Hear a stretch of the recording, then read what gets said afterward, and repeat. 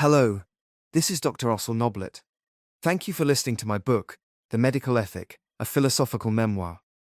This book was published in print form in 2023, and now is compiled in audiobook form by Susan Sand-Holland. This book, composed over the 30 years of my practice in medicine, is an autobiographical form and recounts my exploration of the humanistic foundation of medical practice and the creative aspect of medical decision-making as it serves this end. If you have comments or questions while listening to this book, please contact me to share your ideas. Now, the book. Title: The Medical Ethic, a Philosophical Memoir, by Dr. Noblett, MD. Copyright 2023. Dedication: to the poet, Carmela Santarelli. The contents, in 5 chapters, are as follows. Acknowledgements. Preface, Introduction. Chapter 1, Basic Concepts. Chapter 2, Possibility Theory. Chapter 3, Metaphor Induction. Chapter 4, The Discovery Myth. Chapter 5, Metadata Model. Acknowledgements. I wish to acknowledge the guidance I received from the late Professor Richard Owsley, chairman of the Department of Philosophy at the University of North Texas, during my pre-medical training years. As a student of Karl Jaspers and Edmund Husserl, his instruction and counsel helped me to understand the doctor-patient relationship and to know the direction to look as I explored the nature of medical decision-making. Furthermore, I gratefully acknowledge the extensive editorial review and advice of Dr. Susan Molong-Fee, Ph.D., my colleague in practice and residency education over the last 20 years. Her learned understanding of medical science and her preternatural gift as a counselor to the creative mind were of great value to me in the protracted work of writing this book. She also contributed her expertise in the use of AI tools to create pictorial illustrations at key points throughout this work. Also, I affectionately acknowledge the review and advice of the poet and author, Carmela Santarelli, who in the final years of the composition of this work became an essential philosophical sounding board for its main themes. Finally, I am grateful to the dozens of colleagues, consultants and medicine residents, whose impromptu late-night conversations on the wards and in the doctor's lounge over the last 20 years served as a laboratory in which to test the ideas in this book against the critical minds of doctors engaged in the daily care of patients. End of Acknowledgements. Next section, Preface. Quote by Dr. Francis Peabody to the Harvard Medical School class of 1926. One of the essential qualities of the clinician is interest in humanity. For the secret of the care of the patient is in caring for the patient. Close quote. The tension between the science of medicine and what is called the art of medicine, that is, between objective medical decision-making in practice based on the technical terms and tools of medical science, versus bedside care informed by subjective input from the doctor-patient relationship, is as old as Hippocrates. However, this tension grew rapidly during the latter 20th and early 21st centuries, in concert with the new computerization of medicine, including its adjunctive process in artificial intelligence. From its initial status as a mere philosophical musing, with little practical consequence, this conflict between the science and the art of medicine grew into a stumbling block for the clinician, and a worrisome misdirection for medicine as a social institution. For instance, it is commonplace now for the physician to enter an exam room or a hospital room and to address a computer screen rather than the patient. Just a few decades ago, when I trained as an internist, this would have been considered a small outrage and a scandal, probably drawing a reprimand from the attending physician. But today the mantra of evidence-based medicine, harnessed by the new sophisticated computer tools, presents itself as the sufficient condition, the end in itself, of quality medical decision-making. There remains little reason to talk to the patient. However, as every experienced clinician knows, and as new young doctors risk discovering too late, an exclusive reliance on rigorous evidence-based medicine inevitably leaves the clinician simply rigorously wrong with regard to the patient. That is, there remains a subjective element of medical decision-making that is essential for the effective formulation and deployment of the medical decision. This humanistic component is essential also for the effective deployment of medicine as a social institution. The physician retains a sense of this subjective element. She knows that it is essential to her role as a doctor, but it is not accommodated by the evidence-based model of care that now drives her schedule. The exclusive claims of medical technology did not present such an impediment to care in the time of Dr. Peabody, for, compared to today, there was relatively little that could be done for a patient beyond support. Therefore, ample time remained for attention to bedside manner. This left space for spontaneous eruption of a creative response to the patient's peculiar needs. Now, however, after several decades of exponential growth in medical technology, that claims for itself the role of final arbiter in the medical decision, the doctor-patient relationship must compete for time and mental space. Without an alternate model of medical decision-making, one that argues for the dependence of rigorous evidence-based medicine on the clinician's subjective impression, the clinician is left with no moral support, no philosophical wedge, in defense of her inclination to return to the doctor-patient interaction. It seems that there remains only one solution. In order to show that medicine exists to engage the human condition at a level that is more fundamental than the tools of medical science, one must demonstrate that these tools of medical science, though they appear given as the elements of the medical decision, are in fact mere artifacts, intermediary products, of a more fundamental and creative response to the milieu of the doctor-patient relationship. This must include showing how clinical data, that appear given as evidence, are in fact constituted for an end beyond themselves, and how the logical necessity of their evidence-based formulations confers utility, but not final truth, to the objective formulation. One must see this objective process as a creative response, and, finally, one must identify the deeper humanistic end that this process serves. By demonstrating the steps of this creative process, one can deflect the inclination to reduce medicine to the terms of medical science. One can see instead directly to the human agenda that they serve, and that herein we will call the medical ethic. End of preface. Next section. Chapter 1. Basic Concepts. Quote. From Rainer Maria Rilke, Book of Hours, 1905.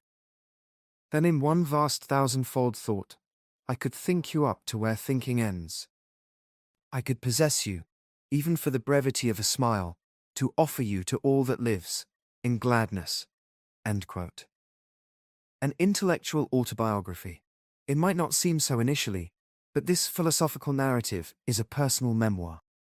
It recounts the efforts of a practicing physician to understand what he is doing as a doctor. The questions posed are practical, but the answers require engaging fundamental issues in the natural and social sciences that the typical physician will encounter in the course of a career. I started some decades ago, during my pre-medical training years as a college student in philosophy, with two questions. What is the structure of medical decision-making, and what role does medicine play as a social institution in the larger human agenda? The reduction of medical decision-making to the objective terms of medical science will not do for this inquiry. These terms evolve constantly, and they replace themselves continuously over time. Something more basic and permanent is manifesting in the doctor-patient relationship that cannot be grasped alone by the rigidly objective terms of medical science, though these are in fact the tools whereby we achieve our end. What is this deeper end, this human agenda, that we will call the medical ethic, and how do the objective tools of medical science emerge to satisfy it? In this exploration, I have chosen not to take the solipsistic approach of a physician recounting anecdotes from his medical practice, though my observations will serve as illustrations throughout this narrative. Instead, I have attempted to harness the insights of thinkers from various disciplines, as they pertain to the creative and social features of scientific thinking in general. Thereby I have sought to situate medicine within the context of a larger inquiry taking place in our time, within the natural sciences, regarding their creative and humanistic foundation. In the first 4 chapters of this book, I will describe in detail the steps of the creative process of medical decision-making. In the last chapter, I will describe a metadata model for the design of clinical computer decision tools that facilitates this creative process. This model is intended to serve as a practical illustration of the philosophical concepts described herein. The role of consciousness. This journey has taken me well beyond the routine terms of medicine as it is practiced traditionally. For instance, since the doctor-patient relationship, in one form or another, is characteristic of every recorded society, I assume that it cannot be simply a product of local custom. Instead, it must represent some basic feature of human consciousness, so that it manifests necessarily as a social institution in all times and places. For this reason, the nature of consciousness itself has been of interest to me. Regarding this, I have been drawn to the proposition of the philosopher Thomas Nagel, who argues that the propensity for consciousness must have existed in the beginning of the universe, in consequence of the already existing properties of the fundamental particles. This is a version of what is called the anthropic principle in cosmology. The anthropic principle is not a philosophical proposition. It simply is an observation that serves as a heuristic tool in scientific investigation. That is, an anthropic principle facilitates scientific inquiry by posing the obvious fact that the conditions of the early universe must have been those necessary to produce its manifest products, such as life. For instance, one must assume that the primordial stellar furnace was sufficient for the fusion of helium nuclei necessary to create the carbon nuclei, and so the organic chemical processes that are necessary for what we call life. In so doing, however, this anthropic principle also implies that life, and so consciousness, reflect the fundamental nature of the cosmos. This is not so much a controversial proposition, it just is one that might not otherwise come to attention as a first principle when considering the nature of consciousness and of medical decision-making, as it derives therein. Even if consciousness is a random result of the first quantum fluctuations, and, following long thereafter, a mistake of evolution, it still must mirror essential features of the cosmos. Simply in that, it exists, it reflects the cosmic structure in its possibilities, and on this count, it has cosmic significance. It remains for us to describe this significance, and how it manifests in practice. The brain as evolved conduit.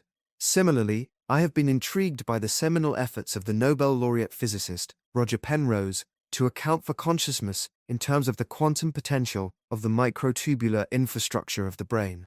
Microtubules are known already in cell biology as the non-neurological molecular structures that guide complex activity, such as the migrating of chromosomes in the cell divisions of meiosis and mitosis.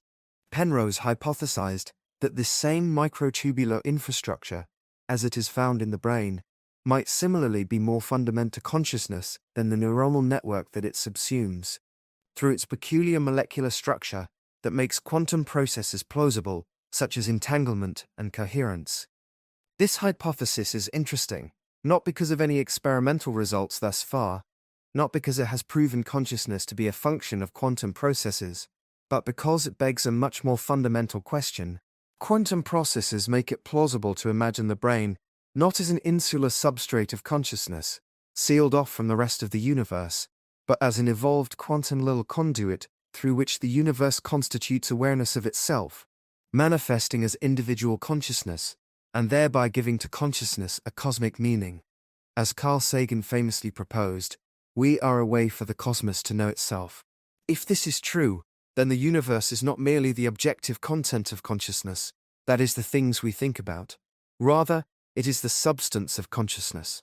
Consciousness is the universe perceiving itself through the agency of the evolved brain, and in the limited anthropic way that the brain makes possible. This renders a cosmic relevance to medical decision-making. This has implications for what we call empathy and intersubjectivity, as they manifest, for instance, in the doctor-patient relationship. If we take each individual consciousness as an instance of the universe knowing itself, then consciousness in all instances is an active manifestation of a common source. Intersubjectivity is a dialogue with a shared reference. When we speak or listen to each other, it is with regard to this common source. At this higher level, we know what the other is thinking because we share this content, even as we accommodate for variation in dialogue. Herein is the ontological foundation of intersubjectivity and empathy. Interdisciplinary sources. I have sought to put more flesh on these notions for the sake of their application to medicine.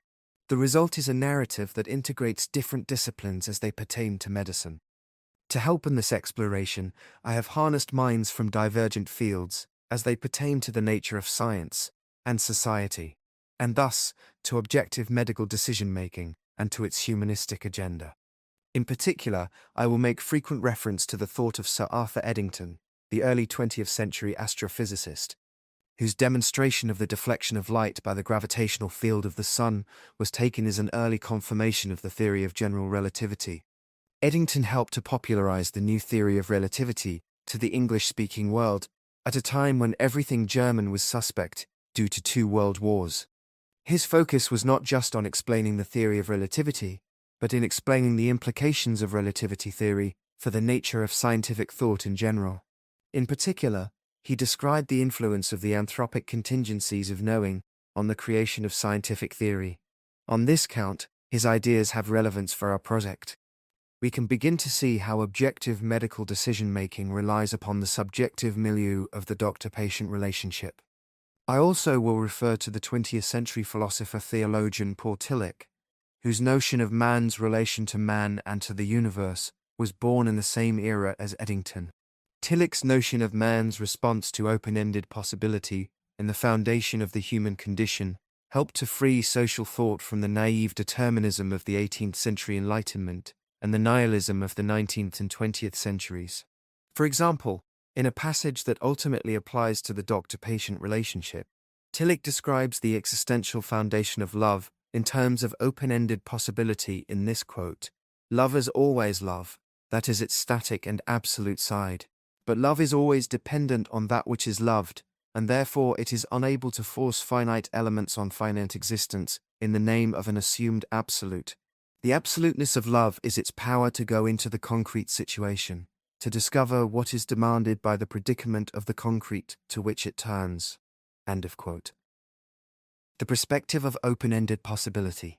These two thinkers, Eddington and Tillich, will help us to clarify a theory of medical decision-making as the formulation of objective knowledge in response to the subjective perception of human possibility as it is apprehended directly in the doctor-patient relationship. Specifically, I will argue that perception of possibility, experienced as a mundane feature of all of awareness, is a fundamental level of consciousness. It underlies all cognitive activity in our grasp of the world in objective form. From this ontological beginning, we will describe the purpose and the creative structure of medical decision-making.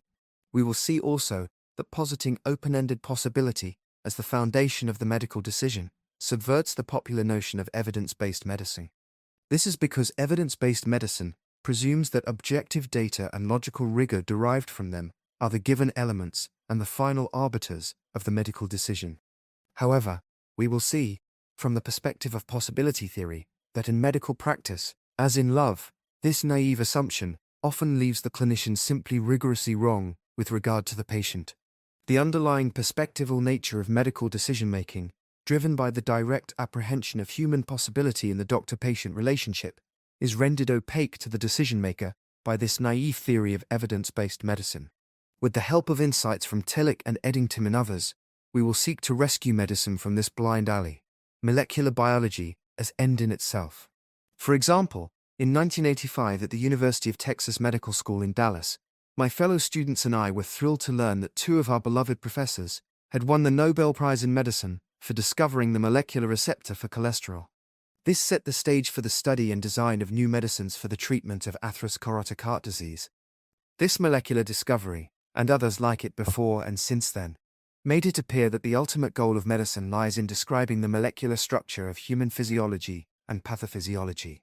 As the famed 20th century molecular biologist Jacques Monod had said, "Molecular biology is central, since, of all the disciplines, it is the one that endeavors to go most directly to the heart of the problem, before that of human nature can even be framed in other than metaphysical terms." Thus, the researcher and the clinician come to feel that they are the passive discoverers and dutiful practitioners of molecular formulations that are taken as the given elements of health and illness and of medical decision-making.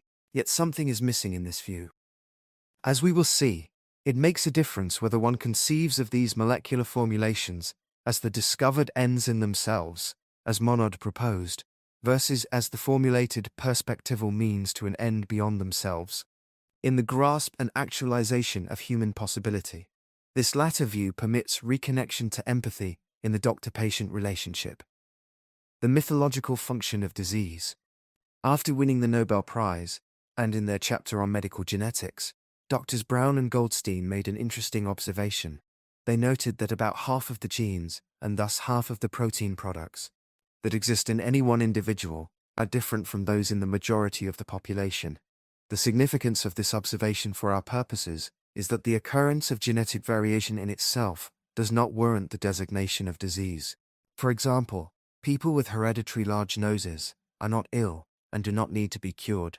Rather, the designation of disease is warranted by the subjective significance of a specific genetic variation to the patient. This is belied by the mythological function of the notion of disease. That is, the word disease draws the attention of the clinician to the human possibility that it grasps in the negative, as absent, so as to direct the clinician to its actualization in terms of a cure. So, the designation of disease is a choice. It is an existential decision regarding what features of human possibility are felt subjectively to warrant actualization. This decision begins and ends with apprehension of human possibility in the doctor-patient relationship.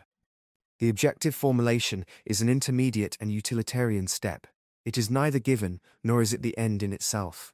For instance, certain mutations in the gene for the cholesterol receptor protein that Brown and Goldstein discovered manifest as the phenotype called autosomal dominant hypercholesterolemia, and it will result in premature coronary artery disease.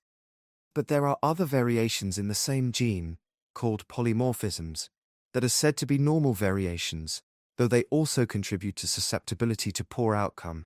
In other words, the cutoff for what gene variation is said to constitute a disease, and what will be called a normal variation, is a function of the subjective impression of its utility to the patient and to medical theory, and to its social ramifications as well. Another example of this existential choice in clinical practice is the onset of urinary incontinence in the elderly. Should one consider incontinence to be a normal feature of aging, or should it be considered a disease? This decision is influenced by the fact that incontinence often can be reversed. It can be cured. Therefore, it is taught to the medical student as a moral obligation to call incontinence a disease. As we will see later, the moral sense in general, and in medicine in particular, similarly originates in the awareness of responsibility for perceived human possibility. The proposition that the designation of disease is perspectival might meet initially with indignation. A debater might protest that, certainly you are not proposing that designating conditions such as diabetes mellitus or ovarian cancer as disease is an matter merely of perspective. But this indignation itself is an illustration of the perspectival element. As a thought experiment, one might consider the example of Down syndrome. This genetic variation is associated with mental retardation, heart malformation, and immune deficiency, but also with a charming disposition of personality that tends to manifest as unconditional positive regard of others. Should this latter quality, being the result of a genetic mutation, be considered disease? We revolt against this on first impression. We might argue that it is just because this isolated trait likely would contribute to survival that it should not be considered a disease. But, though this might be true, our indignation at calling it disease is not driven by an anticipation of survival value. Rather, our indignation is driven by an assertion of existential choice regarding what features we should wish to see survive as human nature. The point is that it is a choice. The designation of disease serves an end beyond itself, in response to the subjective impression of possibility, the anthropic origin of objective science. As our exploration develops, we will discover not only that every objective medical decision originates as a creative choice, but that the objective terms themselves of medical decision, such as the molecules of molecular biology, emerge as anthropic tools to serve this creative end. That is, these terms come into being to accommodate the anthropic contingencies of knowing, such as the need to grasp possibility as objects for the subject. As Eddington said, our sensory equipment has a selective effect, so that whatever we apprehend is apprehended in a way for which our intellectual equipment has made provision. This realization steers us away from the illusion of evidence-based formulation as the given foundation of the medical decision. It alerts us instead to an origin that requires subjective impression for objective formulation. In the end, it is as Eddington observed in this quote, "We have found that where science has progressed the farthest, the mind has but regained from nature that which the mind has put into nature. We have found a strange footprint on the shores of the unknown. We have devised profound theories, one after another, to account for its origin. At last we have succeeded in reconstructing the creature that made the footprint, and lo, it is our own. Close quote. Molecular biology comes into being as an anthropic, and thus perspectival window. It is reality as the knower can know it, within the evolved bounds of the perceiving brain. It does not represent the limits of reality, but the limits of the knowing of reality. For instance, the concept of interactive molecules serves the need to grasp perceived possibility as objects of analysis that have uniform units of measure and the technical means of navigating toward a desired end. As molecular biology therein applies to all of subjective knowing, it appears to apply to all of knowable reality. That is, it appears as an element of reality itself. It is not surprising then that it is taken to be given as the intended end in itself. This acknowledgement of its anthropic origin helps to maintain awareness of the existential ground of possibility that it serves, and to remind the user to return to this ground as the creative imperative requires. One is less inclined to defer to objective formulation due to its mere objectivity. One comes to see objectivity as a tool and an artifact. One remains mindful of the subjective milieu of the doctor-patient relationship from which it arises. We will have achieved this perspective fully only when we have shown that medical science, by appearing to the user as the objective end in itself, is thereby serving an end beyond itself, in precipitate the subject-object interaction, whereby possibility is actualized, that is, when objective medical science is understood to function as a myth. The humanistic agenda of medicine. The clinician, when dealing with diabetes mellitus for example, must understand that it is a disease, not because of an elevated blood glucose, but because of the subjective meaning of an elevated blood glucose for the patient. It is at this level that the clinician must engage with the patient, if he or she is to function as a doctor. The courage of the physician to step into this horizon of open-ended possibility is an instance of, and a paradigm of, the agenda of medicine as a human institution. The social agenda of medicine, then, is the apprehension of human possibility for the sake of its actualization. As Tillich said, the purpose of social interaction is the actualization of the potentialities of man as man, so that humanity is attained by self-determination and other determination in mutual dependence. This awareness has the capacity to precipitate an existential crisis at the sociological level that is similar to the individual clinician's inclination to withdraw from this daunting responsibility when it first is encountered. The recognition of open-ended possibility can appear as an abyss of nothingness if one anticipates finding a given meaning instead. As Nietzsche said, the mind, upon realizing that its familiar truth is not the truth in itself, will assume that there is simply no truth to be found. Nietzsche described this nihilistic inclination as a pathologic transition stage. With courage, and in time, and with a receptive mind, this abyss of nothingness is recognized instead as a horizon of possibility. Paralysis then is replaced with an impulse for creative response.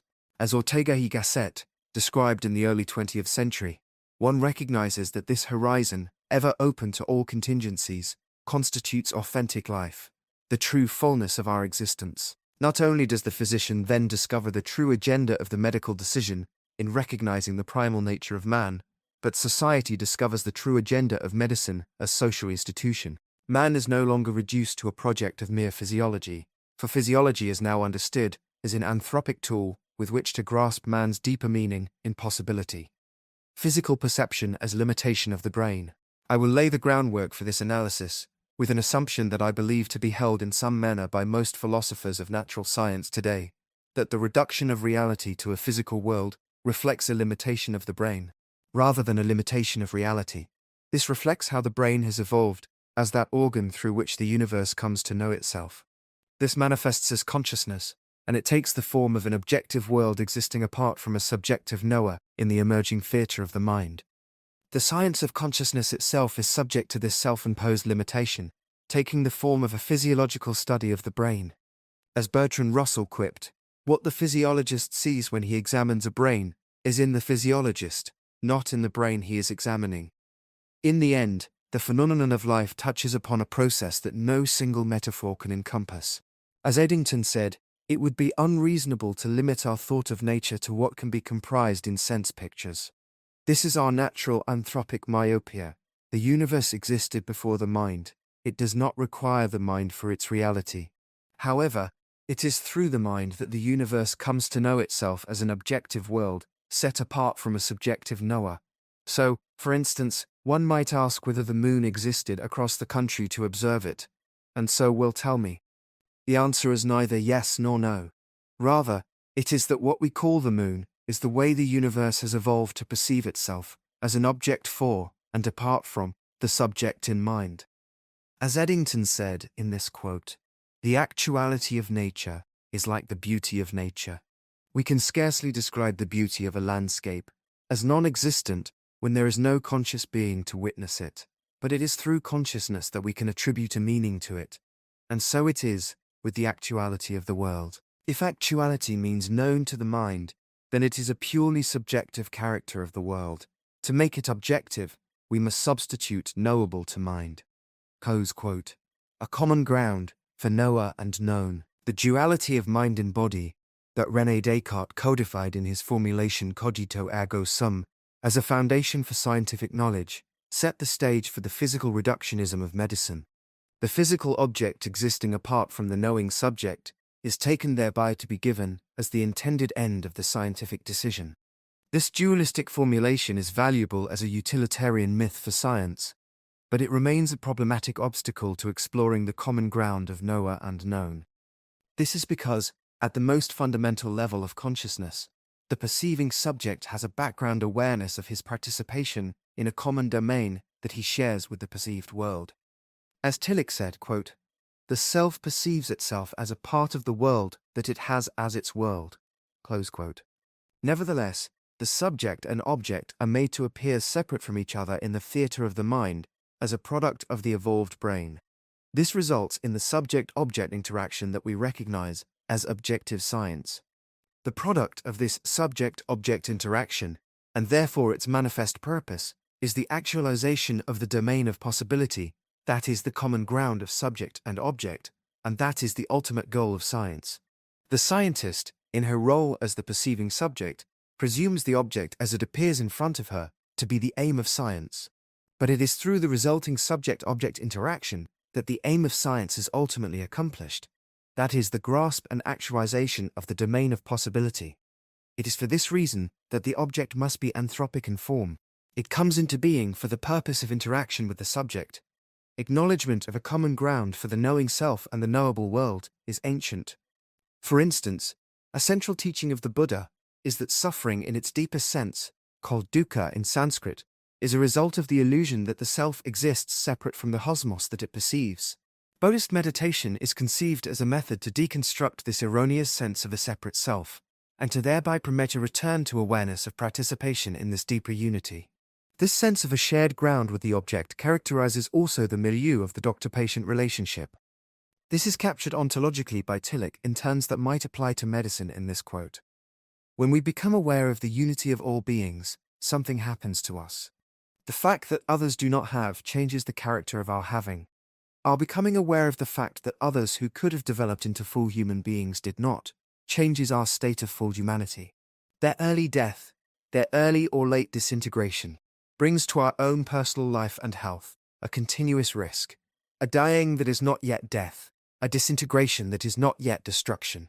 In every death we encounter, something of us dies, and in every disease, something of us tends towards disintegration. Close quote. The cosmic role of the knowing subject. Each instance of consciousness, in the act of perceiving the cosmos, is an instance of the cosmos perceiving itself. This does not mean that the individual self continues after death, as in the persistence of an eternal soul. It means that consciousness in the present is an emergent manifestation of an eternal order, through the constituting action of the brain. This recognition of consciousness as manifestation of the universe is facilitated by reductive meditation, or simply through contemplating the terms of the new physics of relativity and quantum theory, in which the conditions of perception are found to be integral to the perceived object.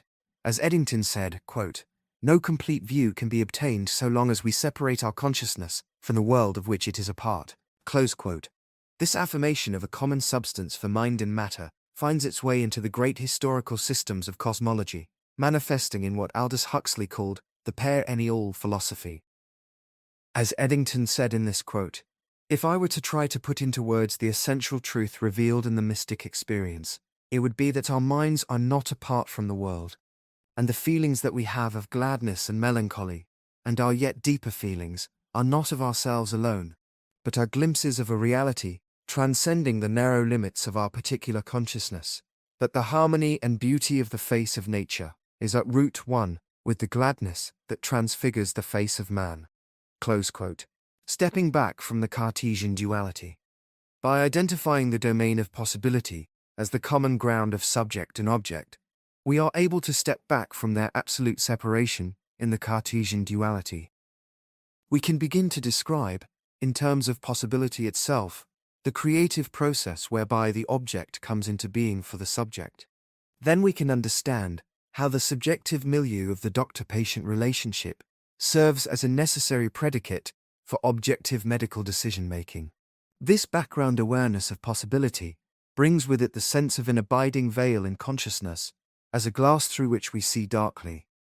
This veil is simply the brain's awareness of its own functional limitation. It is the divide between the background domain of possibility, in which the brain knows itself as a manifestation, and the world that it creates in its objectifying activity, that is, in its grasp of the same domain as if it were an objective world existing apart from a knowing subject in mind. This pre-objective side of this veil must remain a mystery, for it can be experienced only as awareness itself. As Eddington said, when we try to get behind the wording, we find nothing to support the view that awareness is a subject-object, or even a subject-transitive relation. In ancient Buddhism, this domain is called the ineffable suchness, a word chosen because it signifies the limitation of words. Our notion of the domain of possibility, therefore, is a defiled version of suchness. It presumes to describe this pre-objective domain as if it were an object for our analysis. The notion of possibility, therefore, is a metaphor that captures how this pre-objective domain presents itself in consciousness, as a domain that exists for the purpose of actualization. That is, it exists as possibility. What we call possibility has an infinite and much more rich structure that is worked out in terms of what is possible. In this, its core nature for us as possibility is foundational to all objective knowing. Possibility as source of objective knowledge. This primal domain of possibility is recognized as the source of objective knowledge. Kant referred to this pre-objective consciousness as the transcendental apperception. It drives the objectifying activity of the brain to grasp features of possibility as if they were in fact objects apart from the subject. In this way, objective knowledge comes into being. The fundamental unity of the knowing subject and the known object never dissolves. However, awareness of it recedes into the background of consciousness. The illusion of an absolute distinction between the knowing subject and a known objective world persists in mind as the constituting action of the brain. It is in this way that objective knowledge can be said to be about the universe, for it is the universe knowing itself through the objectifying activity of the brain. The created object appears to the subject as a way of measuring the universe apart from the perspectival impurity of subjective input. However, as Eddington observed, quote, any apparatus used to measure the world is itself part of the world, so that the natural gauge represents the world as self-gauging. Close quote. In this way, every objective measure is necessarily anthropic, for it is the universe self-gauging through the agency of the evolved brain. Nevertheless, the project of objective science, in physics as well as in medicine, appears to the user as a process entirely separate from subjective influence. As Eddington pointed out in this quote, physical sciences seem to occupy a domain of reality which is self-sufficient, pursuing its course independently of, and indifferent to, that which a voice within us asserts to be a higher reality. It is in this background that our own mental consciousness lies, and here, if anywhere, we may find a power greater than, but akin to consciousness. Close quote. We have identified this background power as the perceived domain of possibility. In order to explore the creative structure of medical decision-making, we must begin with this background awareness as it manifests in the milieu of the doctor-patient relationship. Then we can consider the creative steps whereby the objects of medical science come into being in the mind in response to this background awareness. Possibility as fundamental. The notion of possibility connects the mystical experience with the natural sciences. The actualization of possibility is the origin and purpose of objective science. All objective formulations in the natural sciences emerge to grasp possibility as object, for the subject, for the sake of the resulting subject-interaction, whereby possibility is actualized. Thus, perception of possibility is the beginning and the ultimate end of the scientific process in general, and of medical decision-making in particular. Normally, when one speaks of perception, one means intention toward an object. In fact, this was said to be the distinguishing feature of consciousness that sets it off from objective reality in mind, according to the early 20th century philosopher Franz Brentano. Our use of the word perception, however, is pre-objective. It refers to the domain in which the knowing subject senses herself to exist, prior to the formulation of an objective world apart from the subject. Therefore, we occasionally will refer to direct apprehension of the domain of possibility, rather than to perception of possibility. The first encounter with possibility in medicine. The young medical student, emerging from years of subdued classroom study and rote memorization of the medical sciences, such as anatomy, physiology, and pharmacology, eventually is thrust into the theater of the emergency room. Here he will encounter the sounds of human suffering, the smell of fresh blood and urine, the sharp tinkling of metal instruments on glass, and the barked orders and empathetic entreaties of medical caregivers. His senses thereby are thrown into disarray, and his overriding impression, simply that things are not as they should be. For him, this is a horizon of open-ended human possibility, without form and void, with no organizing principle, except for his new and daunting responsibility for its actualization. Therefore, it is with great relief that he sees his attending physician enter the emergency suite. He calls out to him, "Hello, Professor Hippocrates. The year is 400 BC. Over the course of his career, this young clinician will recollect, with some anxiety, this initial encounter with an unstructured ground of possibility. It has initiated him, and will help him to remain mindful of the source and ultimate charge of his professional role. It will give him courage to return to this unstructured ground in the milieu of the doctor-patient relationship." Grasping possibility with metaphor. Imagine now, sometime later, in the year 1650 AD, when medical knowledge has progressed beyond the simple notion of the balance of bodily humors, as in the time of Hippocrates. The attending physician might direct the student to the bedside of a woman who is suffering from swollen legs. The student will come to this patient without a framework with which to understand the source of her suffering or how he might engage with it.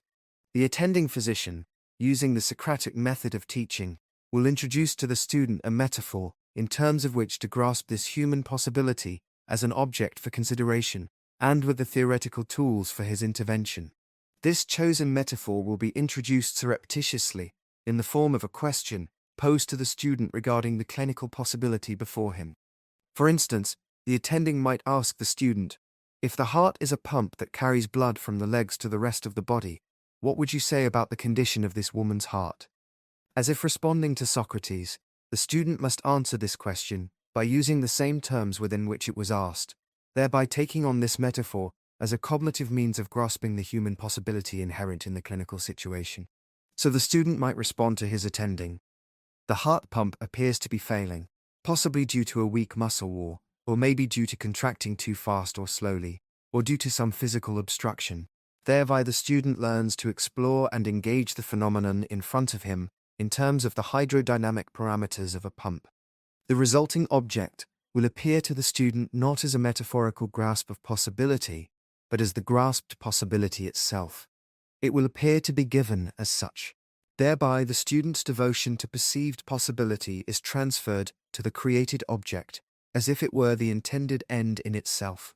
Through the Socratic method, the pump metaphor will become for the student a condition of the existence of the organism, as Nietzsche put it. This choice of the pump metaphor was not given. It had been introduced as a theory of heart function only in 1628 by Dr. William Harvey. So, for this student it was up-to-date medical science, but it was not the only metaphor proposed at that time with which to understand the circulatory role of the heart. René Descartes had disagreed with the pump model, preferring instead the notion of the heart as a heating chamber, whereby circulation is effected. It is not the choice of metaphor that matters, but its utility in the clinical situation. Through metaphor, the student grasps possibility, perceived in the patient. This is the beginning and the end of the medical decision. From the categories of the chosen metaphor are derived the objective data, the terms of measurement, and the points of causation with which to grasp possibility for is actualization. The metaphorical fabric of medical science. The history of medical science is documented in the fabric of its metaphor-laden terms, such as heart pump, or hormonal axis, or histocompatibility, or neural propagation, or the coded information of the DNA of molecular biology. These are fluid and formed to serve an end beyond themselves. Furthermore, the application of metaphor evolves to accommodate not just specific instances of patient presentation, but the creative process itself. An example of this is the metaphorical structure of molecular biology, taking the form of phenotype versus genotype, in our currently emerging paradigm shift. The phenotype is a purely open-ended construct. It permits the creative grasp of possibility by any metaphor that achieves this end, such as eye color, body habitus, voice texture, hair pattern, personality type, intelligence, gender, race, cancer risk, even consciousness itself, each construed as an individual trait. The potential of this list is unlimited, as it serves to accommodate the open-ended perspective of the subject in response to the domain of human possibility. Thereby, it renders an expansive power and creative liberty to the paradigm of molecular biology. The genotype, on the other hand, does not permit alternative metaphors of the subject's choosing. Instead, its utility is conferred by the singular root metaphor of interactive molecules. The genotype construct takes the form of molecules proceeding from a dedicated genetic locus, and whose eventual interactions are said to causally produce the phenotype. Thereby, the genotype serves to render the final formulation in anthropic form, so that the intended possibility can be grasped as object for the subject, in the form of molecular interaction. In this way, the genotype and phenotype serve their respective roles for a common end. The formulation of the molecular construct begins by positing the existence of, then searching for, a genetic locus that is named after the defined phenotype. This ad hoc process is similar to Hippocrates positing, then searching for, a humoral imbalance to explain a particular illness. In molecular biology, this sets in motion the creative act of grasping possibility in terms of interacting molecules. The unity of the art and the science of medicine, the creative grasp of human possibility, will appear to the clinician as an act of objective discovery. This singular act, seen from these two different perspectives, the creative and the objective, is where the art and the science of medicine come together. Though the medical decision will appear to the clinician as an act of pure discovery, she will have a sense of a creative contribution from her own mind. We will describe this creative contribution in detail below, and why it must remain invisible to the clinician. In analyzing the medical decision, we can see that, as stated by Eddington, the scientist is an artist in disguise. In medical science, as in physics, the symbolic nature of the entities of physics is generally recognized, and the scheme of physics is now formulated in such a way as to make it almost self-evident that it is a partial aspect of something wider. This wider agenda in medicine is the grasp of human possibility for the sake of its actualization. Looked at more broadly, we notice that health and illness are defined by each era in terms of the cosmology of that era, as cosmology serves to assert what counts as the basic elements of reality. By grasping human possibility in the negative, as illness, in terms of the cosmology of the era, the mind is directed toward its actualization as health, taking these same terms as the tools of actualization. At this higher level of abstraction, we see that the terms of health versus illness persist as a myth for medicine, to facilitate the creative application of the metaphors that comprise the cosmological paradigms of each era. Thereby, a continuous lineage of medicine can persist, in terms of health versus illness, despite the passing of discontinuous conceptual frameworks over time. Underneath this linear metaphorical pastiche, there persists the unifying apprehension of possibility that is the milieu of the doctor-patient relationship. Here now is the basic structure of the argument. In Chapter 2, Possibility Theory, we will explore perception of possibility as the milieu of the doctor-patient relationship. In Chapter 3, Metaphor Induction, we will explore the creative process whereby metaphor is projected onto possibility, to grasp it as object for the subject in mind, and thereby to precipitate the subject-object interaction, whereby possibility is actualized. In Chapter 4, The Discovery Myth, we will explore how the language of scientific discovery has evolved as a myth to facilitate the creative process of metaphor induction. Finally, in Chapter 5, A Metadata Model, we will describe how possibility theory and metaphor induction differ from artificial intelligence, and outline a computer data model for decision-making based on possibility theory and metaphor induction. Therein, we will illustrate the philosophical concepts we have described above as they pertain to the creative aspect of medical decision-making and the social agenda of medicine that we have herein called the medical ethic. End of Chapter 1. Next section, Chapter 2, Possibility Theory.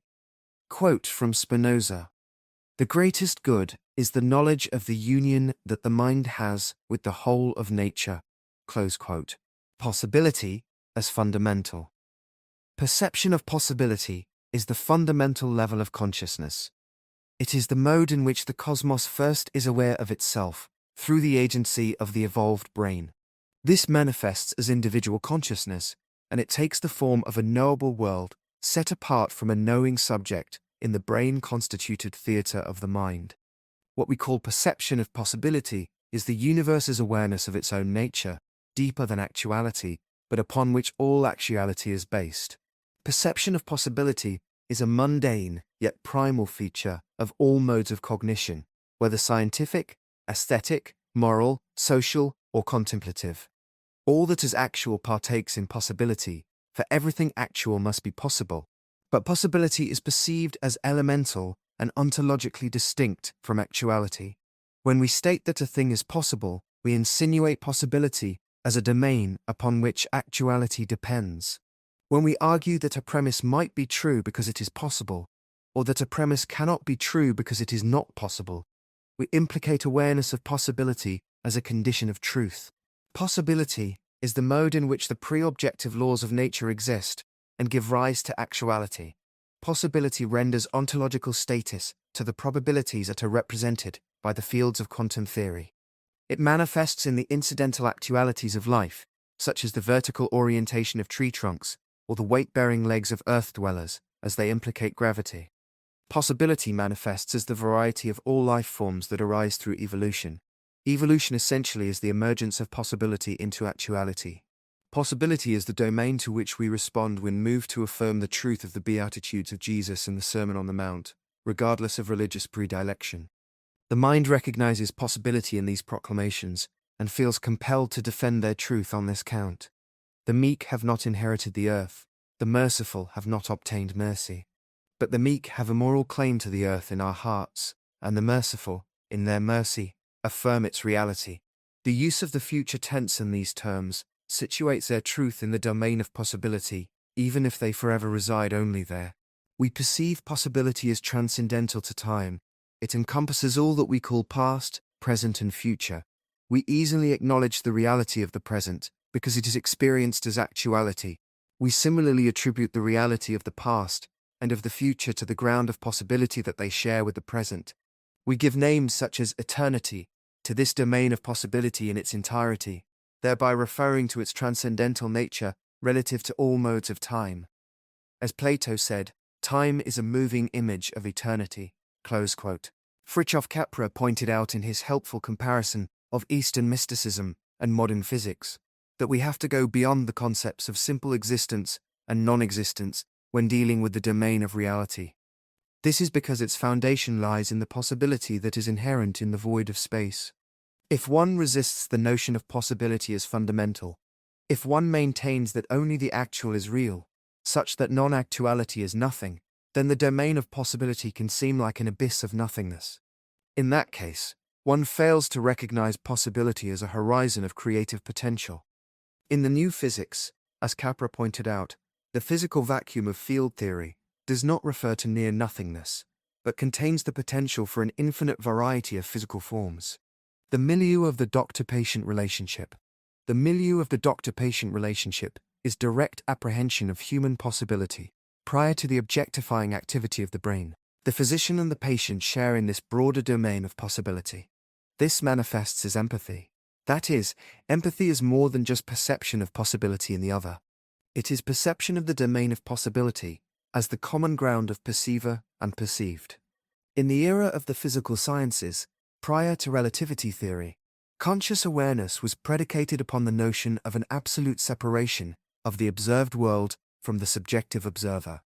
Thus, the goal of science was presumed simply to be the discovery of an intended object. This interactive dichotomy of subject and object was codified in the Cartesian duality.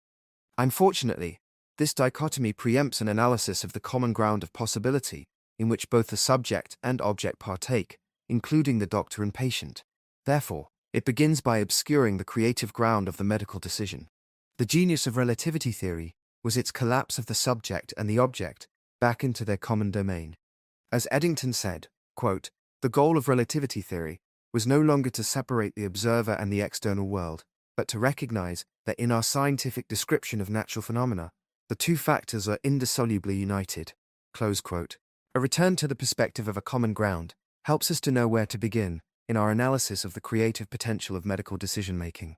The creative imperative in medicine, as the clinician matures, her ability to recognize and to respond creatively to changing clinical situations should gradually improve.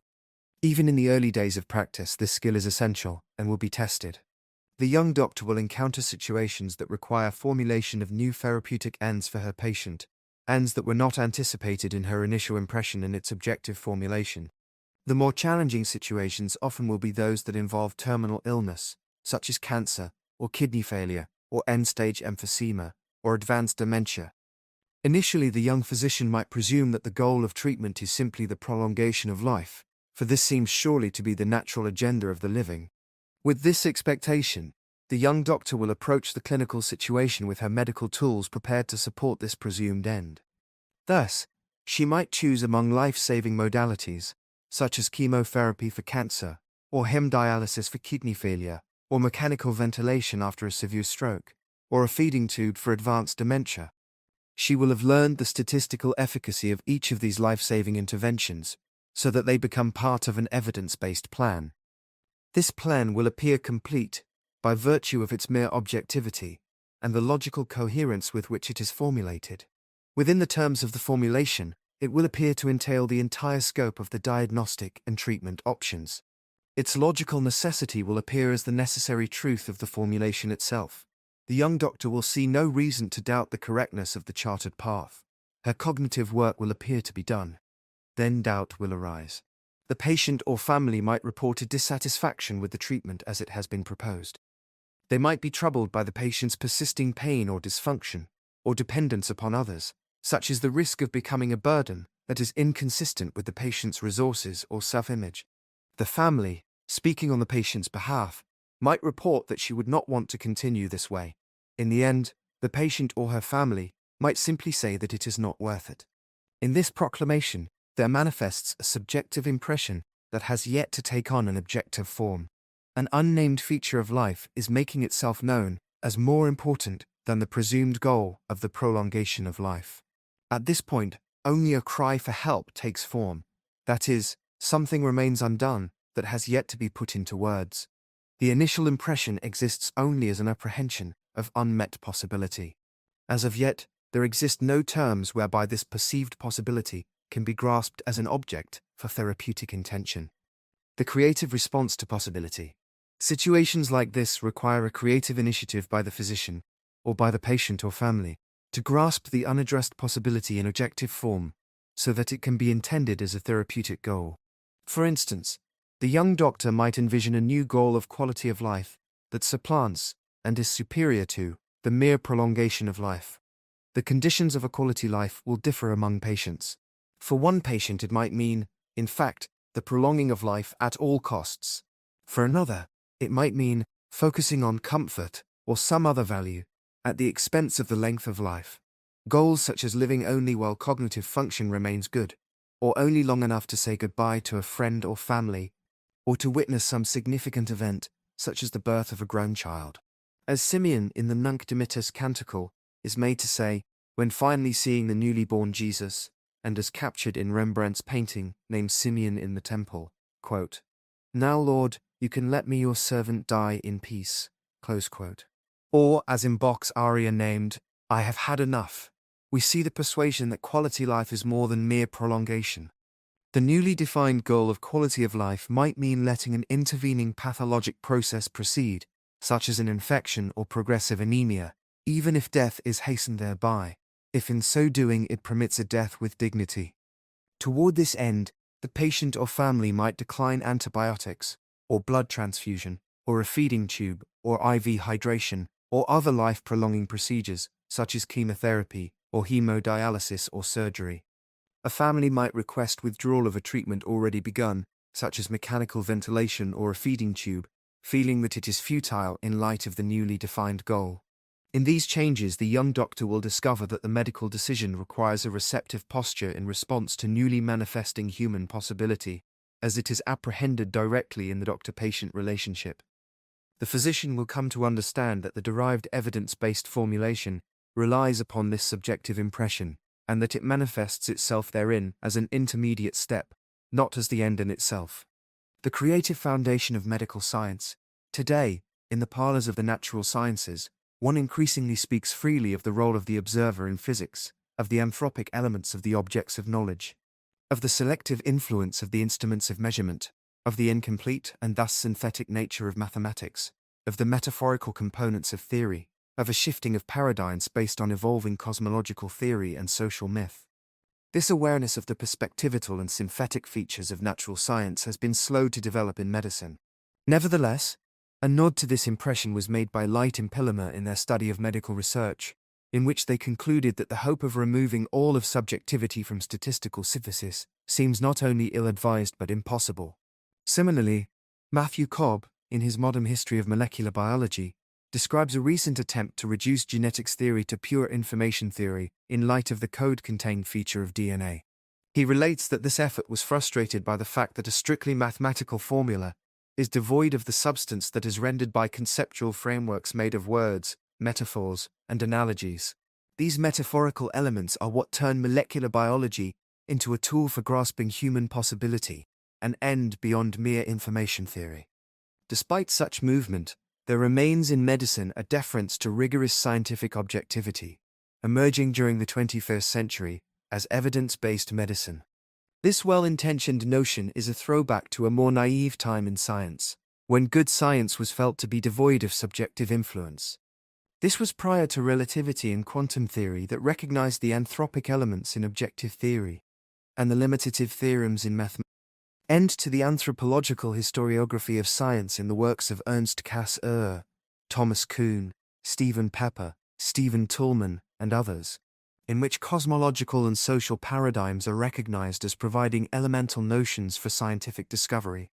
It is true that evidence-based rigor has rendered to medicine the benefits of modern science, such as coherence, testability, reproducibility, standardization, and statistical certainty, as well as freedom from the tyranny of historical and institutional authority. But a blind devotion to objectivity has resulted in medicine's failure to keep up with the evolution in science that seeks to understand the role of its own creative hand in objective theory.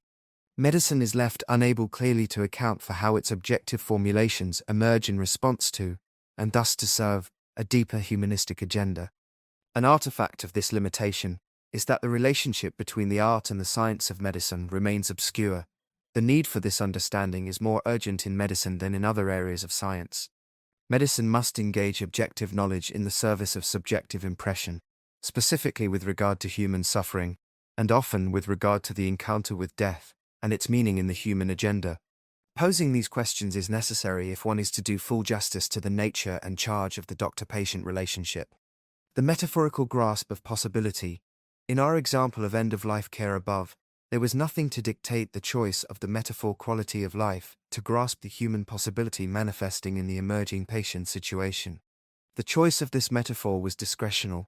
This metaphor was selected because it accommodated the sense and range of the worth of life, regardless of length of life. Any number of metaphors might have served this same end. This underscores the fact that the goal of medicine is not to find the correct metaphor, but to select a metaphor that effectively grasps human possibility. As Eddington said of the new physics, quote, "It was found that science could accomplish so much with entities whose nature was left in suspense, that it began to be questioned whether there was any advantage in removing the suspense. Close quote. The decision to choose a metaphor, and thereby to grasp some aspect of possibility as an intended object, is driven by the intention to actualize perceived possibility. Its success or failure in the end is evaluated based on this same measure. The specific metaphor chosen for this end is a function of the perspective of the user. The evaluation of a treatment plan as worth it can be made only by the patient or a vested party. It necessarily is a subjective impression. On this count, our example of the quality of life metaphor is an imperfect illustration of the creative application of metaphor to grasp human possibility as object. This is because the notion of quality, as an intended object, still presumes a subjective impression, so that its subjective origin remains apparent. It is not yet an example of how purely objective terms, such as the genetic locus in molecular biology, arise from the application of metaphor. We began with quality of life because it is a more transparent illustration of the creative application of metaphor in response to perceived possibility. We have yet to show that every objective formulation in medical science, including those that appear devoid of subjective impression, such as molecular biology, arise from a creative response to subjective apprehension of human possibility. This will come later. The Socratic method. In the last chapter we reviewed an instance of the application of metaphor manifesting as the Socratic method in medical education. In that case, the teacher asked the student a question about his patient's heart in terms of its function as a pump. Thereby the pump as metaphor was projected onto the clinical possibility. It became the way in which the student engaged heart failure in her patient, by providing the cognitive tools with which clinical possibility was grasped and actualized. We can learn more about the basic features of metaphor application by observing the Socratic method as it manifests in the dialogues of Plato. For instance, in Plato's dialogue, The Sophist, Plato explores his impression of those hired teachers of wisdom in his day, called sophists. His impression of the sophist is grasped in objective terms by applying the root metaphor angler, fisherman. In terms of this angler metaphor, Socrates states that the sophist and the angler each appears to be a hunter, one going to the seashores, while the other goes to waters of another sort, rivers of wealth. In this formulation, Plato is not proposing that the angler is a metaphorical grasp of possibility inherent in the sophist. He is proposing that the sophist simply is an angler. To his audience, the sophist appears discovered to be an angler. That is, the object does not appear as a metaphorical grasp of possibility, but as the grasped possibility itself. In this way, devotion to possibility is transferred to the object as the ending itself. We note also that this objective formulation of the sophist as an angler takes on a logical coherence, as Socrates describes features of the sophist in terms of the categories of the angler. Thereby the resulting construct assumes the form of a logical proof, because the applied categories appear to lead back to the angler root metaphor, from which they were derived, as their necessary conclusion. For instance, in that the sophist is found to be a hunter for tame animals at rivers of wealth, he appears necessarily to be an angler. In this way, the logical necessity emerging from the metaphorical coherence appears as the necessary truth of the formulation itself. It appears given. But there are many other metaphors that Plato might have chosen with which to define the sophist. The choice of angler accommodated Socrates' impression of the sophist as an opportunist. It thereby reflects his perspective and his trajectory of intention regarding the possibility perceived in the sophist. Metaphor application in medical education. Similarly, the role of classroom medical education is to arm the young doctor with metaphorical constructs that she will use to grasp the horizon of human possibility that she will encounter in the clinic. For instance, the medical student might be introduced in her pharmacology course to the notion of drugs as transmitters of chemically coded information. From a study guide distributed in our medical pharmacology class some years ago, one reads this quote: "Drugs represent chemically coded information. The effect of most drugs is the result of their interaction with macromolecular components of cells. Note that the macromolecular components are the receptors. There are two different kinds of receptors.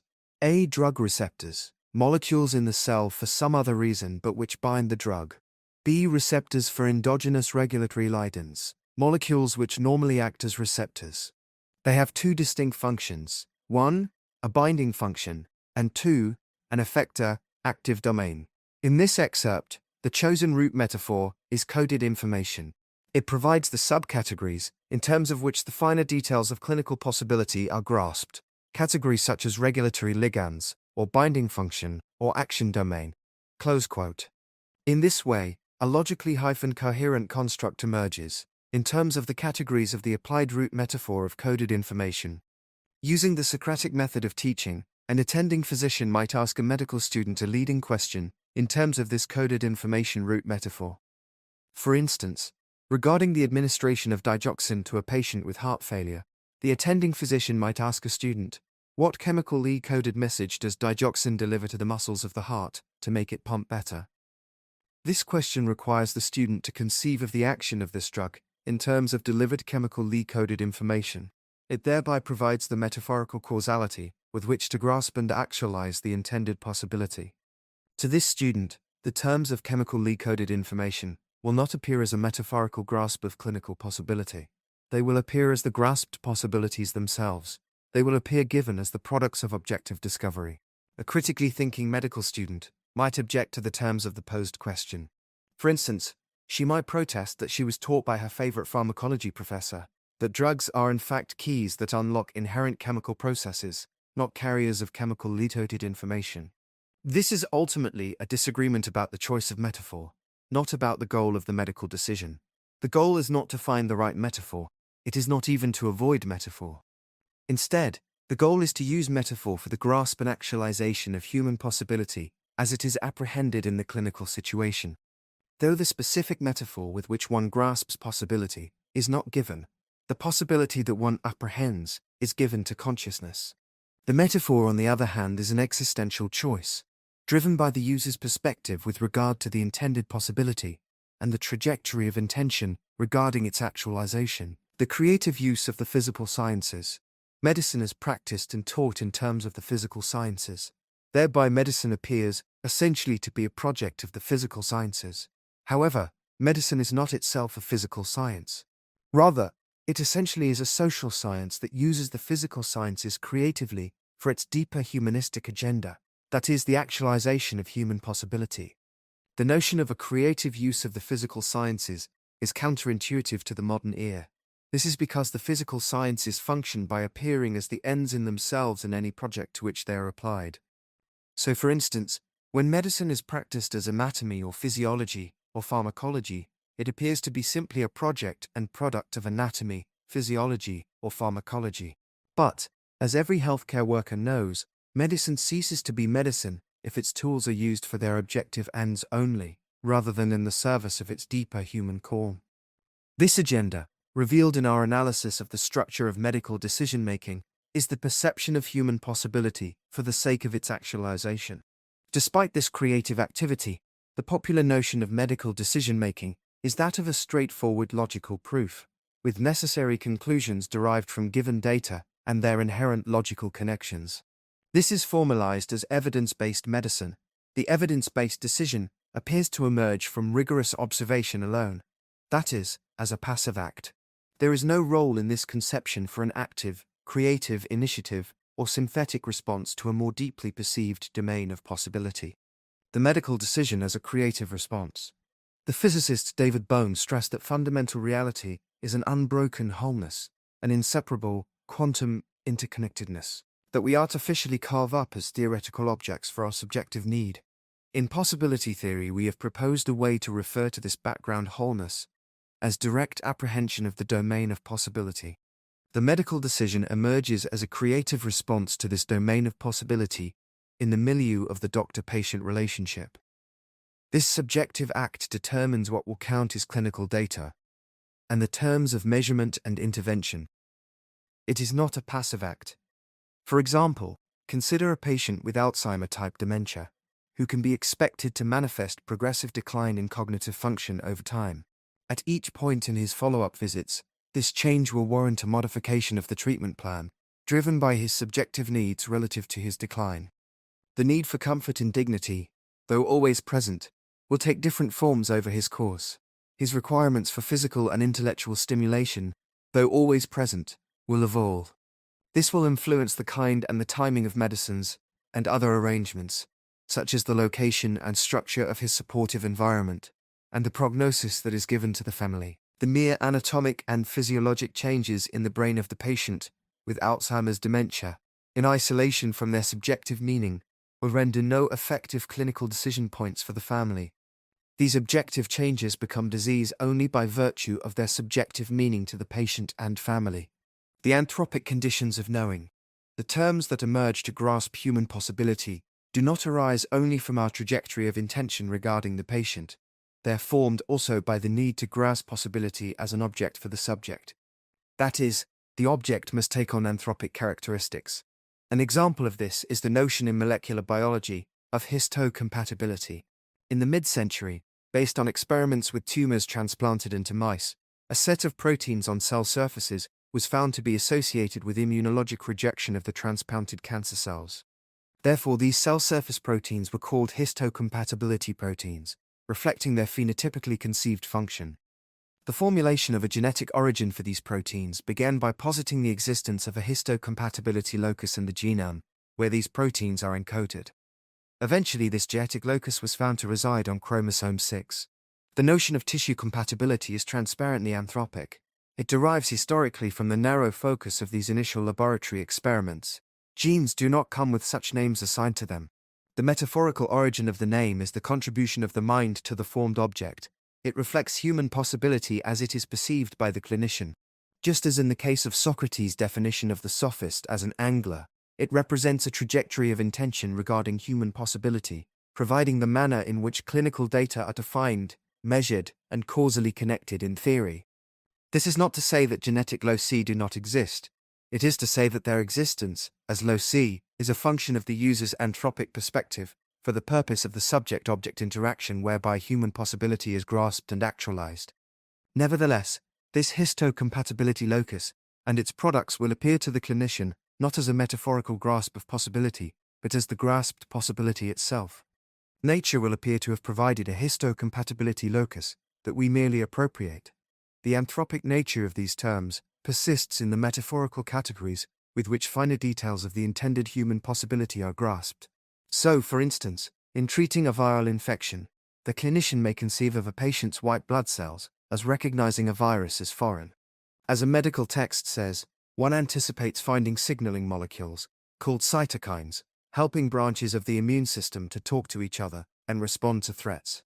The formulation thereby emerges with a coherence in terms of the categories of tissue compatibility, and within the broader metaphorical context of the interactive molecules of molecular biology. Subjective versus objective knowledge. The nature of medical decision-making is of singular interest to intellectual history because of this interdependence of subjective and objective thought. This question of the nature of the interdependence of objective and subjective knowing, and its meaning for the human enterprise, is central to intellectual history. This manifests, for instance, as questions of faith versus reason, of the social and ethical consequences of material reductionism and mechanization, of the natural evolution of consciousness and the source of its value judgments, of the ontological status of mathematics, of the notion of the divine in a material world, even of democracy and individual freedom. For all these things, the creative origins of objective thought in medicine can be a paradigm. Let us pause briefly, therefore, to clarify what we mean by subjective versus objective knowledge. By subjective knowledge, we mean the non-reflective familiarity fostered through association with phenomena. By objective knowledge, on the other hand, we mean the data and their logical relations that emerge from metaphor-laden theories that are applied to this subjective impression. A simple illustration is our knowledge of Aunt Bessie. By subjective impression, we mean the way in which one knows Aunt Bessie personally, such as familiarity with her face, her voice, her gait as seen from a distance, and her personal predilections, and so the kind of interaction that one anticipates having with her when she arrives at the airport tomorrow for a visit. This subjective knowledge of Aunt Bessie is non-reflective. It does not require reduction to data or measurement. Nevertheless, such knowledge is a deep well of reserve that characterizes all areas of human cognition of any consequence. Even when knowledge is reduced to data for specific purposes, it originates from this well of familiarity. This corresponds to the direct apprehension of possibility that characterizes the milieu of the doctor-patient relationship. Conversely, by objective knowledge of Aunt Bessie, we mean a description of her that might be given to someone who has never met her, but who must recognize her to pick her up tomorrow from the airport. Unlike the familiarity of subjective impression, this objective knowledge of Aunt Bessie is theory-laden. It is characterized by a reduction to data and their explicit logical relations as derived from terms of theory, such as body habitus, or hair color, or personality type, that give structure to what is experienced. This corresponds to evidence-based decision-making in medicine. This objective knowledge empowers action. It provides the terms of causality and tools of actualization. It makes it possible for one to find Aunt Bessie, even if one never has met her. For this reason, objective knowledge is the more auspicious form of knowledge. It often is referred to as knowledge itself because of its venerated status. Objective knowledge is limited by the boundaries of the metaphors upon which its theories and data are based. It does not manifest as a deep source, as does subjective knowledge in response to perception of open-ended possibility. If one identifies Aunt Bessie from a distance, based purely on objective knowledge, this must be an act of cognition different in character from the recognition of Aunt Bessie by a person who knows her. And it does not have the capacity to self-correct on its own terms, for instance if one brings home the wrong person from the airport. Taking this as our distinction between subjective and objective knowledge, we note that every area of intellectual activity involves both subjective and objective elements, commingled in peculiar ways that reflect the needs of each domain of cognitive activity. Every cognitive enterprise renders more or less weight to one element or to the other. So, for instance, in the arts or in psychology, one renders more weight to subjective impression, whereas in architecture or in physics, one gives preference to the objective form of thought. But this relative weight is notoriously not the case in medicine. In medicine, there is no preferential weight given to the subjective or the objective form of thought. Instead, the subjective and the objective elements act with equal weight and in equal deference to each other. For instance, a patient who presents to her doctor with rheumatoid arthritis might be found to have certain objective findings, such as a measurable degree of tissue inflammation that is determined by lab measurement, or of bony joint degeneration that is apparent on X-ray. But the significance of these objective measurements, the feature that makes them disease, is their subjective meaning for the patient. Objective changes in lab results or X-ray findings on their own have no meaning or relevance to the medical decision without this subjective impression. The human body is replete with variations from the norm that do not rise to the designation of disease, just because of the absence of this subjective determinant. This subjective input is communicated in terms of the patient's symptoms, such as joint pain, or in terms of relevance to her life, such as how her symptoms affect performance at work, or her ability to care for herself, or to make life plans. The clinician never can turn away from this well of subjective knowledge to a consideration of objective measurements in isolation, because symptoms, as the well of direct apprehension of human possibility, are the elements that give meaning to objective changes as disease. Objective data themselves are limited by the metaphorical boundaries of the theory from which they are derived. Subjective input from the patient often will require more from the physician than these finite parameters permit, but the doctor also cannot turn away from objective knowledge and to subjective impression in isolation. For only with these objective terms can the clinician do something for the patient, that is, only through the resulting subject-object interaction can the possibility perceived in the doctor-patient relationship be actualized. So, the physician must learn to accommodate both of these sources of knowledge, and, at the same time, reading objective test results must be accompanied by empathy for the patient. The doctor must know rheumatoid arthritis in the way that one knows Aunt Bessie. The hazard of data as ends in themselves, the codification of medical data, has contributed to their appearance as ends in themselves in the decision-making process. Therein they have lost connection to the broader cosmic domain that renders to them clinical meaning. An example of this is the ICD code set, International Statistical Classification of Diseases, that lists all currently used diagnostic and treatment terms, along with distinguishing numerical code. So, for instance, the diagnosis called viral gastroenteritis has the code A08, and the diagnosis called dysentery has the code A09. This codification, that has its origin as a tool of billing, assumes on an unwarranted role in clinical decision-making.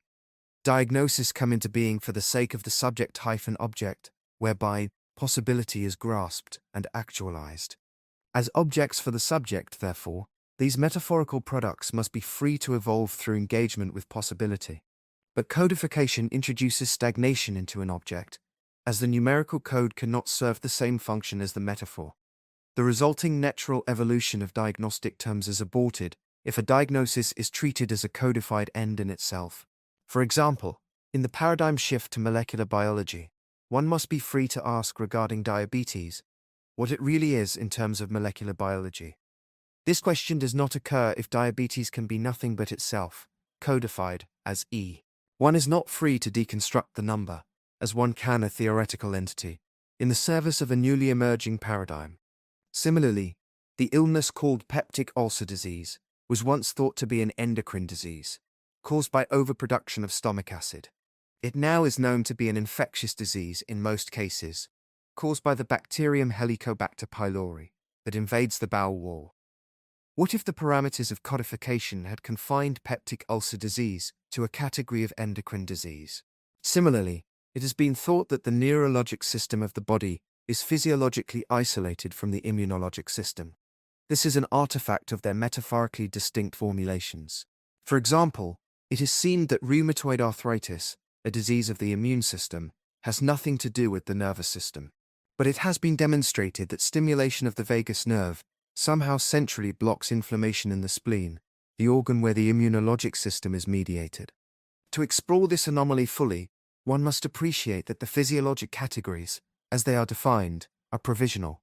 One must be free from the implied given nature of these categories, so that one might envision new physiologic categories that, if necessary, subsume what we now call the neurologic and the immunologic systems.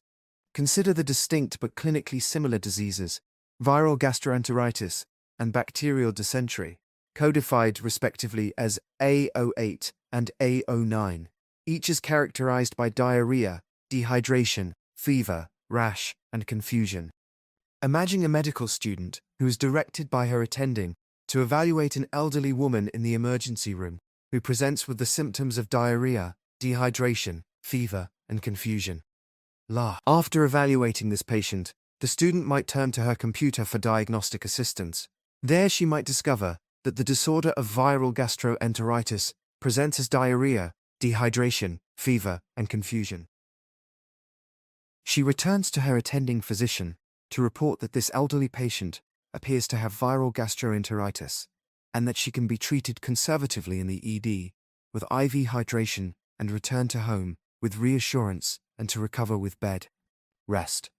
The experienced attending, however, knows that symptoms such as diarrhea, dehydration, fever, and confusion refer to a reality that is broader in scope of meaning than can be captured in the mere objectivity of their terms.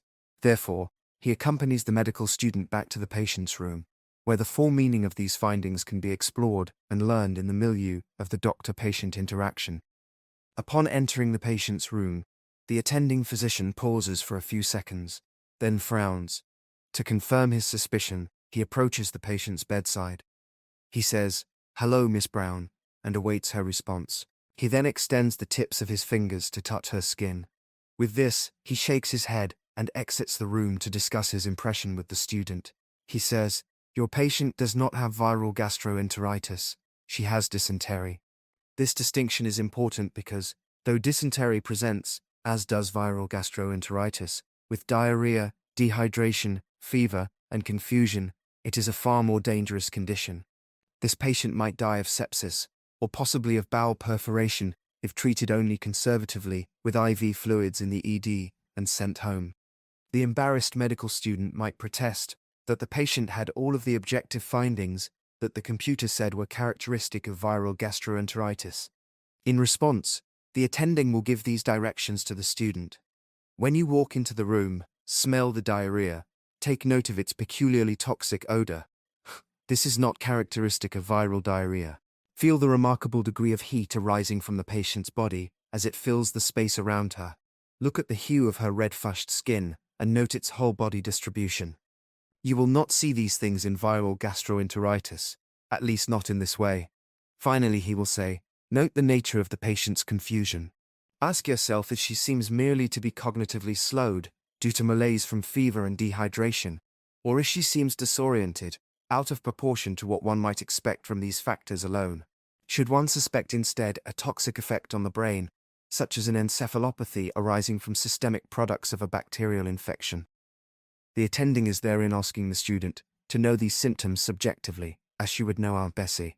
These considerations arise from approaching the patient from the perspective of the direct apprehension of possibility that gives meaning to the diagnostic terms. It ensures that in the future, the student will recognize the peculiar smell, fever, and delirium of dysentery. She will be familiar with them because of this anecdotal encounter. They will carry a meaning for her that they cannot possess on their own, as codified ends in themselves. With this encounter, the student learns more than just the specific findings associated with dysentery. She learns that objective findings point to a deeper reality that can be known only through the subjective encounter with possibility in the doctor-patient milieu. She will develop a healthy suspicion of computer data appearing as ends in themselves. She will know that anecdotal knowledge is not just an inferior form of database knowledge, but a different kind of knowledge, a familiarity more substantive than near data. Possibility in quality management. Due to the hypnotic aspect of metaphor, data often are mistaken as the ends in themselves in the quality management process. That is, they are mistaken as the measure of quality itself, rather than as tools of quality practice. A tool of quality and a measurement of quality are useful in the same clinical domain, but are different phenomena that serve different functions. Consider, for example, the lab test called hemoglobin A1C. That is a measure of the amount of glucose attached to a patient's red blood cells at any one time. Red blood cells live for 3 months after being born in the bone marrow. During their 3-month life in the bloodstream, they collect glucose on their cell surface. Therefore, the A1C is a measurement of a patient's average blood glucose over any previous 3 months. This measurement helps the clinician to know the effectiveness of treatment. For instance, one might assume that a medical practice, whose diabetic patients all have a normal A1C, must be practicing quality care. However, this result might reflect a decision by a medical group to discharge from their practice all those patients whose diabetes is difficult to manage, so that no poorly controlled diabetic patients remain in their practice. If the A1C is indeed the end in itself, then one must concede that this medical practice manages diabetes well. The problem with this approach is that diabetes mellitus is a disease not because of a high blood glucose, but because of the practical meaning of a high glucose to the life of the patient. For instance, diabetic patients suffer from complications such as neuropathy, immunodeficiency, vascular disease, kidney failure, heart failure, and blindness. It is management of diabetes at this level, at the level of its complications and their subjective meaning to the patient, that determines quality care. The A1C is a tool toward that deeper end, not a measure of it. The clinician might need to adjust a patient's insulin dose to address and avoid these complications, but he also might need to counsel the patient on a better diet. He might need to help her address life stresses or comorbidities that impede glucose control. He might need to adjust the treatment plan or expectations of outcome to accommodate a patient's limited resources or social supports. He might need to be available to a brittle patient after hours to help avoid hospitalizations, or be supportive of a family struggling with anticipation of diabetes-related disability. The medical decision begins and ends with this direct apprehension of open-ended possibility. Therefore, the management of the patient's illness is a creative enterprise. Quality of care is a function of this creative response. The A1C does not measure this creative response. Indeed, a medical practice that cares for poor or brittle patients, whose blood glucose values are typically erratic, can expect, on average, relatively poor A1C results. But the quality of care of this practice, as a measure of addressing human need, is better than that of a practice that merely discharges their difficult patients. So, the A1C in this case might be inversely related to the quality of care, rather than a direct measure of it. The healthcare manager who merely tracks A1C as an end in itself will mistake it as a measure of quality. It is better to have a system designed to support quality decision-making by rendering the A1C measurement available to the practitioner as a tool of quality decision-making. Computer decision-making. In all thought, there is an element deeper than the physical objects of awareness. There is awareness itself. We call this consciousness. The importance of this essay for our purpose is the question that it begs, that it is like something to be a bat, that is, that there is a distinct phenomenon called conscious. We believe that the bat has consciousness, Because the bat behaves as though it is interacting with the same domain of possibility that characterizes our awareness. It responds not simply to accommodate this domain, but as if aware of this domain. The bat's apprehension of this domain might be qualitatively different from ours, reflecting a diverging path of evolution, but not a diverging source. In light of this, the problem with the notion of communicating with a computer is that a computer is not conscious.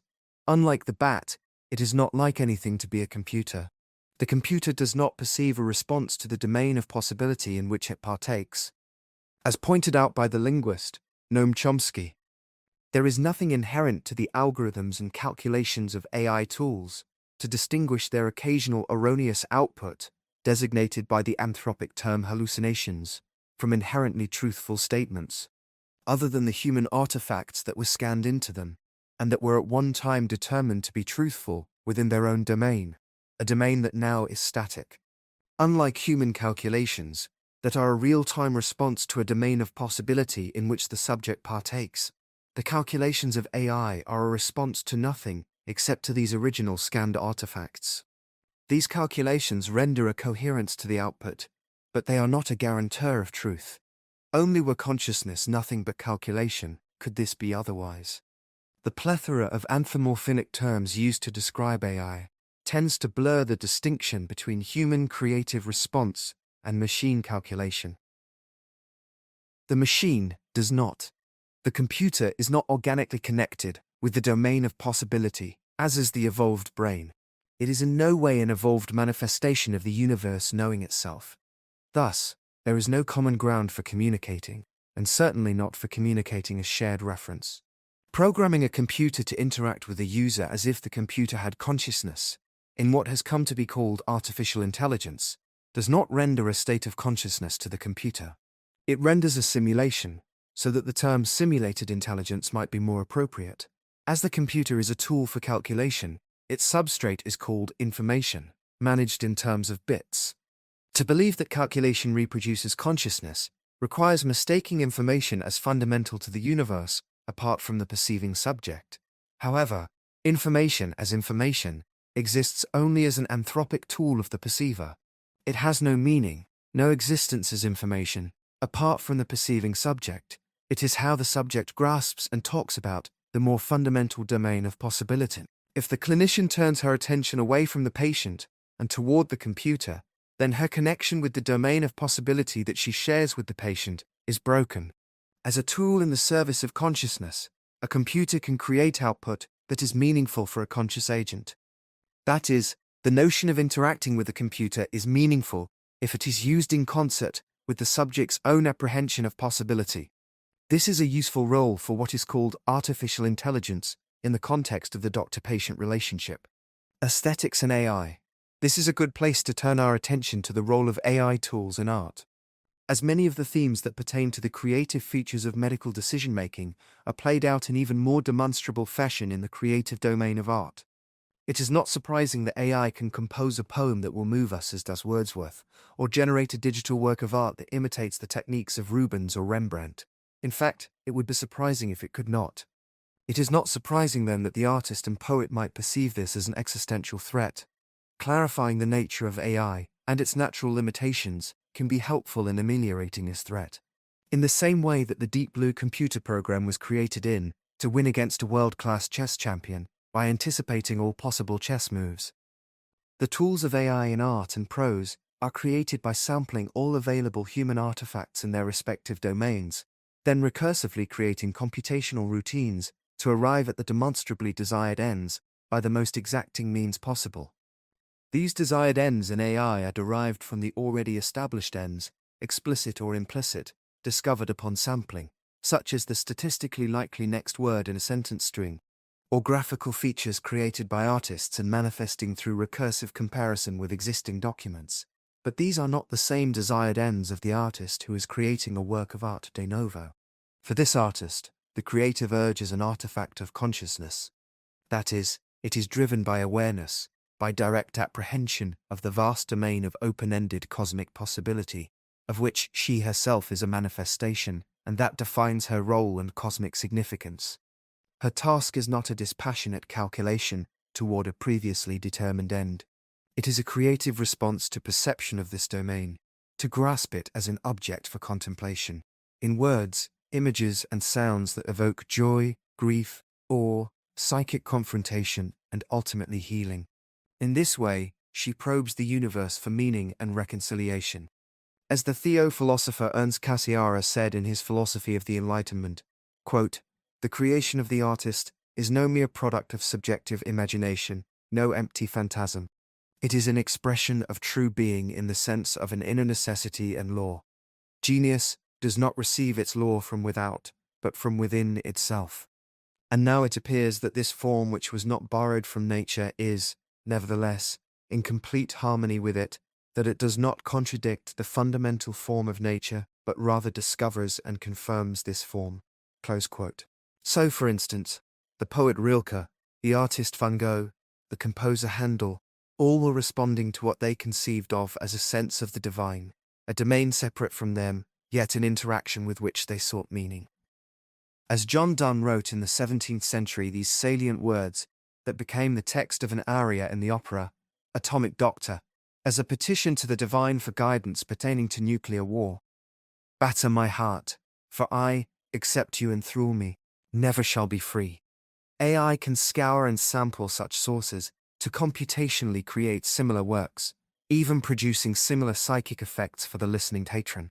But AI cannot feel or understand what drove John Donne to write these words, nor intuit how this relates to the theories of Marcus Aurelius years before in his meditations on the formative role of suffering in human becoming.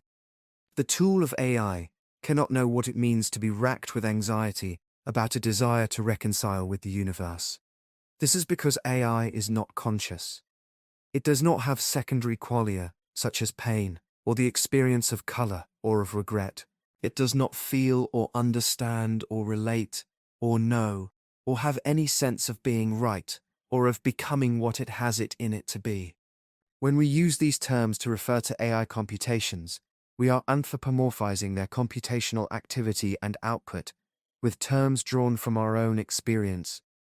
For AI is programmed to satisfy these human expectations in us, with the result that it simulates them and appears to reproduce them. But, unlike a bat or Rembrandt, it is not like anything to be a computer or an AI computation. It cannot respond creatively to perception of a universe in which it partakes. The popular notion that a machine can be conscious derives from a combination of two problematic notions of consciousness, the computation and the solipsistic. The computation model poses consciousness as nothing but logical management of information that supposedly develops awareness merely with progressive complexity of computation. The second notion is that consciousness is generated entirely by the brain, with no external input, that is, entirely between the ears, solipsistically sealed off from others and from the rest of the cosmos. Combining these two notions, it is reasonable to assume that if the same matrix of calculations that occurs between the ears is made also to occur in a machine, despite a different electronic substrate, then consciousness emerges. A very different model was imagined by Carl Sagan when he said that we are, quote, "a way for the cosmos to know itself," close quote. Or when Alan Dressler observed that, quote, "through consciousness, the universe has invented a way to know itself," close quote. Or when Thomas Nagel says that consciousness is, quote, "the process of the universe gradually waking up and becoming aware of itself," close quote. That is, consciousness is not just awareness of the universe, it is the universe becoming aware through the agency of the evolved brain. This is not speaking metaphorically, but mechanically. The brain is that organ evolved as the channel through which the universe comes to know itself as an objective world existing apart from a subjective knower in the theater of the mind. To create such a world, the brain must be able to perceive and engage the domain of cosmic possibility in which it partakes. A computational AI machine cannot be conscious because, unlike the brain, it has not evolved as a manifestation of the universe, whereby the universe knows itself. The brain might use computation, or be thought of as using computation, in its creative response. But the foundation of this creative response, its substance, is the ground of cosmic possibility in which it partakes. This might be said to be a channeling theory of consciousness, to distinguish it from the computational theory of consciousness. However, When a calculated work of AI creates in us a sense of awe, it is not because we are fooled by it. This inspirational response attests to our own connection to the universe and says nothing of the AI tool. Even a haphazard configuration of sand dunes blown by the wind can create an inspirational response in the right receiver. As Emerson pointed out, when we read the prose of a writer, our understanding comes from the voice of the universe through the writer, not from the writer, who is on this count superfluous. If the mere ability to evoke a response warrants the designation of art, then the calculated products of AI, no less than the artist's creative response, must be called art. But if the artist's direct apprehension and intention to communicate the content of the universe is required for what we reserve as art, then AI cannot be called art. The concern is that the illusion resulting from simulation will grow until the non-discriminating mind resigns from the human project that is called art. One will quit asking what is art. We will forget how to value or recognize the role of the artist, who responds creatively to the cosmos, to grasp it in terms that can speak to others. In giving up this process, we diminish our humanity. We settle instead for the mere pressing of a button, whenever an evocative conceptual picture is needed. By making clear these distinctions, but art requires a conscious agent, that AI is not conscious, that conscious awareness is not computation, but artificial intelligence, being computation, is simulated intelligence, that unlike AI, the artist is a participant in the universe that she describes, that her work is a creative response to this cosmic domain, that her work is a necessary feature of the human dilemma, then we can be reassured that AI cannot replace the human need and reality of the artist, the need for a new model of decision-making. Current models of medical decision-making often take the form, at their root, of algorithms that represent data as the given elements of the decision, and their logical coherence as their inherent structure. From this, a decision tree is constructed that shows all possible decision points and their probable outcomes. One presumes that a computer tool, based on such an algorithm, in that it contains the essential elements of the medical decision, is able to make the decision in lieu of, or on behalf of the clinician. It is true that an algorithmic decision tree can serve as a useful prop for the decision maker. It can make explicit the elements of the clinician's creative response to possibility. But this objective structure contains no representation of the creative process itself, whereby such a decision tree comes into being. Therefore, such a model will not do as a tool for medical decision-making, for it is missing the creative element. Without this creative interface, a computer tool will impede the decision-making process. It will force the clinician to turn away from the lived possibility as it is perceived in the patient, so to accommodate the static elements of the algorithm, to defer to them. It is true that the mature clinician will come to anticipate that every objective formulation, such as a diagnosis or treatment plan, is provisional by its very nature. That is, the formulation is temporary, not because it is imperfect, but because it exists to serve an end beyond itself. Still, the clinician will be tempted to defer to objectivity, as represented in the decision tree, as if it contains the sufficient conditions of the medical decision. To counteract this temptation, it was sufficient in the early 20th century for Dr. Francis Peabody to say to the class of Harvard medical students that the secret of the care of the patient is in caring for the patient. In Peabody's time, relative to today, there was little that could be done for a seriously ill patient, except for support. This meant that ample time remained for bedside manner and for the art of medicine to erupt spontaneously. Today, however, after 100 years of emerging medical technology, there remains little time or mental space for bedside manner. The mere existence of actionable medical technology renders it standard of care, so that the weight of scientific consideration becomes a distracting burden. In lieu of a compelling reason to make room for the clinician's subjective impression, this essential element of decision-making becomes a casualty of technology. The doctor-patient interaction no longer occurs by default, as it might have done in Peabody's day, as the computer pulls the clinician away from the bedside. One still pays lip service to the notion that the agenda of medicine is caring for the patient, but the scientific rigor of evidence-based medicine has replaced empathy as the central dogma of medical care. The hypnotic illusion of the object as the end in itself has replaced the sense that the pre-objective doctor-patient interaction is primary. Without a model of decision-making that explains how objective knowledge is dependent upon subjective impression, the clinician is left with no theoretical wedge in defense of the doctor-patient interaction. there remains no reason to talk to the patient. A feeble attempt was made in the theatre century to rectify this defensively by introducing the notion of the biopsychosocial model of medical decision-making. This so-called model served to remind the clinician that there are subjective elements of decision-making, but the biopsychosocial mantra is not a true model. It acknowledges the eclectic sources of the medical decision to make the clinician aware of them, but it does not explain their interaction.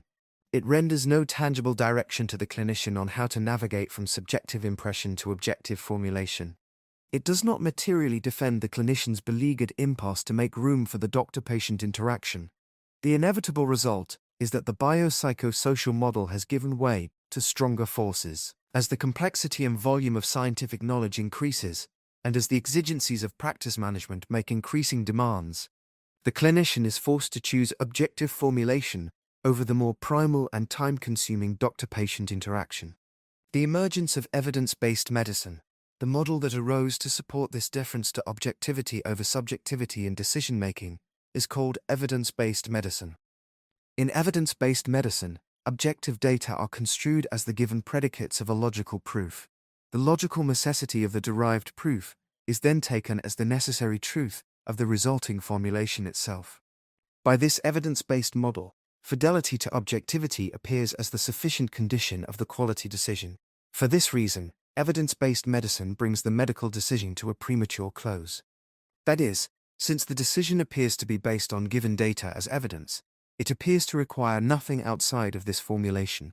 It is no longer open to the pre-objective domain of possibility that is accessed as empathy in the doctor-patient interaction.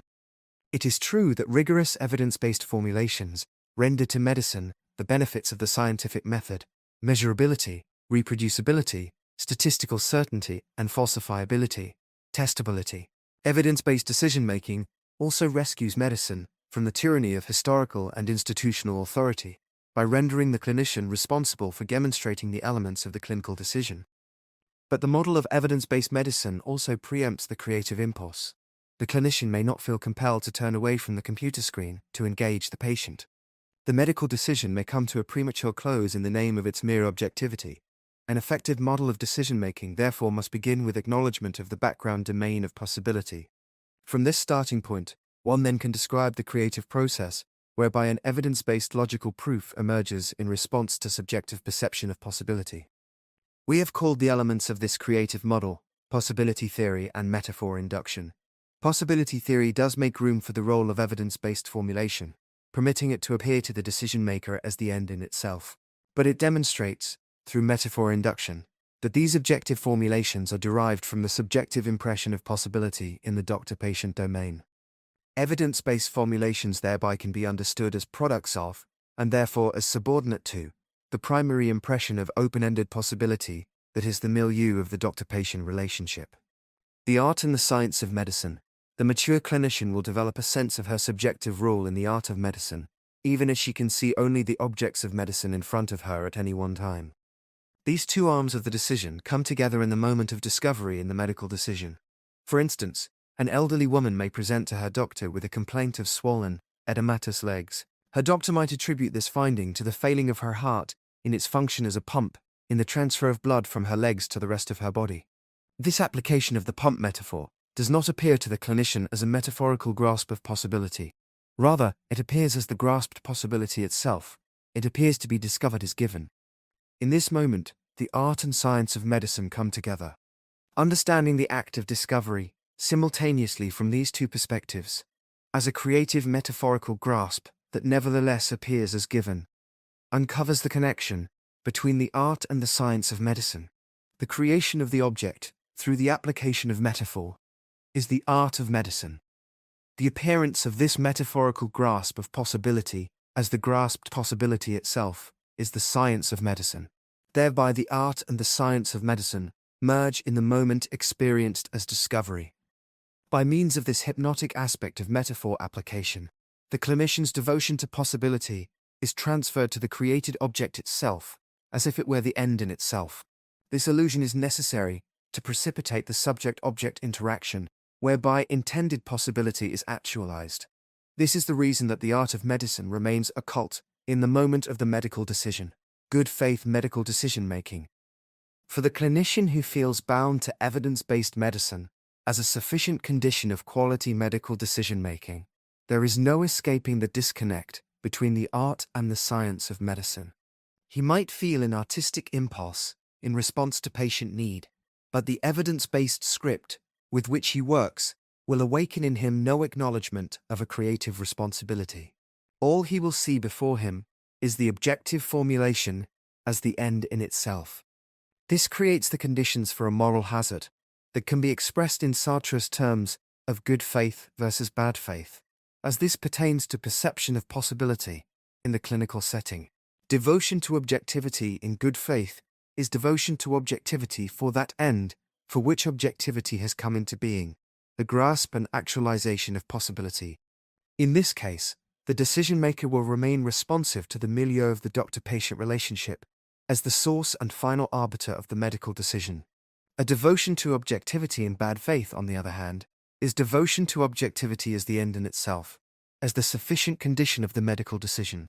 In this case, the user will fail to return to the milieu of the doctor-patient relationship. This is characterized by a premature closure of the medical decision in the name of near objectivity, and frustration on the part of the patient. Distinguishing good faith from bad faith decision-making is difficult because both manifest overtly as devotion to objectivity. However, one is a devotion to objectivity as the means to an end beyond itself, while the other is devotion to objectivity as the end in itself. Good faith decision-making decides itself in the existential courage to return to the patient bedside, to respond with creative reformulation of the evidence-based decision. The medical ethic as a social paradigm. In this way, the medical decision requires the clinician to step courageously into the horizon of open-ended possibility, to respond creatively for its actualization. Herein, the activity of the clinician is a paradigm of the agenda of medicine as a social institution. Society cannot hide behind an objective standard in the name of objectivity itself. This is true for any ideology that can be made into a plan of orchestrated behavior. Just as in the case of the physician, the citizen may experience an uneasy ambivalence in response to the realization that every aesthetic, scientific, social, or political system exists ultimately as an existential choice.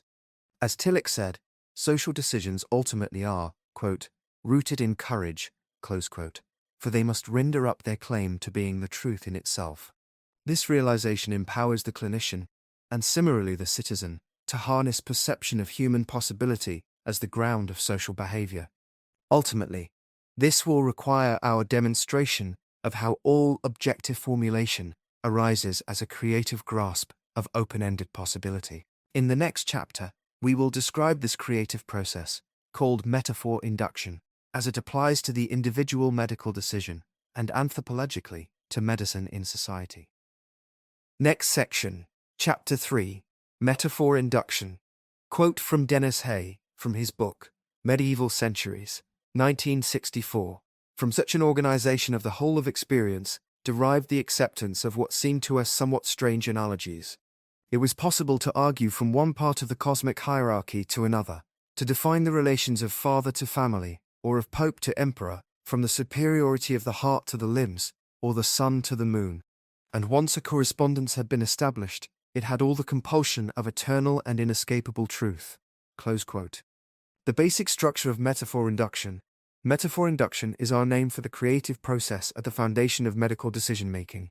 The process of metaphor induction brings together two features of the medical decision: the application of metaphor to grasp possibility as an object for the subject in mind, and the hypnotic impression of this object as the grasped possibility itself, such that the subject's devotion to possibility is transferred to the object itself as the end in itself. This sets up the conditions for the subject-object interaction, whereby possibility, in which both subject and object partake, is actualized.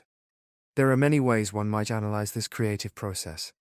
One might simply list all its features, as if they were the sequential steps whereby objective data and their coherent structure emerge in mind from the application of metaphor.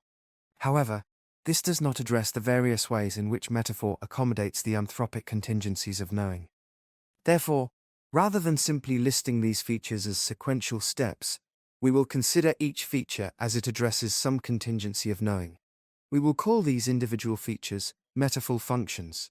Each metaphor function is characterized either by a specific kind of metaphor or a manner in which the metaphor is used to satisfy a specific contingency of knowing. These functions are not mutually exclusive, they complement each other and occur in combination. Kinds of metaphor function. Let us begin by naming and briefly describing 8 metafunctions that are basic to metaphor induction. No doubt a thorough phenomenological investigation would render more than these 8 functions. 1. The Gestalt function.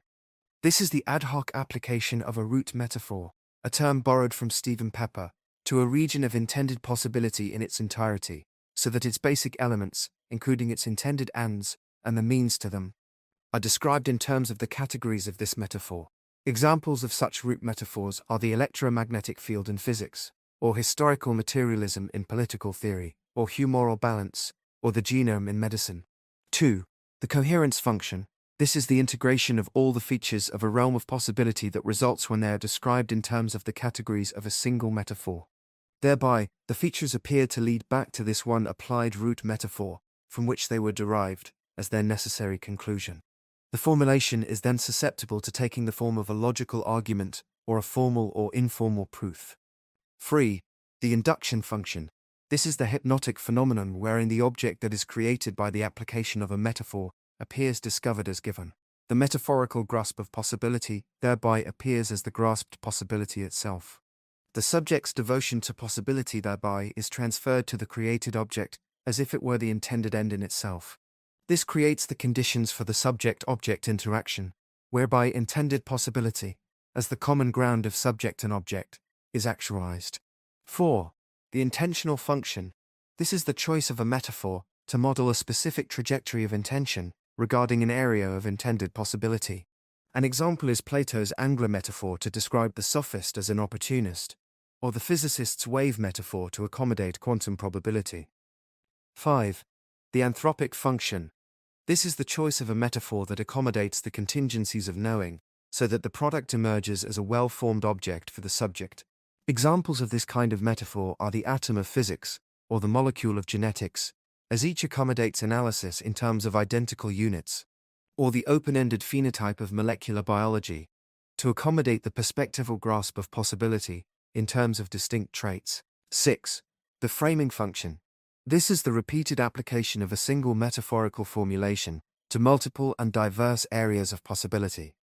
These re-provisioned metaphorical formulations are called the laws of nature, as they are posited to exist in the domain of reality, wherein they are said to be found. Adjective formulations of diverse areas are constructed in terms of their discovery as instances of these laws.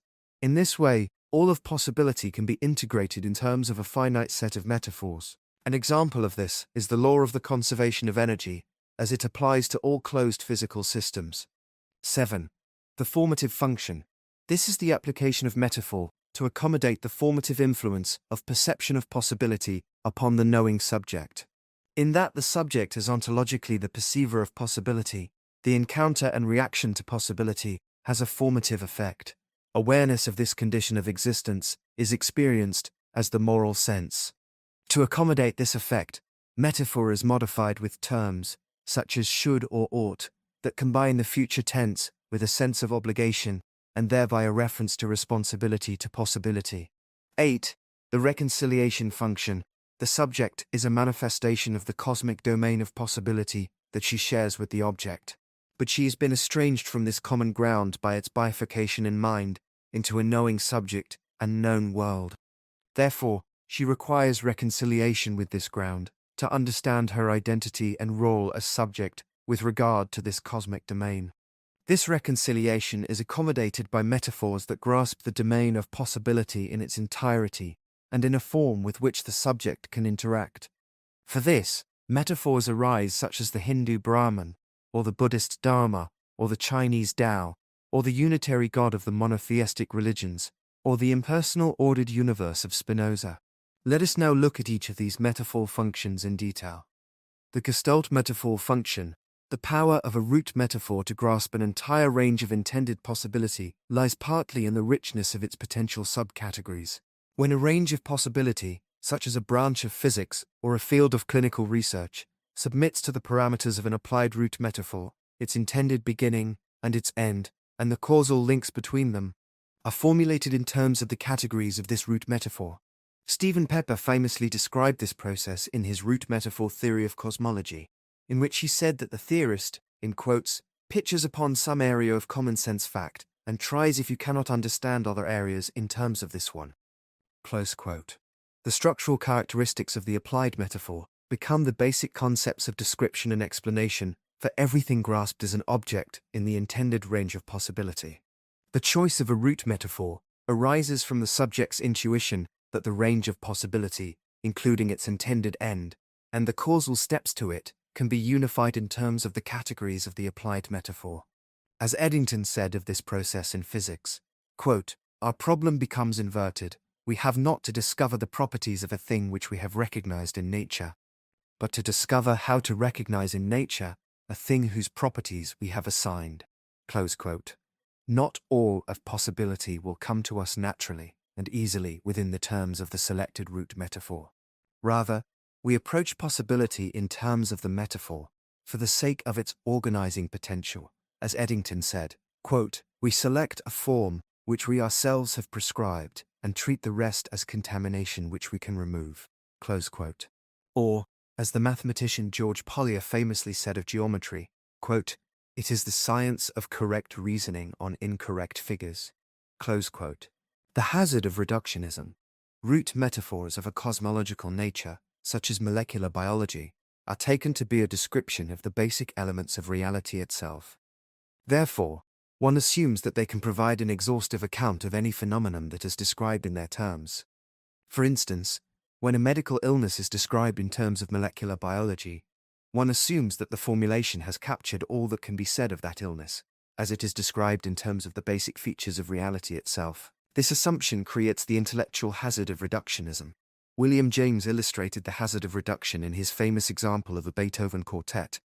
He pointed out that a quartet can be exhaustively described as, quote, "a scraping of horses' tails on cats' bowels." Close quote. If one takes this physical reductive metaphor as the elements of what is real in the world, it will then appear to have grasped the essential and entire truth of the performance of the quartet. The experience of the Beethoven quartet will appear, in theory, to be reducible to this physical metaphor. But this description of a Beethoven quartet seems insufficient to us. We recognize features of the musical encounter that elude the boundaries of the catgut on horsehair metaphor. One simply cannot do justice to the phenomenon of music as it is experienced in terms of the physical interactions of cat and horse tissue. Our perception of musical possibility, as it is apprehended, does not admit of this. This illustrates that just because a phenomenon can be reduced to a metaphor does not mean that the boundaries of that metaphor are adequate to the full range of possibility perceived therein. This is the case with all metaphors as metaphor. This is not because they are insufficient metaphors, but because, as metaphor, they are perspectival and not sufficient to the infinite domain of possibility. In one sense, a Beethoven quartet is entirely reducible to the black dots on tablature paper. The notes appear, given to the musician, as the musical ends in themselves. But the experience that is produced by the performer, as she interacts with these dots, is an end richer in possibility.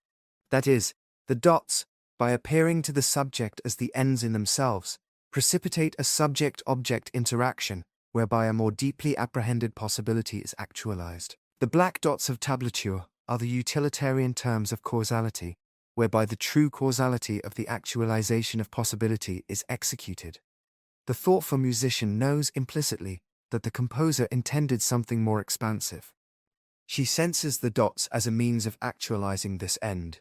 She does not mistake the dots on the page with the music itself. Similarly, the script of molecular biology acts as a musical score for the clinician. It gives him access to possibility manifested in the patient. Its molecules are the black dots with which he will interact, to actualize the human possibility that is apprehended directly in the doctor-patient interaction. The scientist practicing molecular biology is like the musician performing Beethoven. The molecules of gene theory serve to grasp the subjective experience of biologic life, in the same way that the black notes printed on tablature serve to grasp the subjective experience of the musician. They are an objective means to an end beyond themselves, through their interaction with the subject. The limits of metaphor, An example of this is the class of monoclonal antibody called the SGLT inhibitors that emerged in the early 17th century to treat diabetes mellitus. Creation of this drug began with the observation that there is a natural receptor in the kidney that helps to maintain a normal glucose level in the blood. It does this by capturing glucose as it passes from the blood into the kidneys, then returning this glucose to the bloodstream before it can be cleared from the kidneys into the urine. This protein, called the SGLT receptor, thereby helps to recycle glucose back to the patient's blood, so as to help maintain a normal blood glucose level. The problem in a patient with diabetes mellitus is that the blood glucose already is too high. To take advantage of the function of the SGLT receptor, a molecule was engineered to block the glucose capturing activity of the SGLT receptor in the kidney. This permits glucose to pass on through the kidney, to be cleared in the urine. This has the effect of lowering the glucose in the blood of a diabetic patient. This new drug does in fact treat high glucose in the diabetic patient, and it renders the expected clinical benefits related to this. As defined within the boundaries of its formulated molecular theory, this would appear to be the beginning and the end of it. However, this drug proved to have several side effects that were not anticipated by the molecular model of the drug as it first was conceived. Some of these side effects are unwanted. These include genital infections, elevated cholesterol, metabolic acidosis, and bone fractures. None of these would appear to have anything to do with blood glucose or its clearing. The use of molecular formulations therefore requires a realization that these formulations, though they appear exhaustive, are in fact perspectival. They sometimes miss as much possibility as they grasp. The clinician must remain sensitive to the background of human possibility, apprehended directly in the doctor-patient relationship, rather than relying solely on the molecular model as formulated. The clinician must be a good musician, as it were, alert to the inherent limitations of the molecular model as metaphor. In medicine, as in physics, we fabricate objectivity at the cost of distorting what is seen. We partition possibility within the boundaries of limited perspective, represented by the chosen metaphor. Eddington discussed this perspectival distortion in his example of the prism refraction of light into its component wavelengths. In one sense, this regularity is introduced into the study of light, since the spectroscope interferes with light. That is, it is unclear whether the spectroscope finds or whether it makes the green color which it shows us. The anthropic origin of a Gestalt metaphor. The choice of a metaphor to serve a Gestalt function is based on a sense that it will apply to all aspects of the intended range of possibility. This universal application cannot be known empirically ahead of time. The only way this can be anticipated is through a tacit awareness of the anthropic conditions of knowing as they will apply to the intended range of possibility. In its application to all knowing, it will apply to all that is known. In this way, the choice of Gestalt metaphor says more about the conditions of knowing than about the known. As Eddington stated, the mind demands by its necessities of thought certain qualities in the parts which make up the physical universe. An example of this is the emergence of the quantum as a root metaphor for the new physics. That century opened with the assumption that all of physical reality can be known in terms of mass and energy. These two terms are posited as fundamental because they accommodate the anthropic need, in every instance, to grasp possibility as material interaction. These two terms, of mass and energy, can be measured fundamentally in terms of radiation. Further, Max Planck found empirically that radiation manifests in every instance of its measurement by a limiting unit that he called the quantum. Thus, the quantum was a way of measuring radiation, and so of mass and energy, and so of all physical reality. Thereby, the quantum revealed itself as a candidate root metaphor for all of physical reality. Eddington described Planck's innovation as, in quotes, an instinct that the quantum is something lying at the root of the world structure, a starting point for a radical revision of the classical conception. Close quote. But Planck did not know ahead of time that all of reality could be reduced to the quantum. This would be impossible empirically. What he knew ahead of time was that all of reality could be defined in terms of the limiting measurement of the quantum, for it was a condition of reference to radiation that was itself a way to define mass and energy. Therefore, it can be said that Planck's instinct was as much about the anthropic contingencies of knowing as it was about known reality. In a more mundane example, by the 5th century the vehicle for the exchange of value, called money, appeared to apply to any measure of economic activity. Therefore, money came to serve as a root metaphor of economic activity, creating the paradigm monetarism. When it became apparent later in the 3rd century that value exchange can occur independent of money, this root metaphor fell away as no longer serving a gestalt function. The root metaphor in a paradigm shift. As Capra pointed out, modern science rediscovered what was observed by the Eastern mystic, that all concepts that describe nature are inherently limited in relation to the infinity of the whole. Therefore, these concepts are not features of reality, as we tend to believe, but creations of the mind, parts of the map, not of the territory. In time, every metaphor, such as money, or the atom, or the molecule, or a particular diagnosis, manifests the limits of its finite boundaries when applied to the infinite domain of possibility. As Stephen Toulmin described, the language of science at any one time takes the form of a hierarchy of terms that continually shift at a level superficial to the root metaphors upon which they are based. On occasion, however, the superstructure has to be knocked down too, and settled terms are swept away. This process was famously described by Thomas Kuhn in his notion of the paradigm shift. When a root metaphor reaches its point of natural limitation, in the grasp of possibility, modification of the formulation must then take place at this fundamental level. The mind recedes into a permissive mode, in a posture that Husserl called the bracketing of a current viewpoint, and a new root metaphor emerges for Gestalt application, replacing the former root metaphor. For instance, Eddington documented the shift from Newtonian physics to relativity theory in the 5th century, in terms of a displacement of their core notions. He noted that the deflection of light when passing a massive body was not well explained by the notion of a force tugging on a wave, as in the old paradigm. Now, a different metaphor was needed to explain this observation. So, the notion of the curvature of space replaced the Newtonian notion of force. Eddington described this shift as the supplanting of metaphors in this quote.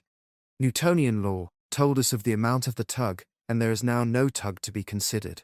Since the phenomenon is now pictured as curvature, the new law must say something about curvature, but our main reason for rejecting Newton's law is not its imperfect accuracy, it is because it does not contain the kind of information about nature that we want to know. Einstein's law of gravitation controls a geometrical quantity curvature, in contrast to Newton's law, which controls a mechanical quantity force. Close quote. The paradigm shift in medicine. Similarly, a paradigm shift is taking place in our own time in medicine. We are moving away from a conception of illness as discrete entities of disease that exist in the body where they are to be found, and to a notion, instead, of molecular mutation manifesting as aberrant phenotypes. Just as the notion of the balance of humours was abandoned as an explanation of health and illness, we gradually will discard the reified notion of illness as discrete entities of disease existing in the body to be found. We will in time replace this notion with the new paradigm of molecular biology. The root metaphor of molecular biology, in its more simple form, is what Francis Crick called the central dogma of the gene. The gene, as the unit of heredity, was defined by Crick as a dedicated strand of DNA that codes for a specific protein product. Life is said to be a manifestation of the interaction of distinct protein molecules, each derived from a dedicated DNA strand in the nucleus of every cell. All features of life, conceived of as various traits, such as gender, eye color, body habitus, personality, and even consciousness, are taken to be the result, directly or indirectly, of these protein products. Specifically, of their interactions, as determined by their three-dimensional structure and electrical charge. Therefore, by knowing the protein products involved in a life process, and identifying their genetic loci and their DNA sequence, a researcher is presumed to possess the tools she needs to understand and to influence any feature of life. For instance, using the new molecular engineering technique, known as CRISPR, clustered regularly interspaced short palindromic repeats, a researcher can directly edit a targeted strand of DNA within a living organism by word-altering its protein product and the related phenotypic manifestation. At the time of this writing, CRISPR has been used in laboratory rats to modify the gene responsible for Duchenne muscular dystrophy. This gene produces a protein component of the cytoskeletal structure of muscle cells, called dystrophin. Thus, the DNA sequence found to code for this protein also is called the dystrophin gene. When the dystrophin protein shape is abnormal, due to a mutation in the dystrophin gene, there results a weakness and atrophy of the muscles. CRISPR has been used in live rats to repair the dystrophin gene, resulting in a healthy dystrophin protein, thus curing the laboratory rat of muscular dystrophy. As such techniques give us improved access to human health, we no longer will need to think of illness in terms of distinct entities of disease that exist in the body to be found. Instead, health will be conceived of as the interaction of proteins from genes that have evolved over time to their current wild state. Illness will be conceived of as a mutation of this evolved state, resulting in aberrant protein products and their perturbed interactions. In the new paradigm of molecular biology, the notion of a discoverable disease entity will be supplanted by the notion of a manifesting phenotype. A phenotype is the trait that results either from the wild type, evolved, or the mutated protein product. The phenotype is said to result causally from the genotype. One begins analysis by assuming in each instance the existence of a genotype as the cause of a subjectively defined phenotype. One then works backwards, in an ad hoc manner, to build the molecular formulation in terms of finding the hyperstatized genetic locus. Already we find that, just as the notion of the particle in quantum theory has manifested its limitations, so in molecular biology, the notion of the gene manifests its limitations, requiring the notion of an epigenome. For instance, despite the central dogma of the gene, defined by Francis Crick as a dedicated strand of DNA producing a single protein product, one now observes that a strand of DNA is not limited to spawning a single protein product. A cell can select different combinations of the same DNA strand to make different proteins, a phenomenon called alternative splicing. It is estimated that the average DNA strand produces over 5 different transcripts, and thus different proteins, through this process of alternate splicing. What is directing this selection process, if it is not the single strand of DNA itself? This observation would seem to belie the notion of the gene, as it is defined by the central dogma. To salvage the notion of the gene as the unit of heredity, it appears necessary either to redefine the gene as something other than a dedicated DNA to protein unit, or one must posit an epigenetic process that directs the gene from outside the gene unit. The limits of the molecular metaphor have led us to question the reduction of life to an interaction of proteins coded for by DNA. Are molecular formulations capable of an exhaustive account of life? Do they define the limits of life, or do they reflect the anthropic limits of our understanding of life at this time? Should they be understood as perspectival tools, circumscribed by the boundaries of the molecular narrative? Should we appreciate that there might be more fundamental ways of understanding physiologic processes, and that will come to us in time, such as quantum-level communication at a cellular level, the effects of which we see at this time only as they manifest as molecular interactions? But one should not approach medical diagnosis and treatment based simply on the terms of molecular biology, any more than one would turn over the performance of a Beethoven quartet to a novice musician, who only can read music tablature but not interpret it. Molecular biology is not the music itself of life. It is the tablature, the anthropic means to the music of life. It is a map, not the landscape. We should ask whether the molecular model is our window to a larger process that is evolved to more fundamentally anticipate possibility itself at a higher level, and so to respond in real time to changing conditions as they manifest. All theory, in that it is based on metaphor, must be understood as grasping possibility in this perspectival way, defined explicitly by the boundaries of the metaphor. The metaphor itself does not alert the user to its own limitations, to the fact that there is a larger domain of possibility outside its boundaries. One must appreciate this limitation implicitly when applying the Gestalt role of metaphor. The necessity of metaphor. The metaphorical structure of medical science does not mean that its objects are not real, for instance that the heart is not really a pump, or that drugs are not really coded information. This objection would serve only to treat metaphor in a counterproductive way. Furthermore, this would imply that there is a privileged, non-metaphorical perspective. There is no such privileged perspective, nor is there any reason to wish for one. The metaphorically contrived formulation emerges to serve an end beyond itself, in the grasp and actualization of possibility, apprehended directly in the doctor-patient relationship.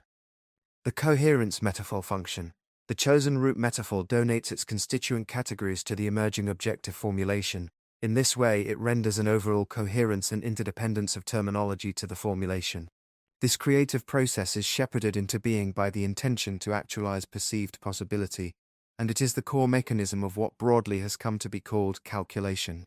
This begins with the Gestalt function, wherein a root metaphor, such as an angler, or the atom, or the wave, or the field in physics, or the gene, or a specific diagnosis in medicine, is applied to grasp a circumscribed realm of possibility. Then the mind works backwards, to creatively grasp finer detail of possibility, in terms of the categories of the applied root metaphor.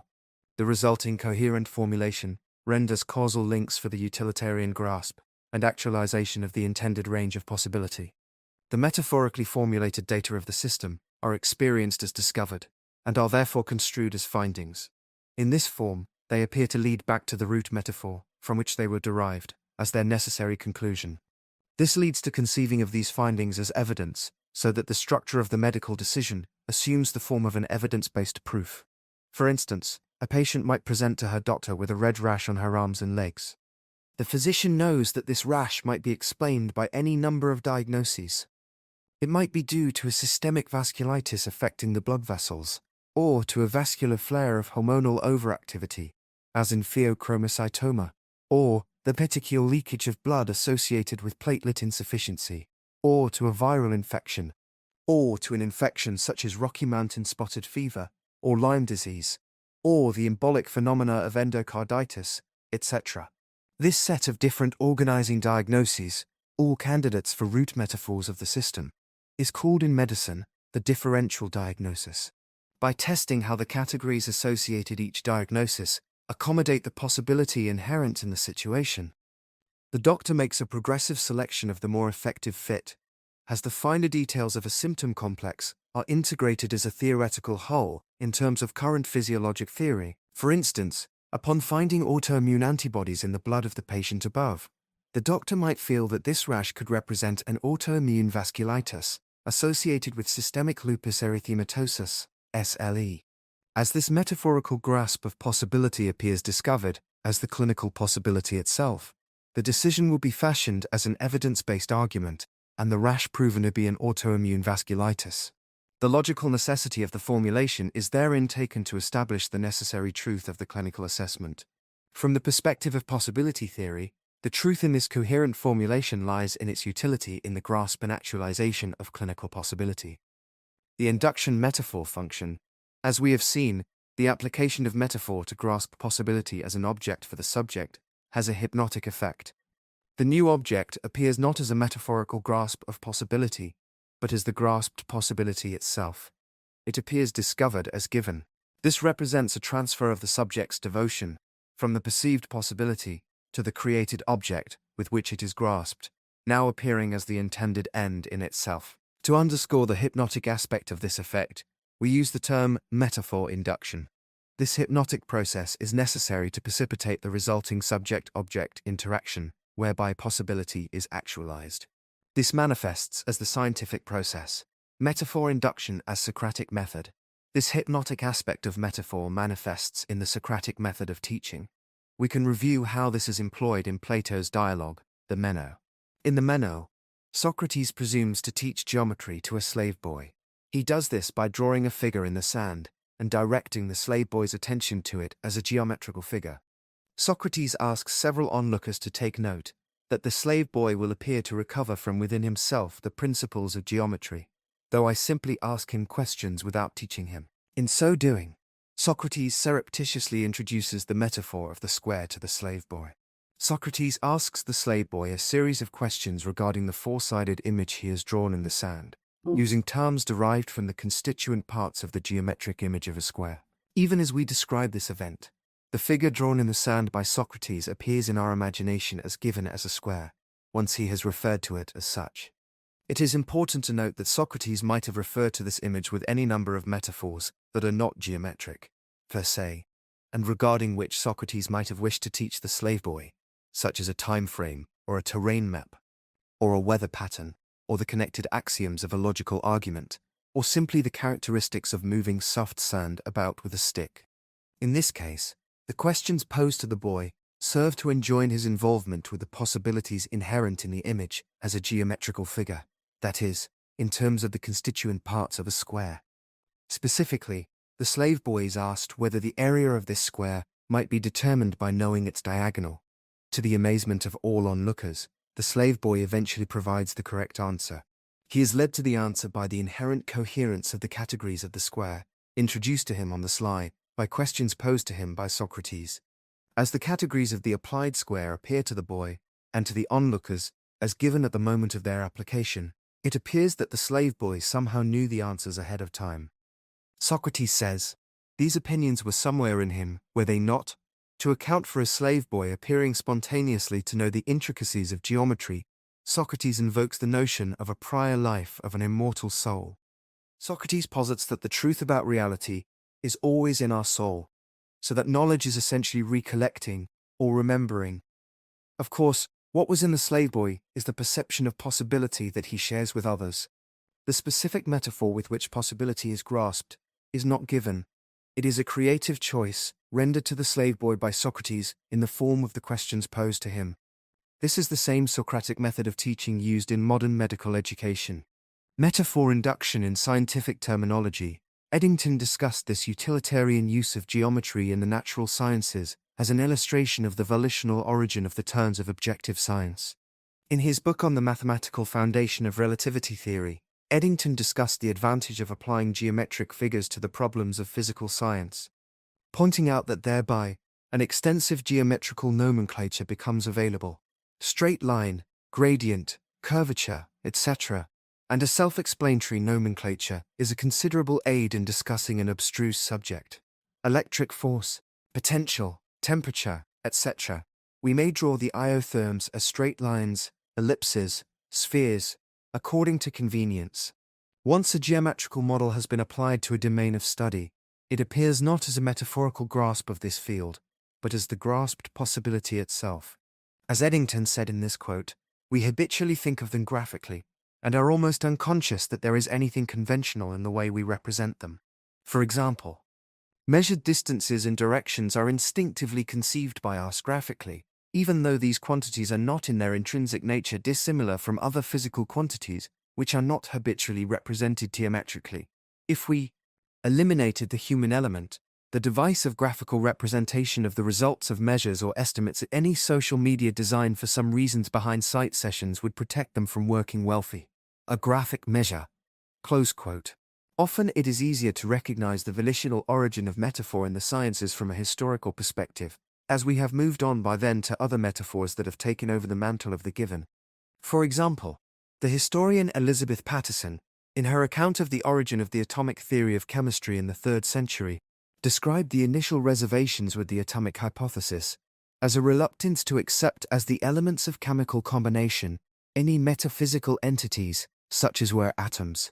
However, once the actions of gases were explained by John Dalton in terms of their atomic weight, the atomic nature of chemistry was made to appear discovered as given, and the atomic notion no longer to appear as metaphor. Similarly, as related by the historian of mathematics Maurice Klein, the reduction of the harmony of vibrating strings to numerical relations by the Greeks lent itself to analysis of the orbital periods of the planets, forming a kind of musical scale, making a harmony of the spheres. The notion of harmony thereby served to organize the phenomena of planetary motion. This reduction did not appear to the ancient Greeks as a metaphorical grasp of the possibilities inherent in planetary movement, but as the planetary motion itself, that is, as another instance of harmony. Even in physics today, the notion of harmony remains a valuable metaphor. As Capra pointed out, the reason that the short-lived hadron particles are called resonances is related to an analogy that can be drawn to the well-known resonance phenomenon encountered in connection with vibrations. The recognition of this reifying feature of metaphor is ancient. It is captured in the Hindu concept called Maya in Sanskrit. Maya is the illusion that our terms for things around us and their objective characteristics are the reality of nature, instead of realizing that they are concepts of our measuring and categorizing minds, as Kappa put it. The artifacts of reified metaphors document the history of medicine in a way that reveals the hypnotic feature of metaphor induction. An example is the isolation in of a human protein that was called the tumor necrosis factor, because it was found to help the immune system to kill cancer cells. The gene that was found to code for this protein also received the name the tumor necrosis factor gene. This ad hoc naming of a genetic locus prior to its discovery helps to guide formulation of the genotype, in terms of its discovery, toward a tool for actualizing the possibility grasped by the phenotype. However, it also reifies the subjective impression, so that future modifications of the name of the genetic locus and of its protein products are constrained. For instance, the tumor necrosis factor protein is known now to have a much wider role in several pathologic processes in the body, such as autoimmune colitis and psoriatic arthritis, that do not pertain to cancer. Thus, monoclonal antibodies to this tumor necrosis factor have been manufactured to treat these other illnesses. But we still refer to this protein as the tumor necrosis factor, as these are the terms in which it first was conceived. As time goes by, the names of objects in the genome come to reflect their historical lineage as much as their function. This evolving disconnect between name and function merely underscores the entrenched perspectival origin of the metaphors of molecular biology. The intentional metaphor function. The selection of a metaphor to model a specific trajectory of intention regarding a range of possibility, such as Plato's grasp of the sophist as an angler, we will call the intentional metaphor function.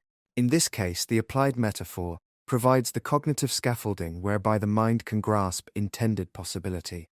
It will define what counts as data, and it will create terms of measurement and the logical predicates of coherence, whereby causality is invoked. An example in quantum theory is how the metaphor of the wave is engaged to accommodate probabilities pertaining to mass and energy. This metaphor, in the mathematical form of the wave function, permits measurement and prediction. As Eddington said, regarding the notion of the wave, quote, "We are, as it were, making our adopted basis of aura priori probability a constituent of the world structure, adding to the world a kind of symbolic texture." Close quote. The language of medical science, similarly, can be understood as a fabric of interwoven metaphors. These arise in each case from an existential decision regarding what aspect of possibility is intended for actualization and the trajectory of intention regarding it. So, the notion of the heart as a pump brings the categories of cyclic fluid dynamics to bear upon cardiac illness, and the notion of drugs as chemically coded information brings to bear the categories of code storage and transport. The deployment of the notions of signaling and antibodies and response to threat are brought to bear in immunologic disease as conditions of molecular interaction, just as the notion of the propagation of action potential along charged channels is brought to bear in neurology. The application of metaphor often is experienced by the clinician as the sensation that she recognizes the diagnosis in a patient. This is the feeling of the grasp of the intended possibility, inherent in a clinical situation. The structure of possibility gradually reveals itself in its resistance to the applied metaphor within the subject-object interaction. This resistance will result in a dialectical revision of the intended object, contrived as ongoing discovery of the diagnosis. The anthropic metaphor function, in the same way that the intentional metaphor function accommodates a specific trajectory of intention, so likewise a metaphor can be chosen to accommodate the anthropic contingencies of grasping possibility as an object for the subject. We will call this the anthropic metaphor function. It is no surprise that the objective components of natural science contain subjective elements.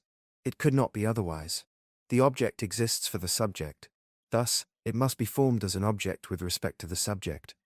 The characteristics that we posit as existing in the external world, where they are to be found, are chosen from our intuitive awareness of our own cognitive needs and limitations in objective knowing. Let us consider a simple illustration. The lyre as example of the anthropic function. In 4th century BC, the stringed musical instrument called the lyre was a source of terms with which music was performed. The note of the musical scale that was played on the first string of the lyre was called likanos. This word in the Greek means forefinger, as this is the finger with which this string was plucked on the lyre.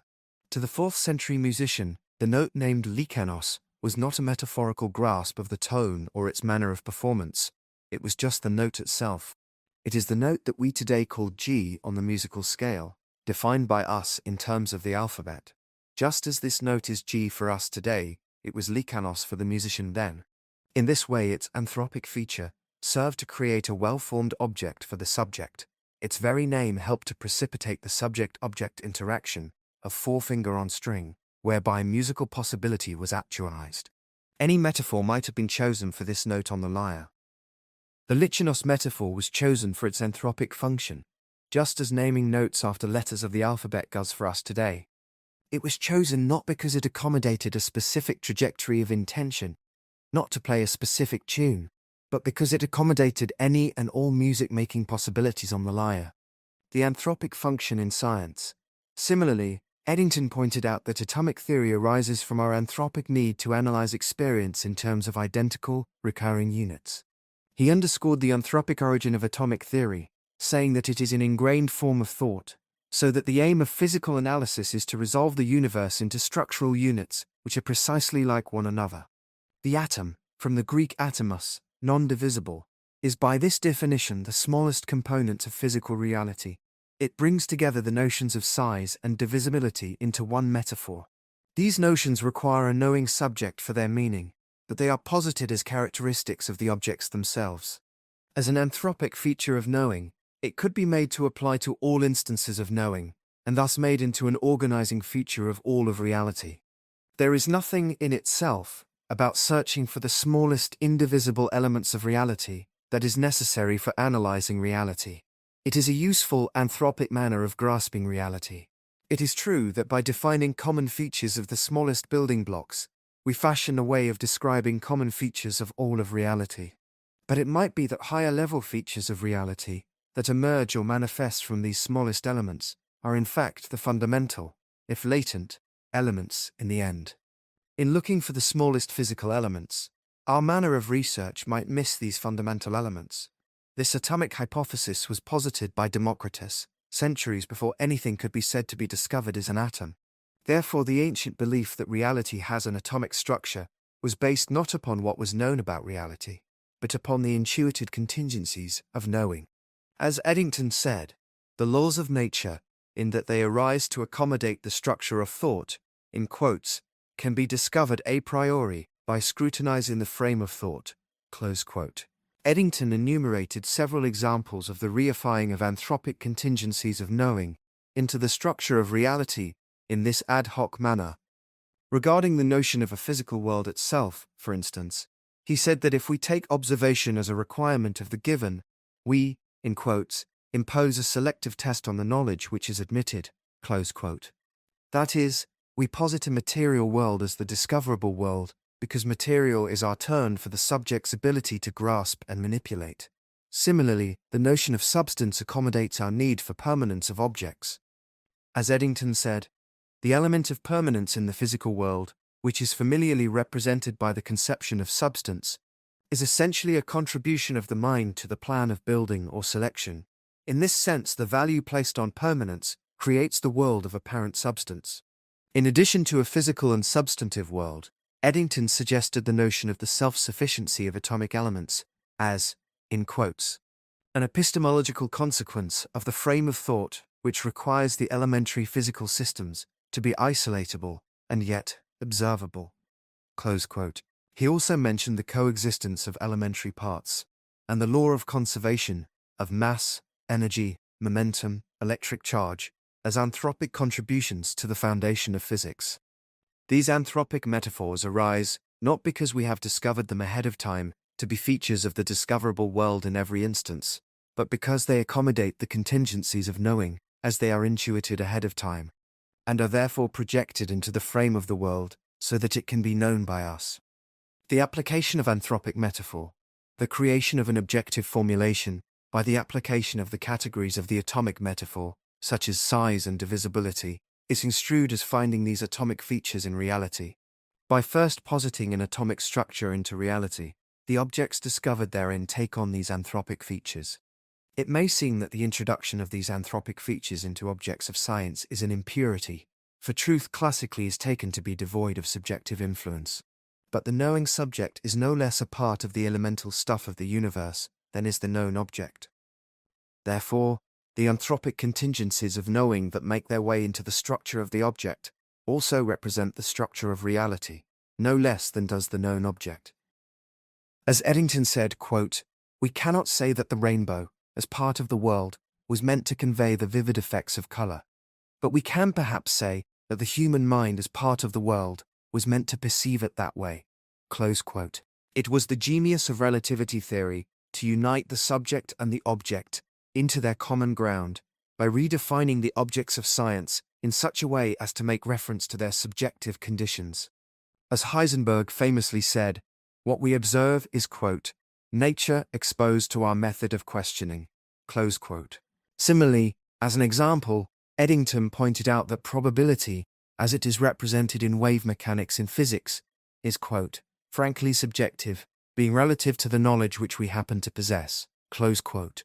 Thus, we start our scientific analysis not by asking whether the structure of reality is atomic, but by asking, what is the atomic structure of reality? This forces our formulation of theory, in terms of its discovery, into an atomic frame. As Eddington said, quote, in the discovery of this system of law, the mind may be regarded as regaining from nature that which the mind has put into nature. Close quote.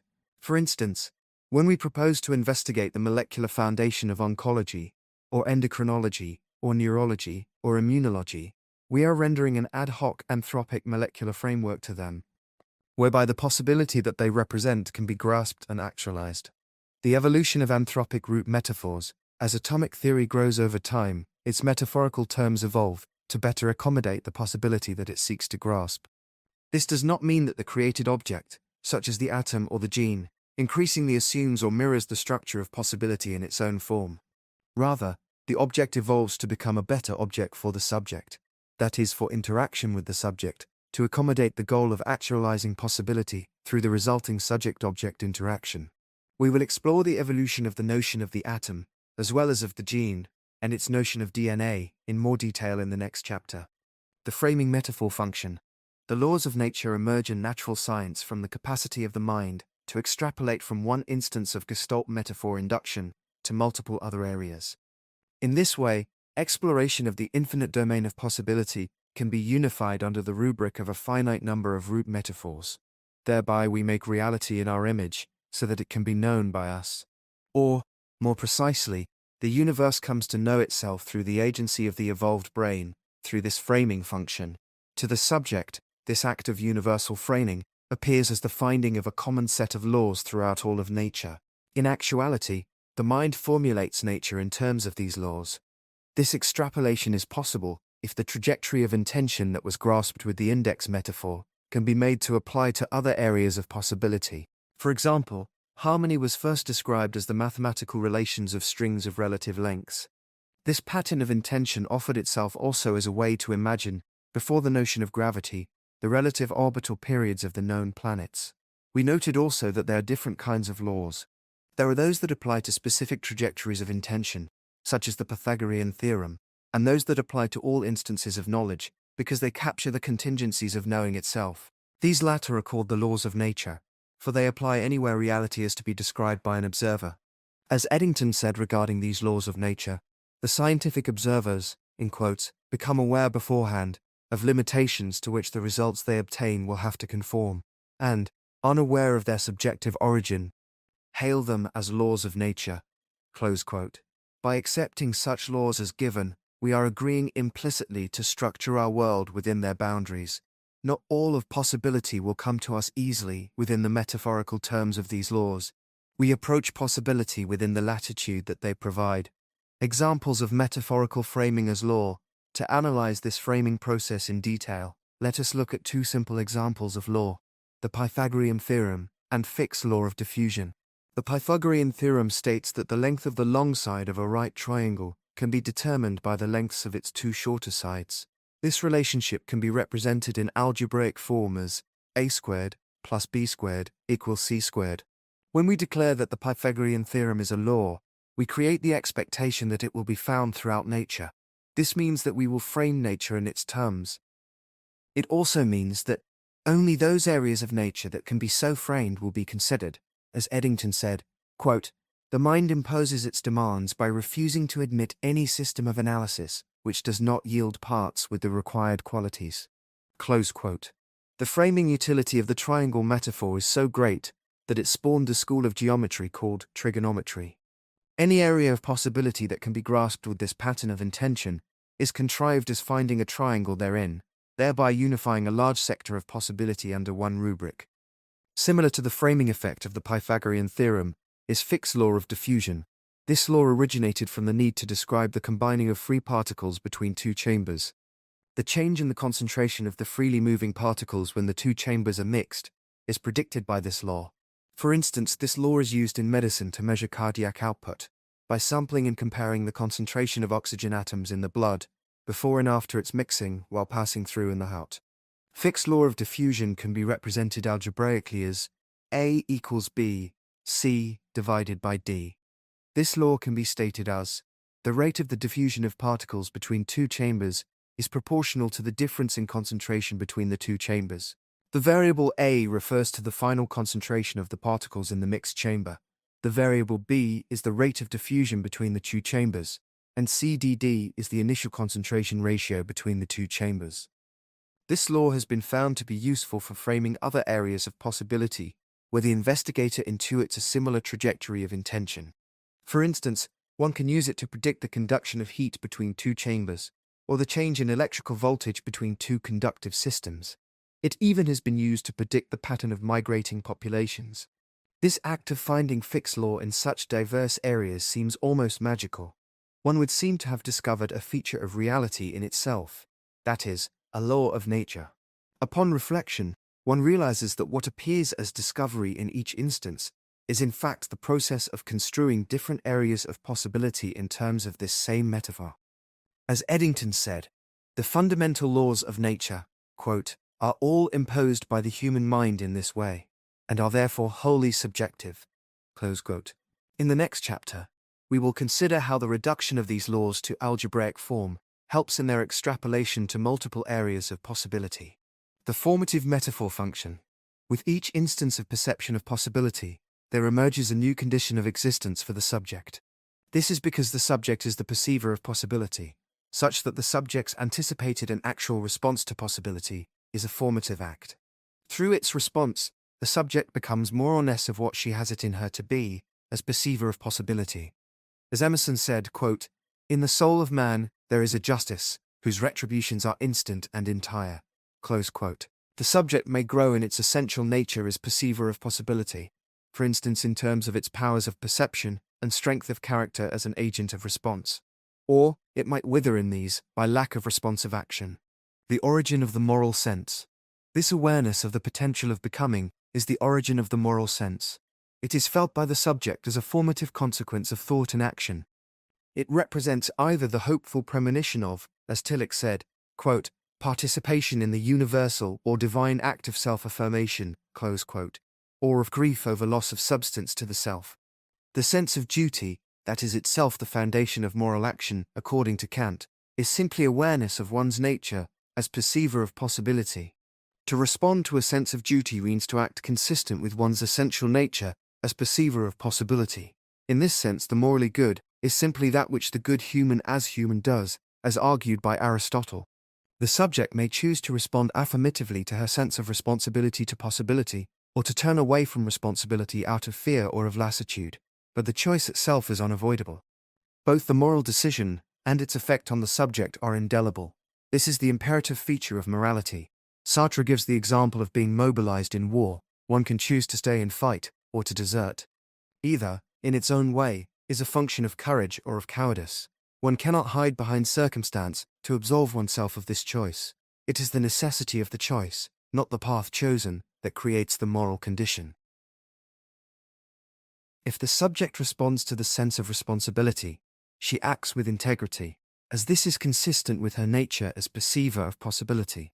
On the other hand, if she turns away by denying the choice, this affects a diminution of her being.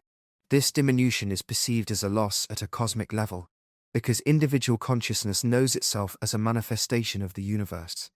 This is why even a simple immoral act is characterized by a peculiar sense of grief. The weight of the moral decision thereby motivates us, as it goes to the heart of what we are.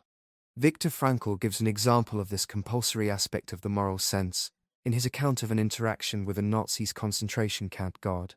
The guard mistook Frankl, being a physician, as coming from a privileged background and thus worthy of abuse. When Frankl revealed to him that he had done most of his work in clinics for the poor, the guard threw himself on me and knocked me down, shouting like a madman. Acknowledging the moral sense with metaphor. Every objective formulation has a moral dimension, merely by virtue of its evocation of awareness of possibility. By virtue of this awareness alone, one is made aware also of responsibility. But an objective formulation can be made into a moral proposition, per se, by formulating it so that it poses the question of responsibility directly. This is accomplished by the use of terms, such as should or ought. The peculiar feature of these terms is that they combine the notion of obligation with the future tense, and in so doing pose the condition of responsibility for possibility. For instance, the proposition, "one can be kind to others," is turned into an explicitly moral proposition with, "one should be kind to others." The power of the well-formed moral proposition lies in combining evoked perception of possibility with the proposition of the subject's responsibility for it. Moral persuasion in evoked perception, because the moral act is a response to possibility as it is perceived, rather than to specific possibility, there is an inherent ambiguity in all moral considerations. A moral proposition need not coerce the subject with logical necessity, for the perception of possibility itself will carry the force of persuasion. If the moral proposition does not precipitate a sense of consequence, it will carry no moral weight, regardless of the philosophical or logical weight of its argument. The logical argument serves merely to precipitate awareness of consequential possibility, and thereby to evoke the moral sense. The purpose of the moral proposition, therefore, is to precipitate perception of consequential possibility, and in terms that implicate the actor's responsibility. Various formulations rate as more or less morally powerful by the degree to which they precipitate this awareness. This is the creative work of the moralist. An example in medicine is the difficult question of elective abortion. The statement that abortion kills a life precipitates a perception of possibility that is deep in its ramifications. This is because life is a term that we apply to our perception of the deepest manifestation of possibility. Therefore, it precipitates the deepest sense of responsibility. But the question of abortion does not entail only the cessation of the life of the fetus. There is the human possibility to be explored in the quality of life of a term birth, and the quality of the life of the mother. The moral actor has responsibility for these ends as well, by virtue merely of knowing of them. As the psychoanalyst Magna Dennis said, in her account of her observations in an abortion clinic, there is no way to deny that abortion is a type of murder, but there also, in quotes, is no way to say that it would not be just as surely murder, more cold and vengeful, to force little Flo to give birth to her bastard. Close quote. One might defend the life of the fetus, or of the mother. The moral persuasion, the sense of which choice is less bad, will emerge from the relative weight of the perceived possibility. This persuasion will follow from the effectiveness of the moral argument in precipitating this awareness. What the physician needs from the moralist, therefore, is not the right moral code, but the formulation of moral code that elicits deeper perception of possibility. The reconciliation metaphor function, the artificial split between subject and object in mind that is characteristic of consciousness, causes the subject to become estranged from its ground in possibility. This is because the purpose of the split is to redirect the attention of the subject away from direct apprehension of the domain of possibility in which she partakes, and toward the object instead, as the means of grasping this possibility. The subject may retain a sense of her participation in the cosmic domain of possibility. As Tennyson said, she may know that she is born to other things, but she is able to see in mind only the material object as the given agenda of thought. This limited view leaves her with the question, why am I here? In other words, what is it to which the subject is essentially drawn, and for what purpose? To address this need for reconciliation, the mind invokes a special kind of metaphor and metaphor induction that serves as a counterbalance to the Cartesian dualistic frame. In this case, a root metaphor is applied to grasp perception of the domain of possibility in its entirety, and specifically, in a form with which the subject can interact for reconciliation. This metaphorical grasp of the entire domain of possibility takes various forms, such as the Hindu Brahman, or the Buddhist Dharma, or the Chinese Tao, or the personal God of the monotheistic religions, or the naturalistic universe of Spinoza. It is not mere coincidence that all of these metaphors pertain to a religious tradition, for what we call a religious tradition is simply the attempt to accommodate the subject's sense of her origin and role in the primal domain of possibility. In parentheses, religion, religigar, to put things back together again. Close parentheses. This application of metaphor is essential for the reconciliation of the subject to its ground in possibility. As Voltaire famously said, if God did not exist, it would be necessary to invent him. What is called God? Of course, Voltaire's proposition was intended to suggest that the psychic need of God renders authentic religious belief dubious. Possibility theory, on the other hand, looks upon this psychic need as the meaning of the notion of God and of similar attempts to grasp this primal domain. The question for us, then, is not whether God exists, but what does God mean? In terms of each of the reconciling root metaphors above, the entire domain of possibility is projected as an object apart from the subject in mind, and in a form with which the subject can interact. Through the resulting subject-object interaction, the subject seeks to reconcile herself to the domain of possibility, what Tillich called the ground of being, of which she knows herself to be a manifestation, so to reorient her behavior, thoughts, and expectations with regard to this source that defines her. Each metaphor supplies its own peculiar set of categories in terms of which the subject works out this interaction.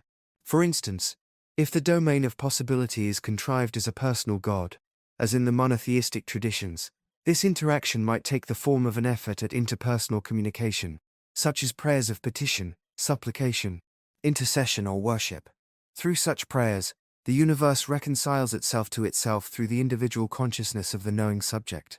As the Christian mythology says, God was in Christ, reconciling himself to the world. Similarly, if the metaphor takes the form of a dynamic creative force, such as Brahman, the subject-object reconciliation may manifest as the subject's acquiescence to its identity as an expression of this universal principle. As Ryuichi Abe said in his introduction to the Buddhist text, The Awakening of Faith, individual consciousness, quote, represents the absolute as it is expressed in the temporal order, close quote.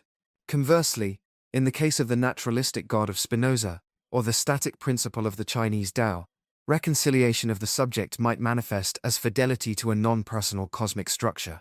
God experienced as possibility. As in all the other areas of subject-object interaction, through metaphor induction at which we have looked, the domain of possibility gradually will reveal its nature through this dialectical interaction. The description of this nature develops in terms of the categories of the chosen root metaphor. For instance, a personal God may be found to be just, or loving, or demanding, or Brahman may be found to subsist within all of reality. In each of these cases, the characteristics or manifestation of the divine realm will evolve toward its nature as open-ended possibility. But here, in the case of the divine, there is an important difference from other instances of metaphor induction at which we have looked. As the metaphor of the divine refers to the domain of possibility, interaction with the myth of God exists entirely at the level of possibility. As Tillich said, quote, everything divine transcends the split between potentiality and actuality, close quote. This places the notion of the divine in conflict with the hypnotic feature of metaphor induction that posits all objects, including God, as a discoverable actuality in the world. This creates a problematic dynamic between faith and lived experience, since the actual features of the world, such as suffering, are felt to be inconsistent with the intuited characteristics of God, such as love. This problem was referred to by Leibniz as the theodicy, the expectation of the actuality of features of the divine in the world, manifesting as the pervasive sense of providence, creates the conditions for existential frustration, even resentment. Even Sartre himself at the end of his life confessed to Simone a feeling of cosmic purpose, with reference to, while at odds with, his atheistic philosophical agenda in this quote, even if one does not believe in God, there are elements of the idea of God that remain in us, and that cause us to see the world with some divine aspects. I don't see myself as so much dust that has appeared in the world, but as a being that was expected, prefigured, called forth. In short, as a being that could, seems, come only from a creator. And this idea of a creating hand that created me refers me back to God. It is there, floating vaguely. Close quote. Seen from the perspective of possibility theory, faith is an affirmation of possibility, deeper than, and as the foundation of, actuality, but not dependent upon it. Therefore, the sense of providence, as our relation to the domain of possibility, must be recast in terms of the Stoic notion of the courage to live with uncertainty regarding actuality. The myth of discovery, having introduced possibility theory and metaphor induction as they manifest in scientific, social, and medical decision-making, a final task remains for us. We must create a window to awareness on the part of the decision-maker that the objective decision, in that it appears given as the end in itself, is thereby serving an end beyond itself, in the grasp and actualization of human possibility. That is, we must show how the discovery language of objective science functions as a myth for the decision-maker. Therein we can close the loop between the art and the science of medicine. End of this section. Next section. Chapter 4. The Discovery Myth, a quote from Michael Novak, in The Experience of Nothingness. In order to identify the myth of one's own culture, it is sufficient to ask, what constitutes my culture's sense of reality? Close quote. The necessity of myth. It has been our task up to now to explain how an evidence-based medical decision begins as a creative response to perception of possibility, as it is directly apprehended in the doctor-patient relationship. The hope is to establish that the objective decision depends upon subjective input from the doctor-patient interaction, and thereby to support the doctor in her inclination to return to the patient bedside. As we saw in the last chapter, this creative process proceeds through the projection of metaphor onto possibility, to grasp it as an object for the subject. This precipitates the subject-object interaction, whereby possibility, as the common ground of subject and object, is actualized. We noted that the challenge to discover precipitates this creative response. That is, it functions as a myth to prompt the creative act of the decision-maker. It might seem sufficient, therefore, merely to alter the language of the medical decision, so that we refer to applying metaphor, rather than to discovering objects, and thereby to orient the decision-maker to the creative origin of the objective decision. But this will not do. The product of the medical decision does not appear to the user as a metaphorical grasp of possibility, but as the grasped possibility itself. It appears discovered, not created. Only in this way does it precipitate the subject-object interaction, whereby possibility is actualized, and that is the goal of the medical decision. As Paul Tillich said, a myth that is perceived as a myth is for that very reason repelled.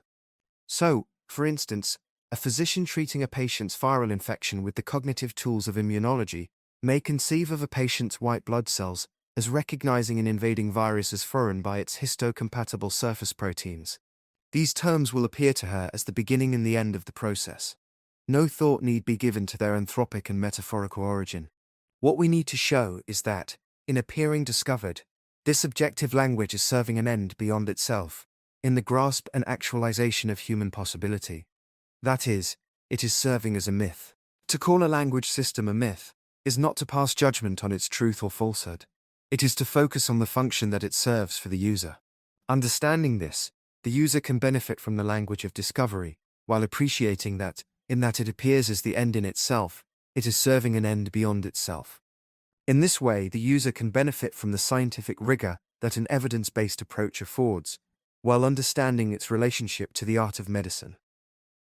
We will look at the language of discovery and many of its associated notions, such as reality, law, truth, logic, value, duality, time, morality, and the divine, each as they have evolved to facilitate the creative features of metaphor induction.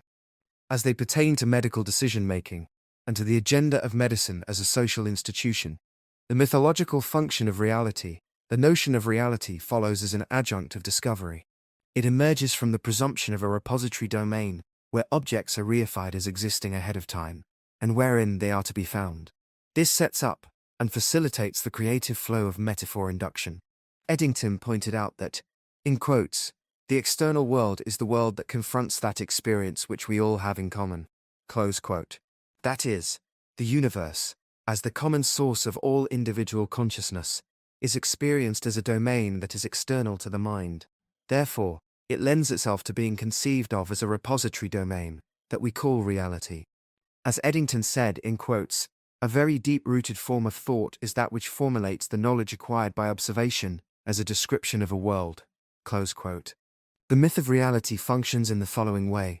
We attribute characteristics to this domain of reality ahead of time, calling it the nature of reality. Thereby the objects that are created in terms of being found therein take on these same characteristics. Thus, the discovery myth begins by asking the question, what is the nature of reality? The notion of a discoverable reality thereby serves as a scaffolding for the ad hoc formulation of objects for the subject. As the Nobel laureate physicist Frank Wilczek said, the basic question is, in quotes, what is the world made of? Close quote. We select notions such as the ether, or space-time, or the quantum field, or a gravitational grid.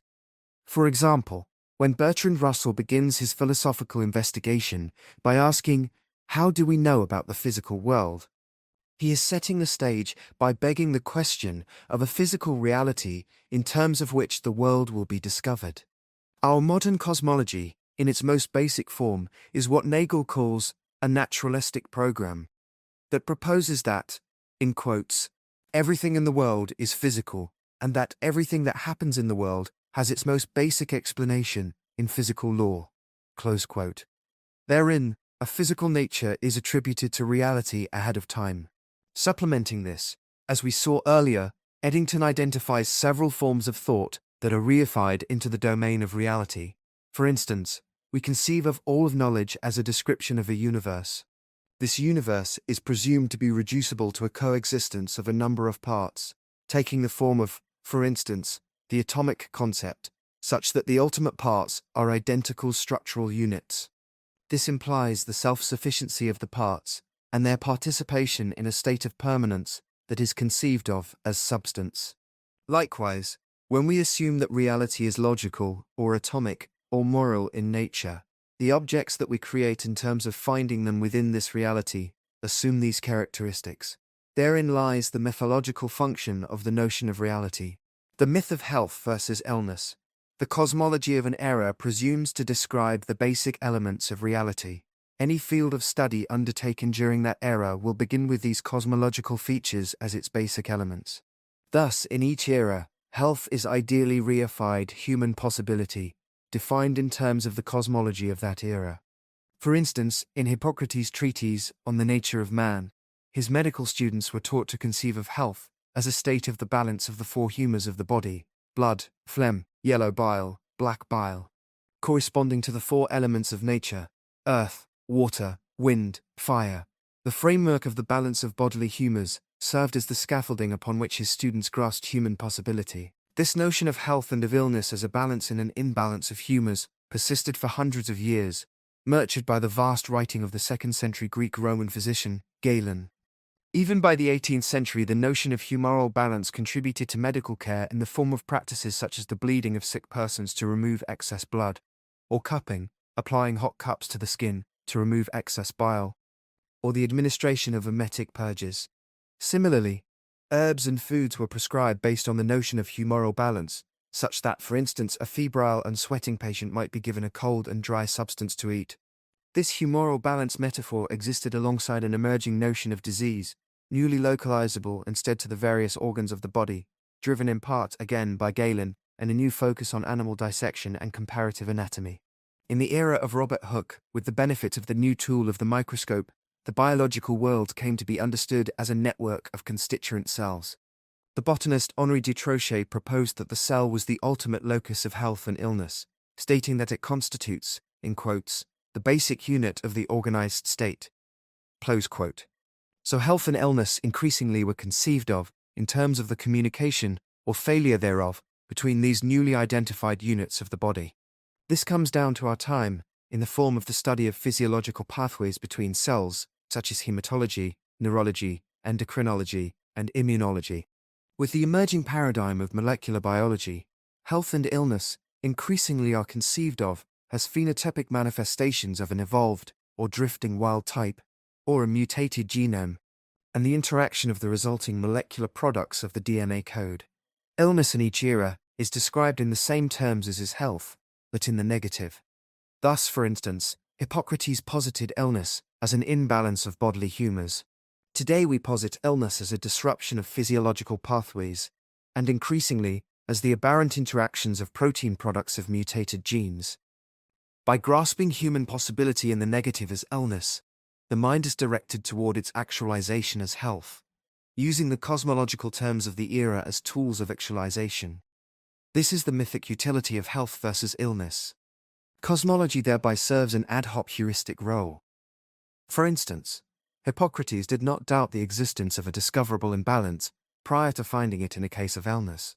His cosmology told him that these were the elements of the universe, and therefore necessarily the elements of human health and illness as well. This presumption of an imbalance served to set the metaphorical framework for the formulation of illness in terms of its discovery. The creative grasp of possibility thus took place in terms of the sequential steps of finding the imbalance. Similarly, today, we do not doubt the existence of an entity of disease in an ill patient before searching for this disease entity. This assumption is valid, not because a disease entity has been demonstrated beforehand, but because the notion of a discoverable disease serves as the ad hoc framework upon which formulation of an illness is developed. For instance, if one posits the existence of an autoimmune disease to explain a new dermatologic, renal, muscular, or neurologic symptom in a patient, the theoretical edifice that emerges in terms of finding the disease will assume an immune molecular paradigm. Similarly, if one posits the existence of an infectious disease, the formulation will develop in terms of the stigmata of an invading organism. If one posits cancer, illness will develop in terms of the uncontrolled growth of a cell line. If one posits an endocrine disease, the description of the illness will develop in terms of underactivity or overactivity of a molecular hormone. The goal, in the end, is not exactly to find the correct diagnosis, but to develop an objective formulation, in terms of finding the correct diagnosis, for the grasp of human possibility in the negative. In this way, it is the abiding myth of health versus illness that serves to support a continuous lineage for medicine, despite the passing of discontinuous cosmologies. Positing anthropic features into reality, the natural scientist and the clinical researcher, positing into the domain of reality, selected metaphors that serve to accommodate the contingencies of knowing as they are intuited. As Eddington said, these characteristics are, in quotes, discovered a posteriori by physicists who employ that frame of thought when they have come to examine the knowledge they have forced into it. Close quote. Thereby there is laid down the anthropic foundation for creating well-formed objects for the subject. As an example, Eddington says of the notion of the wave in physics that, in quotes, we are as it were making our adopted basis of a priori probability, a constituent of the world structure, adding to the world a kind of symbolic texture. Close quote. In this constitutive act, in quotes, in the new physics the so-called probabilities are actually the real entities, the elemental stuff of the physical universe. Close quote. Similarly, for example, an inherently perspectival notion of symmetry is taken to be a fundamental feature of the discoverable world in physics.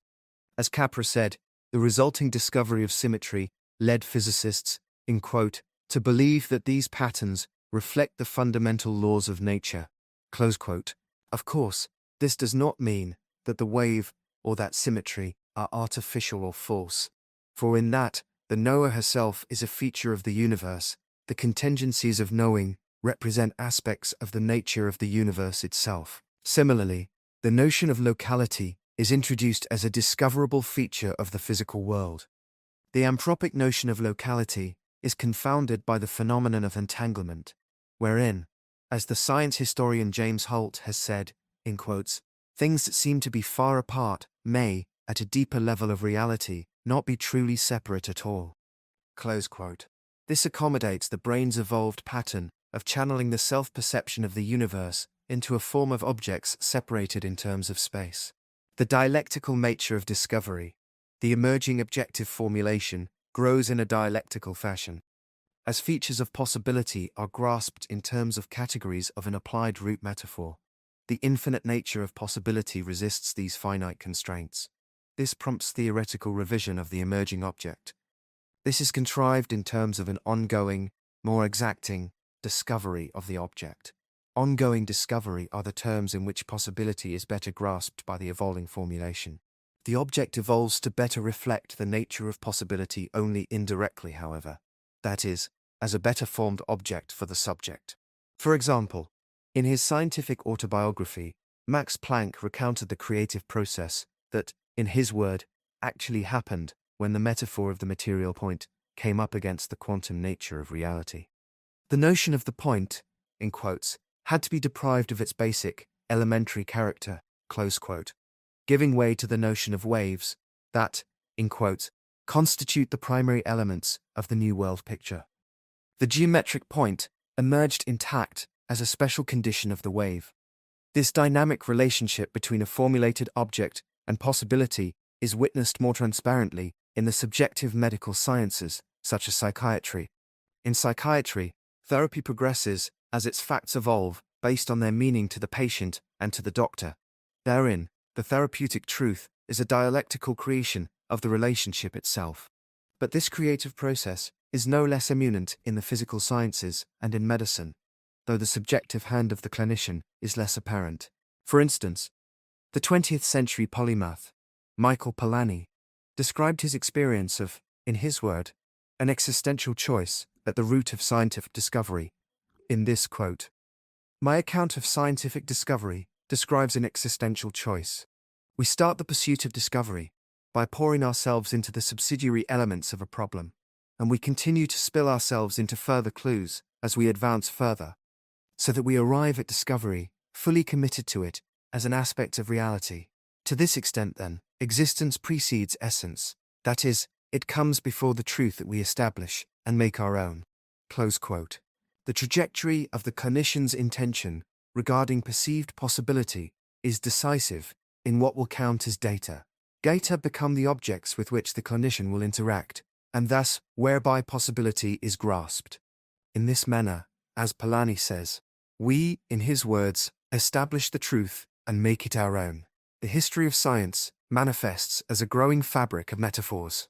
Just as the metaphors of point and line were foundational to Euclid's formal system of geometry, and the lever and force, basic to Newtonian physics, and the field and the wave, basic to relativity and quantum theory, so are diagnostic metaphors, such as immunity, infection, neoplasm, histocomplicity, and nerve conduction, elemental to medical practice.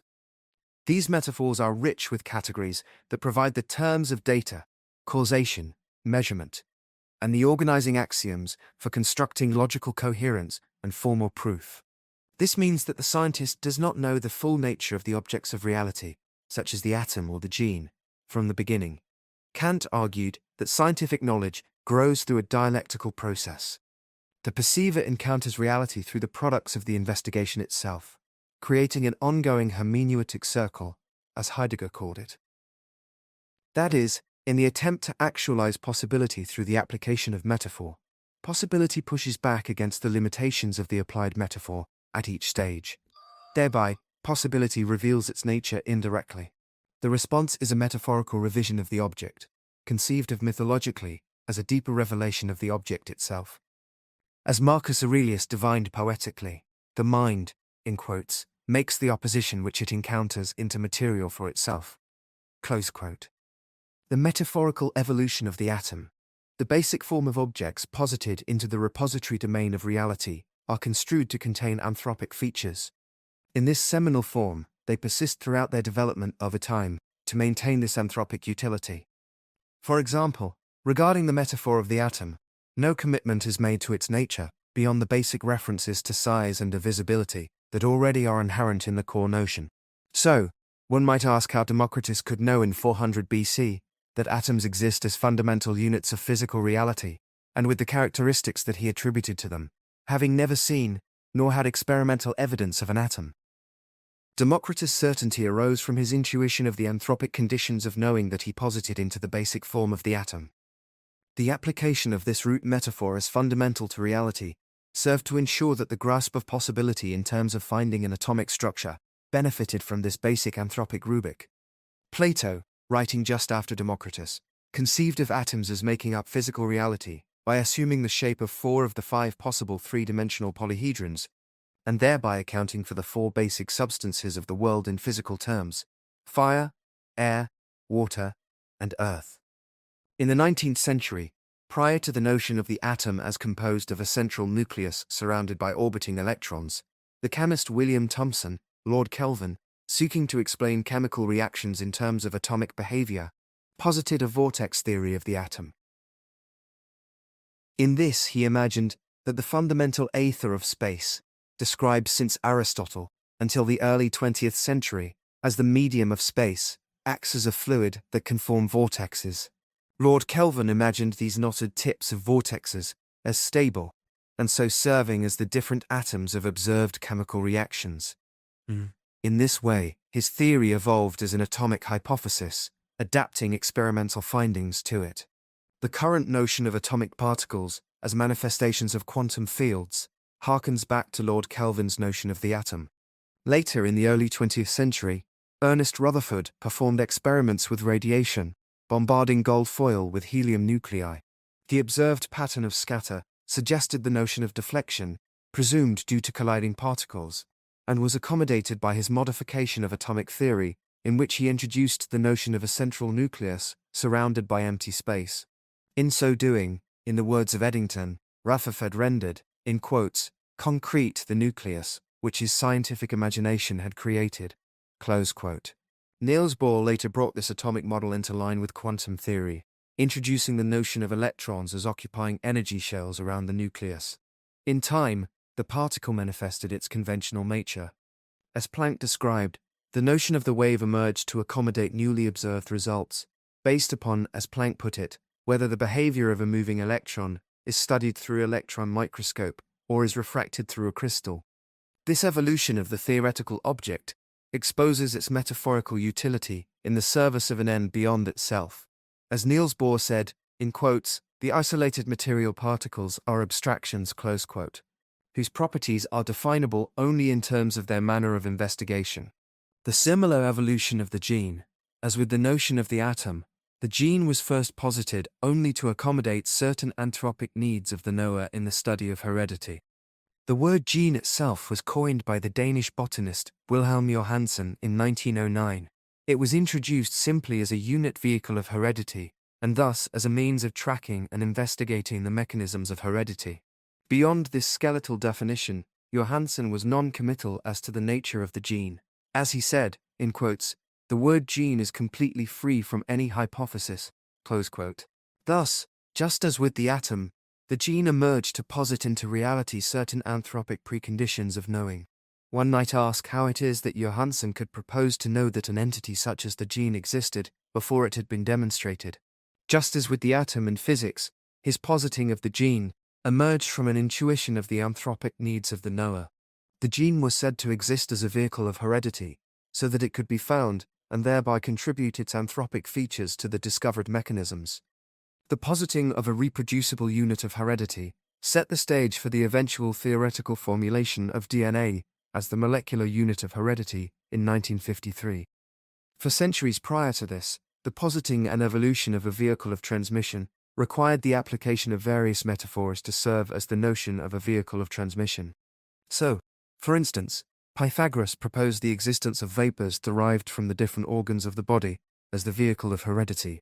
He envisioned these vapors as uniting for the mixing of traits in the offspring. In the 17th century, following the macroscopic discovery of cells, the Dutch biologist Jan Swammerdam posited the existence of specific sex cells in the body that contain miniatures of the adult to account for the passing of traits to offspring. In the 18th century, the mathematician-philosopher Pierre-Louis Maupertuis proposed the existence of particles from each body part that unite in sexual reproduction to pass on traits. In the 19th century, Charles Darwin improved upon the notion of particles, calling them gemmules, and postulating that they originate in each body part and concentrate in the reproductive organs, so that offspring represent a blending of the parent's traits.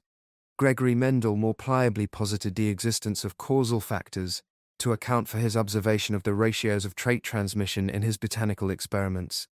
These factors correspond to what we now call genes.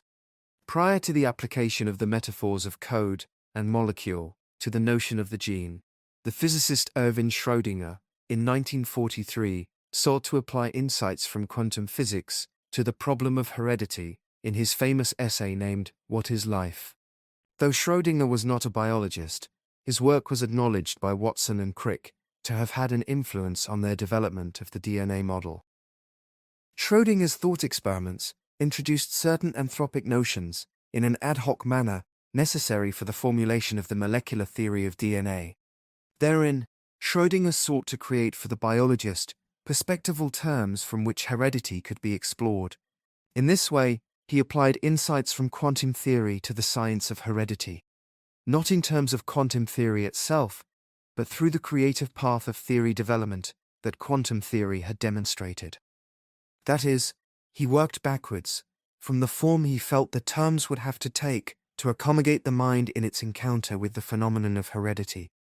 Schrödinger sought specifically to address the observation that chromosomes, by then seen with the microscope, contain only a relatively small number of atoms, yet appear able to transmit the entire pattern of an organism in a regular fashion.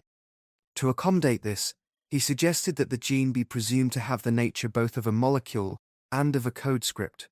The modern science of heredity developed in terms of the discovery of DNA through a formulation of the gene in terms of these notions.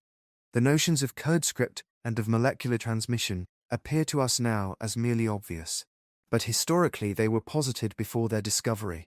The theory of DNA as a molecular code script took shape through the application of these anthropic terms to guide the conditions of discovery. Our argument here is not that these concepts do not represent the true nature of the gene, but that they accommodate the anthropic contingencies of knowing in their objective grasp of the possibilities inherent in the notion of heredity. In this way, anthropic contingencies of knowing are introduced into the emerging objective theory of DNA. Matthew Cobb, in his History of Genetics theory, further explored the emergence of the notion of coded information in DNA theory in a way that underscores its conventional origin. He pointed out that a molecular strand of RNA, emerging prior to DNA, can be envisioned to have been able to copy itself through simple atomic bonding. This self-copying process itself does not require the notion of coded information. But, if one were to invoke the notion of coded information to describe this process, then the RNA strand can be said to have been its own code. It is, as Cobb says, in quotes, a way of thinking about life in terms of flows of control and information, a way of thinking about how genes worked. The notion of a selfish gene as the unit of heredity did not anticipate the higher-level process of real-time adaptation to open-ended possibility that appears now as a basic mechanism of molecular biology. The myth of phenotype and genotype. When we analyze the metaphorical construct of molecular biology, we see that it accommodates anthropic contingencies of knowing in its structure. This is represented in the notions of phenotype and genotype. The genetic investigation of a specific disease begins with a description of the phenotype. This is true even though the genotype, that includes the genetic locus and its molecular products, is posited as the cause of the phenotype. Nevertheless, one begins with a description of the phenotype because this is where the subjective metaphorical grasp of open-ended possibility first occurs, apprehended directly in the doctor-patient encounter. Any feature of life, any aspect of human possibility, is amenable to its objective grasp as a trait in terms of the phenotype by using a metaphor that accommodates the clinician's subjective impression. This might include a description of gender, race, eye color, body habitus, hair texture, intelligence, personality types, voice pattern, cancer risk, even consciousness itself. In this way, the liberal metaphorical structure of the phenotype accommodates the open-ended nature of perceived possibility. Any metaphor will do, if it is effective in grasping human possibility as it is perceived. This creative liberty afforded by the notion of the phenotype is part of the power of molecular biology as a tool for grasping and actualizing human possibility. On the other hand, the molecular formulation of the genotype, presumed to be the cause of the phenotype, is bounded strictly by the terms of the root metaphor of interactive molecules. The positing of a causal genotype begins by naming the genetic locus after the already formulated phenotype, even before the genotype is found. This sets the molecular formulation of the genotype, in terms of its discovery, on the path of grasping human possibility from the perspective of the phenotype. This is why, for instance, one identifies a dystrophin gene as the source of the dystrophin protein in Duchenne muscular dystrophy, or why the gene that causes the childhood tumor retinoblastoma is called the RB gene. The molecular metaphor of the genotype does not exist to grasp possibility as it is encountered, as does the phenotype. Instead, it serves the equally important role of creating a well-formed object for the subject. The molecular metaphor creates an object that possesses anthropic handles, such as the uniform units of a molecule, that are important as the causal tools for grasping and actualizing intended possibility. As the genotype is said to account for the phenotype, the formulation of its molecular causal link is accomplished in terms of its discovery. This means that causal links, defined in molecular terms, will be construed as proceeding from the genetic locus to the observed phenotype. In this way, the molecular interactions of molecular biology play a role similar to the atoms of atomic theory. They are posited first into the nature of reality, so that in the process of discovering them there, the genotype assumes its anthropic form. The goal of the investigation is stated as mapping the cause of the phenotype from the genetic locus. From the perspective of possibility theory, the goal is more utilitarian. It is the creation of a metaphorical formula in terms of discovery, whereby human possibility can be grasped for its actualization. This perspective of molecular biology as myth leaves the clinician and the investigator aware of the deeper ground of possibility from which arises the medical decision. As the molecular formulation develops in terms of its discovery, the limiting metaphorical boundaries of both the phenotype and the genotype make themselves known, requiring concessions on the part of each in deference to the other. Since the goal is to create a coherent causal link, the contingencies of locating illness within the genetic code requires this ongoing dialectical reformulation. In some cases, a reformulation of the phenotype is necessary to accommodate the limits of the molecular metaphor of the genotype. In other cases, the molecular description of the genotype must bend to accommodate the phenotypic definition as it was originally formulated. Sometimes, this molecular reformulation does not admit of a direct causal link from a singular genetic locus to an intended phenotypic description. In such cases, the molecular formulation will invoke epigenetic features, such as variable pen-C-trans and environmental forces. The definitions of the phenotype and of the genotype will be reworked until the causal link emerges. When multiple genetic loci are found to result in the same subjective phenotype, a condition known as genetic heterogeneity is said to exist. This term belies the primacy of the phenotypic impression.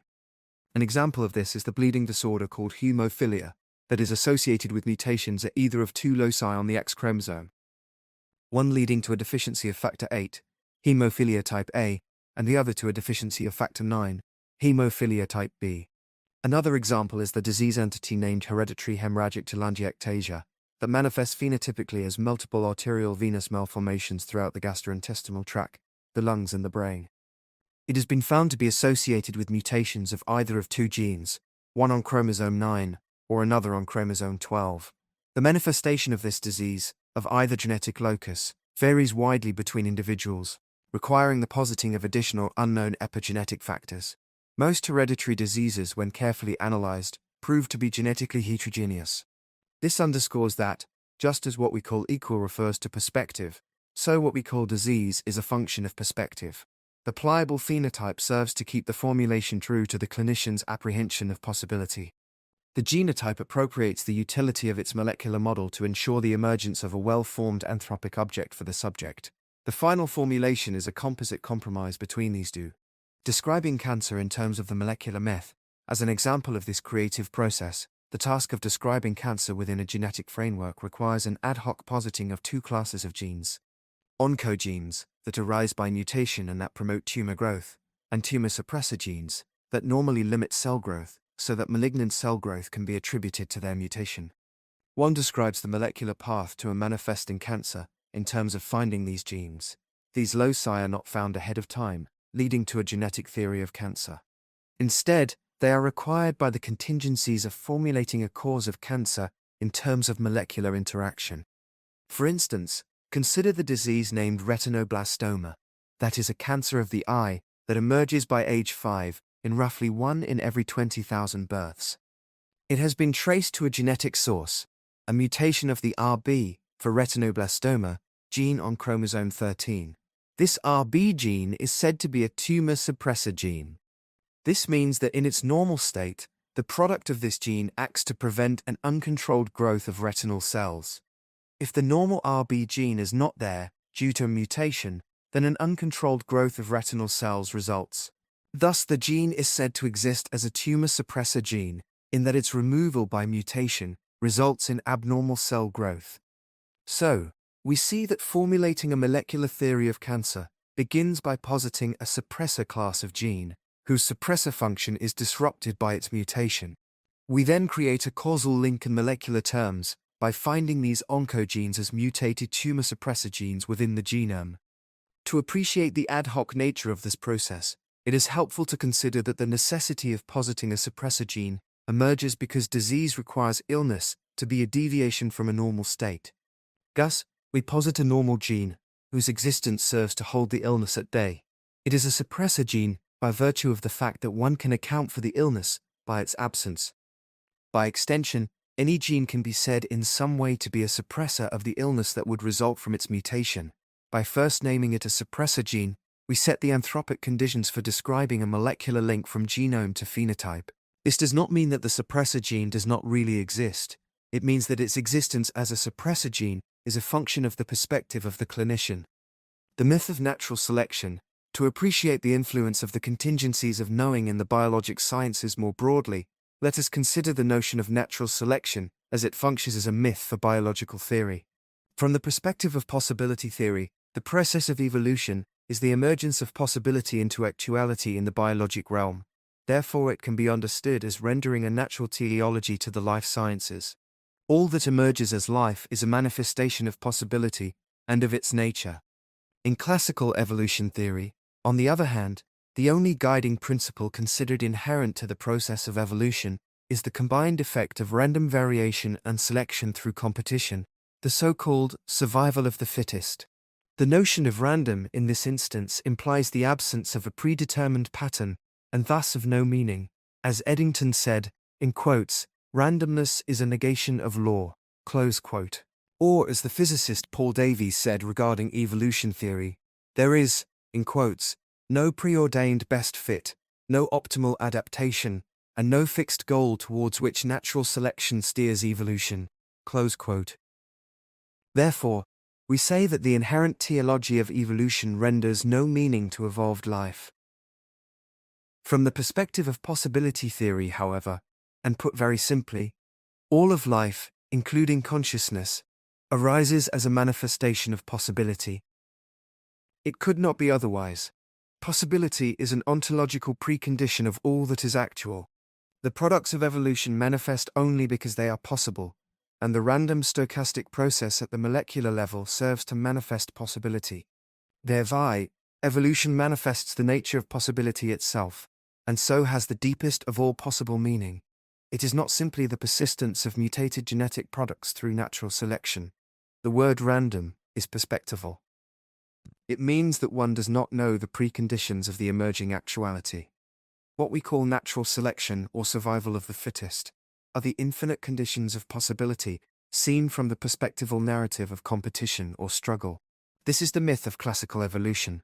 These are the terms with which we describe the products of evolution in a limited way, as random ends in themselves, not as manifestations of possibility. In reality, the conditions of evolution have a much more fundamental structure that we cannot see, that is, the infinite boundaries of the domain of possibility. Manifestation of possibility into actuality, not mere survival, is the process. So, the natural, in natural selection, is the nature of possibility itself. This process appears random to us because its possible manifestations are infinite, but this is a bounded infinity. That is, not everything is possible, meaning that evolution is the manifestation of a fundamental nature. Considering randomness at the subatomic level, it has seemed probabilistically inconceivable that a product as complex as life, in that it requires exacting universal constants that must have been present or have come into being at the moment of the initial quantum fluctuations, could have arisen from a process that is inherently random. It would seem that there must have been instead a force or principle from without to guide the emergence of these constants toward this end. However, randomness is merely the manifestation of possibility. If all that is possible must occur in time, such as every possible variation of the quantum fluctuations, for instance, those that create the carbon molecule and those that do not, as is posited in the multiple universe theory in physics, then random variation simply secures the inevitability of the carbon molecule and of life as a manifestation of possibility. Or, if possibility, by virtue of its bounded nature, the boundary conditions, selects out what manifests from the initial quantum perturbations, then it drives both the activity of the manifesting of actuality and the nature of the manifest actuality. This is a process that would not require the heritable variations of multiple universes, and was described in Alan Turing's metamorphosis model, published in 1952, 2 years before his death, and 1 year before elaboration of the molecular model of DNA. Paraphrasing that model, one can give the analogy of a bowl of water resting stagnant. The inner rim of the bowl sets the boundary conditions of interacting wave patterns, setting motion by a single ripple on the water surface. The final pattern of ripples is determined by the boundary conditions fixed by the rim of the bowl. Possibility, therefore, is the teleological meaning of life. Not only is life not meaningless, it must be said to carry the deepest meaning, as possibility manifesting. The myth of value judgment, a special problem arises for the classical myth of evolution with regard to the notion of value judgments. Classical evolution theory assumes that the products of evolution are random, and therefore are without meaning. But consciousness has evolved as a search for standards that can stand on their own, and upon which one can make value judgments regarding truth, beauty, morality, aesthetics, etc. From the perspective of classical evolution theory, this search for independently valid standards would seem to be an illusion or a false hope. As Thomas Nagel pointed out, if the faculties that generate our value judgments are the result of natural selection, then the contents of consciousness would appear to suffer from the same meaninglessness. For there to be valid value judgments, either there must be an external, supranatural source of their origin, or the soup from which consciousness arises must itself render a meaningful teleology to both consciousness and its content. It is this latter condition that we find in the natural teleology of possibility theory. That is, consciousness is both manifest possibility and the perceiver of possibility. Therefore it can be understood as reaching into its own source, into possibility itself, for meaning. When one seeks for objective truths in science, one is seeking for what is possible. When one seeks for moral truths, one is asking about responsibility to perceived possibility. When one finds beauty, one is recognizing the manifesting of possibility. As the physicist Steven Weinberg surmised, the sense of beauty in physics, as in music, is the impression of inevitability. Sartre described human consciousness as a process of the mind reaching beyond itself at any one time and into open-ended possibility. In this quote, man is constantly outside of himself, in projecting himself, in losing himself outside of himself. He makes for man's existing, and on the other hand, it is by pursuing transcendent goals that he is able to exist. Man, being this state of passing beyond, and seizing upon things only as they bear upon this passing beyond, is at the heart, at the center of this passing beyond. Close quote. The notion of pre-existing value standards serves mythologically to facilitate the metaphorical grasp of open-ended possibility, that is, the creation of standard in terms of discovering them. This myth is the notion of value realism, described by Nagel as, in quotes, moral and evaluative truths that do not depend on our own beliefs. This search for independent values is the heuristic edifice that guides the metaphorical grasp of the conditions of possibility. The discovery myth seen historically. One can more easily observe the emergence of the discovery myth historically. For example, as we considered earlier, Elizabeth Patterson, in her account of the origin of the atomic theory of chemistry in the 18th century, described the initial reservations with the atomic hypothesis as, in quotes, a reluctance to accept as the elements of chemical combination any metaphysical entities, such as were atoms. Close quote. However, once the actions of various gases were explained by John Dalton in terms of their atomic weight, the atomic nature of chemistry appeared given as discovered. It was from this impression of discovery that the myth of discovery itself developed. That is, Dalton extrapolated from his experience of the given appearance of the metaphorical product, by proclaiming that the purpose of scientific knowledge in general is the, in quotes, discovery of new and important facts, but much more when these facts lead to the establishment of general laws. Close quote. In this we observe that the appearance of the product, as discovered, spawned and sustained the discovery myth itself. Thereby the challenge to discover prompts the creative act of metaphor induction. Similarly, we have discussed the dialectical nature, whereby scientific knowledge grows through metaphor induction. Awareness of this dialectical nature threatens to expose the creative hand of the scientist, and thereby threatens the integrity of the discovery myth. The myth has evolved to ward off this threat by the manner in which it refers to the ongoing creative process. For instance, one does not refer to the dialectical process as the result of an incomplete metaphorical grasp of possibility. Rather, one asserts that the scientist merely has come up short, in that her observations are not sufficiently rigorous. That is, the winding road of scientific discovery is said to reside not in the perspectival nature of scientific knowledge, but in an incomplete perception of immovable objects. As Eddington said, we simply can and do call the resulting observation an, in quotes, bad observation, close quote. This preserves the hypnotic appearance of the object as discovered.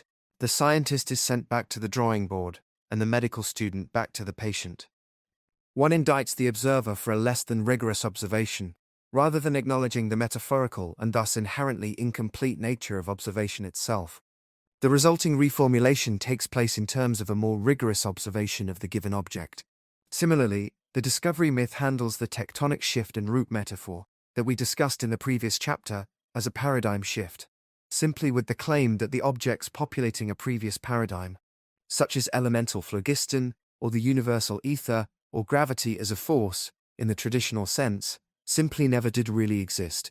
Thereby the myth of discovery itself is salvaged. The limitations of positing a physical reality. As we have seen, the hypnotic feature of metaphor induction masks the metaphorical origin of the object. This results in a strict positivism that risks the denigration of other terms with which one might have more effectively grasped features of possibility.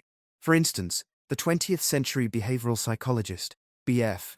Skinner famously proposed that when describing behavior, it is better to avoid mentalistic terms, because, in quotes, the mind is nothing more than a manifestation of physiology. This exclusively physical cosmology led him to discount terms such as Herbert Spencer's life force, or Schopenhauer's blind will to exist, or Bergson's élan vital as a means of understanding human behavior.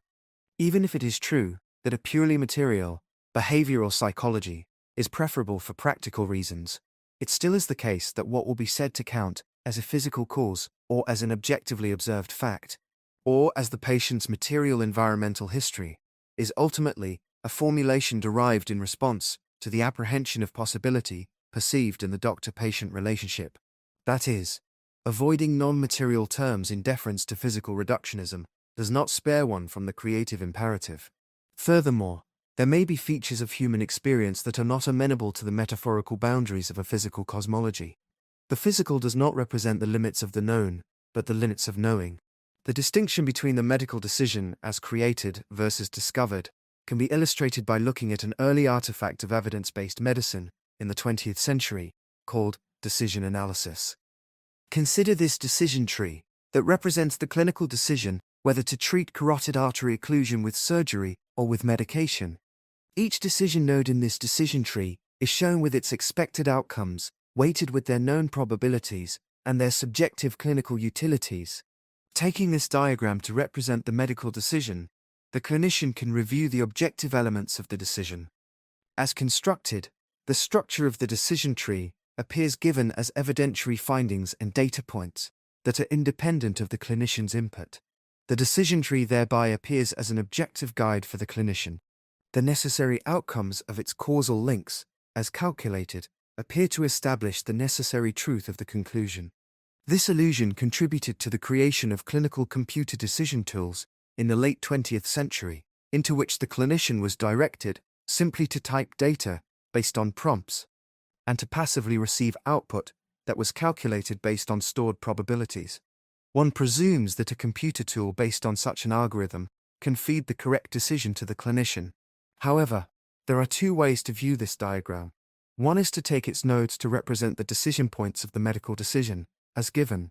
The other is to see in this decision tree a display of the metaphorical terms with which clinical possibility is contrived as nodes that make up the moments of the decision. This latter mythological perspective changes the tree diagram from a tool that makes the decision on behalf of the clinician into one that renders the tree as a tool with which to creatively modify the structure of the decision. It thereby renders the clinician aware of her responsibility to the underlying possibility that she seeks to grasp. In this fashion, it can serve as a tool for formulating the objective decision. But for this use, the computer must be programmed with a different kind of algorithm and user interface, one that facilitates the creative formulation of a decision tree in response to possibility apprehended in the doctor-patient interaction. The mythology of natural law. As we saw in the last chapter, the notion of natural law comes into being when a common route metaphor is applied to multiple areas of perceived possibility, where the same trajectory of intention can be made to apply. By accepting such laws as given, the subject is agreeing to structure the world within their finite terms. We noted that there are different kinds of laws.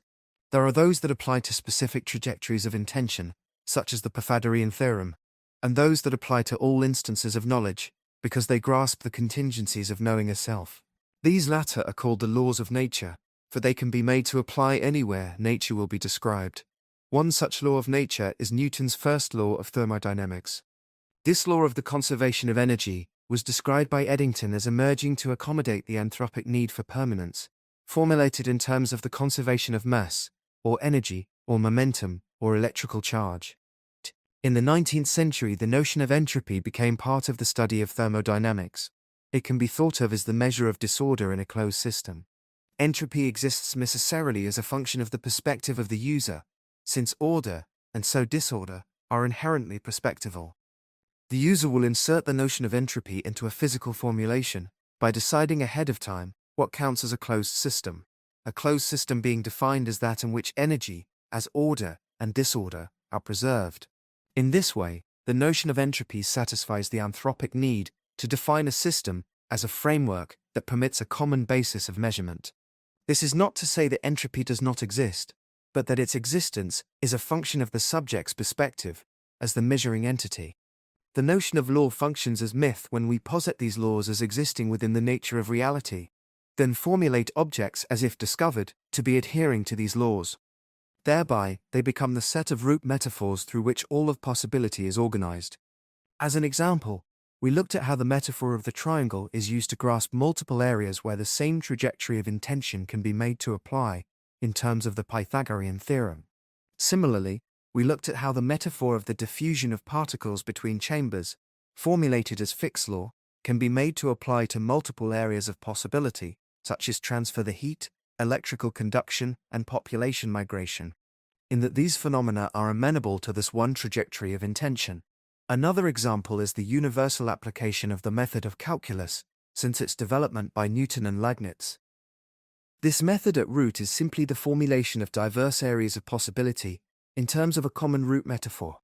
Any experience that is susceptible to analysis as a series of approximating intervals can, on that count, be reformulated geometrically as the area under a curve that is created by plotting these intervals as Cartesian coordinates on a graph. Thus, everywhere calculus is applied, possibility is grasped as the area under a curve. As David Hilbert famously said, in his axiomatic thought of, quote, "The art of mathematics is finding that special case that contains all the germs of generality." Close quote. That is, the art of mathematics lies in applying a root metaphor within whose parameters the features of possibility can be grasped on a broad scale. We saw in the last chapter how the process of extrapolating metaphors to other areas of possibility is facilitated by their reduction to algebraic form. This reduction frees trajectory of intention from its metaphorical moorings. It permits the application of pure trajectory of intention to multiple areas of possibility, independent of the metaphor. Consider the Pythagorean theorem.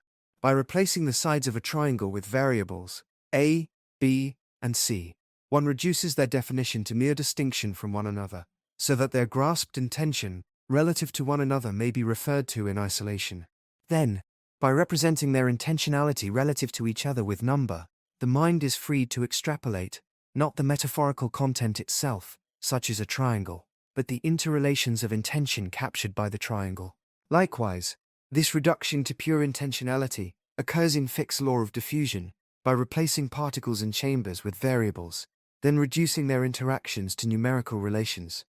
Thereby, other areas of possibility, as diverse as temperature change and population migration, can be construed and formulated in terms of these same intentional interactions. That is, it is not the metaphor that is extrapolated. Rather, the extrapolated element is the trajectory of intention, represented algebraically. For instance, this is why the rubric of harmony can be applied as an organizing notion to areas having nothing to do with musical sound. The mathematical form represents only the trajectory of intention, as it was applied in the original metaphor. As Eddington said, the fundamental laws, in quotes, are simply a mathematical formulation of the qualities of the parts into which our analysis has divided the universe. Close quote. The algebraic reduction is successful because of the mind's capacity to extrapolate from one situation to another at the level of pure intentionality. When applying a law to other areas of possibility, the user uses the metaphor only as a reference for orientation. This mathematical reduction of natural law became a hallmark of the scientific myth in the 16th century and coming to bloom with Newton. As Hegel said, Galileo and Descartes, in quotes, made the crucial conceptual division by proposing that physical science should provide a mathematically precise, quantitative description of an external reality. The myth of Western science therein evolved to posit a mathematical reality, wherein physical law was formulated as discovered therein. As Eddington said, quote, "Small wonder, then, that physical science should have evolved a conception of the world consisting of entities rigorously bound to one another by mathematical equations forming a deterministic scheme." Close quote. Intentionality is the origin of number. The need to refer to pure intentionality without regard to metaphor is the origin of number, and so of mathematics as the representation of number relations. That is, number refers to pure intentionality. The foundation of number lies not in the chosen metaphor, such as a geometrical figure, or the intensity of sound, or the mass of an object, or the rate of acceleration.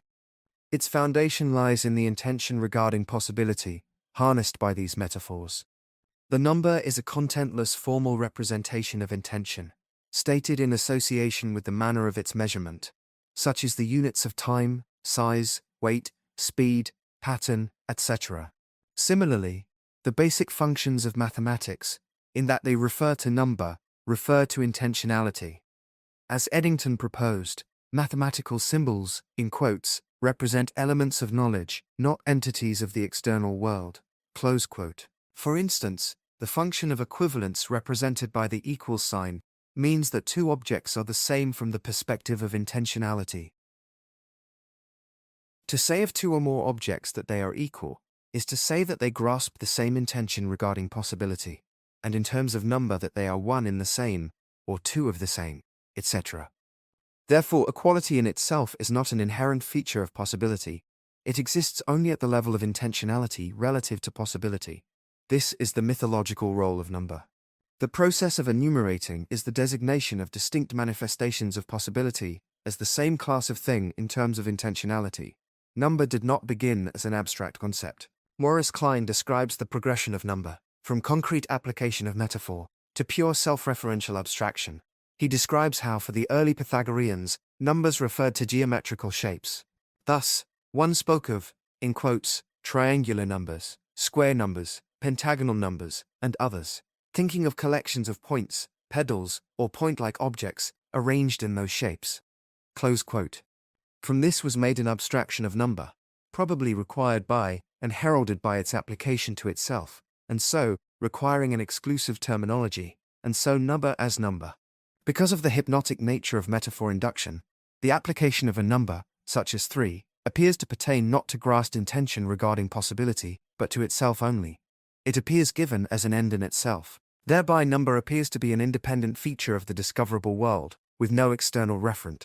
Its reference to intentionality remains occult. In the manipulation of number, however, the mind responds tacitly to intentionality regarding possibility, without recognizing it as such. So, the mathematician has a sense of responding to a guiding principle that is singularly called number, not cognizant of its source. As Bertrand Russell said, in quotes, mathematics may be defined as the subject in which we never know what we are talking about, nor whether what we are saying is true. Close quote. The laws of logic as myth. As we saw in the last chapter, the categories of an applied root metaphor render coherence to an objective formulation in terms of the root metaphor, and are characterized as an internal logic. Specifically, the formulated findings appear to lead back to the root metaphor from which they are derived as their necessary conclusion. For instance, In that a sophist is found to be a hunter for tame animals at rivers of wealth, he appears necessarily to be an angler. In that cancer is found to arise from the mutation of a tumor suppressor gene, it appears necessarily to be a genetic disease. From the perspective of possibility theory, the utility of coherence lies in the causal links that it provides for the grasp and actualization of the intended possibility. From the naive perspective, however, its logical necessity appears simply as the necessary truth of the formulation itself. This process of creating a coherent formulation from metaphor is facilitated by codifying the features of metaphor induction as they form this coherence, referring to them as the laws of logic, then positing them into reality, and so requiring that the emerging formulation follow their pattern. As Eddington said, quote, "By consideration of certain deeply rooted forms of thought, we can foresee the fundamental laws." Close quote. The codified features of metaphor induction are thus conceived of as the laws of logic. The discovery myth functions by positing these laws into the nature of reality, then requiring objective theory to adhere to them in their formulation. Let us consider two examples of contingencies of metaphor induction as they are codified as laws of logic: the law of excluded middle and the principle of modus ponens. We will see that each law is actually a feature of metaphor induction that, when adhered to as if it were a discoverable feature of reality, facilitates coherent metaphorical formulation. The law of excluded middle can be represented formally as A versus non-A. This can be stated as either A or non-A. This simply means that one can apply a metaphor by stating it either in the positive or in the negative, but not both at the same time. For instance, an object is either hot or not hot, or a theoretical concept is either intelligible or not intelligible, but not both at the same time. Thereby, a contingency of applying metaphor is stated as a law of logic, to which the emerging formulation is made to adhere. As Nietzsche pointed out, this prohibition against affirming and denying the same thing at one time, in quotes, is a subjective empirical law, not the expression of a necessity, but only of an inability, close quote. That is, it pertains to all of reality, because it is an anthropic contingency of knowing. Another law of logic that represents a contingency of metaphor induction is the rule of modus ponens, Latin for mode that affirms. This law is basic to all coherent systems. It can be stated this way: if A implies B, and if A is true, the condition designated is C, and B is true. From the perspective of metaphor induction, this law simply says that an applied category, A, implies a root metaphor B, from which it is derived. For instance, if a patient's rash on biopsy is said to manifest immune vasculitis A, this implies an immune disease B. Thus, if an immune vasculitis is found, C, the patient must have an immune disease B. It is therein a basic unit of coherence. From the perspective of the discovery myth, it signifies the logical necessity of the root metaphor, and therein its necessary truth. From the perspective of the discovery myth, logic appears to be a condition of scientific truth. Therefore, it became an important project of the 20th century to find and codify all laws of logic. As Jeffrey Hunter stated, the ultimate aim of logicians was to find, in quotes, a system or set of systems that caught all truths of pure logic. Close quote. The myth of formal logic. From the naive perspective of the discovery myth, the goal of logical coherence is simply to establish the truth of a formulation. Therefore, the act of creating coherence is called a proof. The structure elements of a proof have been systematized as a formal proof. The purpose of this formal tool, from a mythological perspective, is to guide the formulation of an argument into a form that establishes its truth. The main constituent parts of a formal proof are its axioms and its theorems. Each of these represent an essential feature of metaphor induction. An axiom is a root metaphor that provides the categories in terms of which findings are formulated. In medicine, for example, a diagnosis functions as an axiom. In terms of its categories, a patient's symptoms will be described. These construed findings, formally called theorems, will appear to be derived from the axioms, as they are described in terms of the axioms. This logical construct will take the form either of an inductive or a deductive proof. The difference lies in which of the elements one takes is given when forming the coherent structure, either the axioms, such as diagnoses, or the theorems, such as symptoms. We will see that, from the perspective of logical necessity, It makes a difference whether the proof is inductive or deductive. For example, in Euclid's deductive system of geometry, the axiom of the point was considered to be given as true. Its truth was said to lie simply in that it exists undeniably as a feature of the world. One then formulated facts about the world, derived as the theorems, in terms of this axiom of the system. The assumed truth of the axioms of the deductive system, combined with the logical necessity of the derivation of theorems, was taken to establish the necessary truth of the formulation. For this reason, deductive proof was the preferred form of argument in science. However, in contrast to this deductive system, most of the formal proofs in science, including in medicine, are inductive in form, not deductive. One begins with a finding, such as a symptom or a test result. Then one attempts to establish its logical necessity by finding an axiom or axioms in terms of which to describe it as a derived theorem. For instance, a patient might present to a doctor with a red and tender rash on her arms and legs. The physician knows that this rash might be said to be caused by any number of diagnoses. Based on its association with other symptoms in this patient, the doctor might propose that the patient has, for example, systemic lupus erythematosus, SLE. Since SLE is an autoimmune disease, the doctor will seek to establish this diagnosis as an axiom by finding other stigmata of an autoimmune process in this patient, such as abnormal autoantibodies in the patient's blood. If these are found, then an evidence-based proof can be constructed that implicates the rash as an autoimmune vasculitis linked to SLE. The rash can be said, therefore, to be proven, by inductive reasoning, to be an autoimmune vasculitis. The physician knows that the rash might be an autoimmune vasculitis caused by SLE. But she knows that there are other possible diagnostic causes of a rash, such as a viral exanthem, or an infection such as Rocky Mountain spotted fever, or the vascular flare of hormonal overactivity, as in pheochromocytoma, or the embolic phenomena of endocarditis, or dermal deposits of tumor cells. This set of different diagnoses as organizing root metaphors, all candidates for axioms of the system at initial presentation, is called in medicine the differential diagnosis. By determining a better fit for the entire symptom complex, in terms of current physiological theory, a single diagnosis will be chosen. The resulting inductive argument, just as with the deductive argument in Euclid's geometry, will create a coherent logical formulation. This coherent formulation will provide the causal links whereby intended human possibility is grasped and actualized. But this inductive proof cannot claim for itself the same degree of certainty that a deductive proof provides. This is because its axiom, diagnosis, is not considered the necessarily given condition of the patient. It is not given as true, as is the axiom of the point in Euclid's deductive geometry.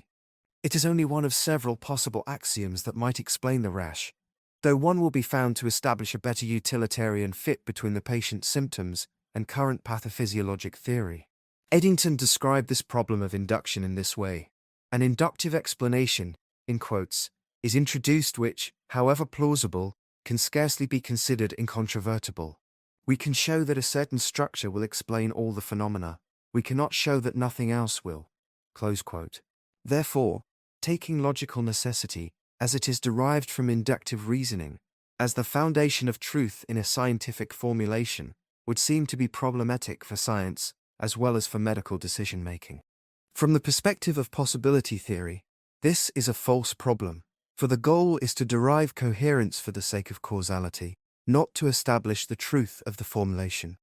The truth of a formulation, from the perspective of possibility theory, emerges from its utility in the grasp of possibility. The problem of inductive reason in science, since the axioms of a deductive proof are taken to be true a priori, and since its theorems follow necessarily from these axioms, deduction was the presumed guarantor of truth for scientific conclusions. Euclid's deductive system of geometry represented the paradigm of this certainty.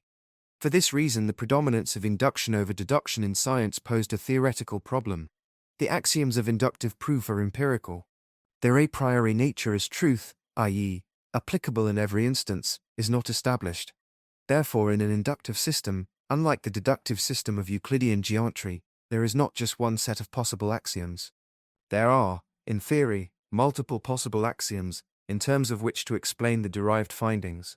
For instance, unlike Euclid's axiom of the point, a formulation such as the first law of thermodynamics has no proven foundation in truth, except that it has been found thus far to apply, in all observed situations. As Max Planck pointed out, this theory of conservation of energy is an experimental law, so that, in quotes, its validity one day may have to be restricted, close quote. This leaves the defense of certainty in scientific formulations exposed. A simple and analogous impression in geometry exists when displaying 3 points at equal distances from each other on a flat plane, as shown below. To place these 3 dots equally spaced, one might construe them either as the corners of an equilateral triangle, or as the terminal ends of the 3-degree arcs of a circle, as shown below. Shall we say that these 3 dots are the corners of a triangle, or that they are the ends of equal arcs of a circle? Either explanation will do, rendering an uncertainty as to the definition of the points. An analogous situation in medicine would be the hematologic disorder called monoclonal gammopathy. In this disorder, the white blood cells of the body, that are responsible for producing the proteins of the immune system, begin to overproduce a strain of molecule. This overproduction results in an impaired immune system, anemia, hyperviscosity, and organ failure. Historically, it is not clear whether one should think of monoclonal gammopathy as a kind of cancer such as leukemia, or as an immune dysregulation, such as the disorder called Waldenström macroglobulinemia. In some instances, it can be fashioned with equal validity in terms of either of these root metaphors. The findings and causal relations of monoclonal gammopathy will be defined based upon which root metaphor is chosen, that is, in terms either of immune dysregulation or of cancer. These findings, so described, will lead back to the chosen root metaphor as their necessary conclusion. This will take the form of an evidence-based logical argument, that is, a proof, that the patient has either an immune disorder or cancer. Because of this uncertainty in inductive reasoning, the Euclidean deductive system, whose axioms, such as the point and line, were considered to be given as true, was held out as the paradigm of logical formulation for science. Not susceptible to the inherent uncertainties of inductive logic. However, this privileged position of Euclidean geometry, and of deductive reasoning itself, was brought into question by developments in science in the 20th century. An axiom of the Euclidean deductive system, that was taken to be given as true, is the parallel postulate, as shown below. It states simply that 2 lines that cross a third line at the same angle will never cross each other. The truth of this postulate was famously brought into question by relativity theory. According to relativity theory, space-time is essentially curved. Therefore, all lines eventually intersect, even if the initial angles A and B are equal. It proved necessary to adopt alternative geometries for relativity theory, built upon axioms from which the demonstrable theorems could be derived. This appeared to threaten the given truth of geometry based on deduction, because it demonstrated that the coherence of geometry is a creative enterprise. It relies upon an inductive process of choosing among, even creating, axioms for the sake of coherence, instead of finding them as necessarily given. Fixing the problem of induction.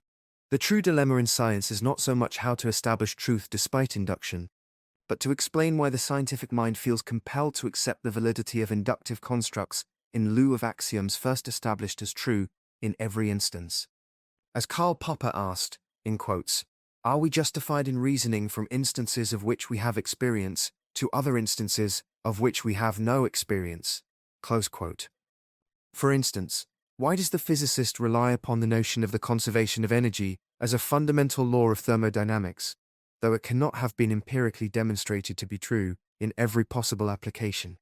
Similarly, why does the physician, knowing that all diagnostic entities will be found in time to be wanting as historical artifacts, feel secure nevertheless in proceeding forward in the care of a patient with these cognitive constructs? Karl Popper sought to answer this question, and to vindicate the use of induction, by introducing the notions of falsifiability and verisimilitude. He pointed out that the conclusions of inductive argument, because of their empiric nature, can be tested. Even if they are not provable as final truth, they are at least susceptible to being proven to be untrue, that is, they are falsifiable. This permits them to serve as steps in the progression to an idealized final truth, grasped mythologically by the notion of verisimilitude. Thereby the scientist who holds to the discovery myth and believes in a discoverable truth can in good faith rely upon inductive reasoning. In this way, Popper redeemed the discovery myth of science. His notion of verisimilitude salvaged truth as an independently discoverable feature of reality, toward which the researcher can aim. Induction as a false problem. From the perspective of possibility theory, however, This reduction is both unnecessary and misleading. The sense of truth evoked by a formulation is the sense of its effective grasp of possibility for actualization. Its logical coherence exists only as a tool toward this end. That is, coherence, in the form of an inductive proof, persuades the investigator, not because the investigator is fooled by inductive logic, or because inductive logic is a step towards some idealized truth called verisimilitude, but because what the investigator actually perceives is the effective grasp of intended possibility. From the perspective of possibility theory, the axiomatic laws of nature are valid, not because they are demonstrated ahead of time to be the only explanations of nature, but because they satisfy the need for logical coherence, even if this coherence is based on induction. For instance, the truth of Newton's first law lies in its utility, in satisfying the anthropic need for permanence of substance. It thereby applies to all knowable reality, because it applies to all knowing. Logical certainty in mathematics. By the 20th century, it had been widely assumed that, as logical proof establishes the truth of a scientific formulation, the laws of logic therefore represent the conditions of truth itself. Bertrand Russell and A.N. Whitehead set out to harness this assumption to address a problem that had come to plague modern science since the time of Newton. The problem they sought to address arose from the centrality of mathematics to modern science. One needed somehow to establish the independent truth of mathematics to support mathematics as a foundation for science. The occult origin and reference of number posed a barrier to this exploration. As we demonstrated, the referent of number is pure intentionality regarding possibility. However, from the natural perspective, this reference to possibility is not acknowledged. Without an external referent, there appears no way to prove the validity of mathematics. Without this, the foundation of mathematical science remains dubious.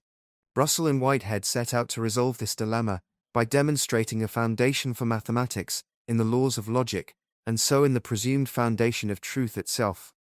As logical proof appeared to secure the truth of an objective scientific formulation, the laws of logic appeared to be the foundation of truth. Thus, Russell and Whitehead set out to ground the truths of mathematics by deriving them as theorems from the laws of logic as axioms. Thereby it seemed that the truth of mathematics could be secured. This was their project, called Principia Mathematica. Just as with the axioms of Euclidean geometry, this project required taking the laws of logic as given, as true in their own right. It was on this rock that the project of Principia Mathematica founded. In the task of constructing a logically coherent system, it was shown to be necessary to create axioms of logic as they were needed for the sake of deriving the desired mathematical theorems from them. Thus, the project revealed itself to be inherently ad hoc. As the mathematician Howard D. Long said, mathematics, in quotes, demands an intrinsic creativity in order to progressively define the reality to which it refers. Close quote. This limitation of logical systems was famously codified in Gödel's proof, demonstrating that a fully consistent logical system is necessarily incomplete. The apparent synthetic nature of logical systems seemed to subvert the goal of Principia Mathematica, that was to formulate a foundation for mathematics. From the perspective of possibility theory, however, the creative nature of axiomatic systems is to be expected. The goal of logical proof is not to establish an independent truth. It is to create the logical coherence whereby possibility is grasped. The truth of a formulation is established not by logical coherence, but by the deeper agenda of the grasp of possibility that is obtained through the tool of logical coherence. Though the agenda of Principia Mathematica appeared to be subverted, this nevertheless helped to open the door to explore the mythological role of logic and of number. Number and logic are in fact related to each other, as number refers to pure intentionality as grasped by metaphor, and logic is the codified conditions of coherence in metaphor induction. The mythological function of truth. As we have seen, the hypnotic nature of metaphor induction causes its products to appear discovered as the ends in themselves.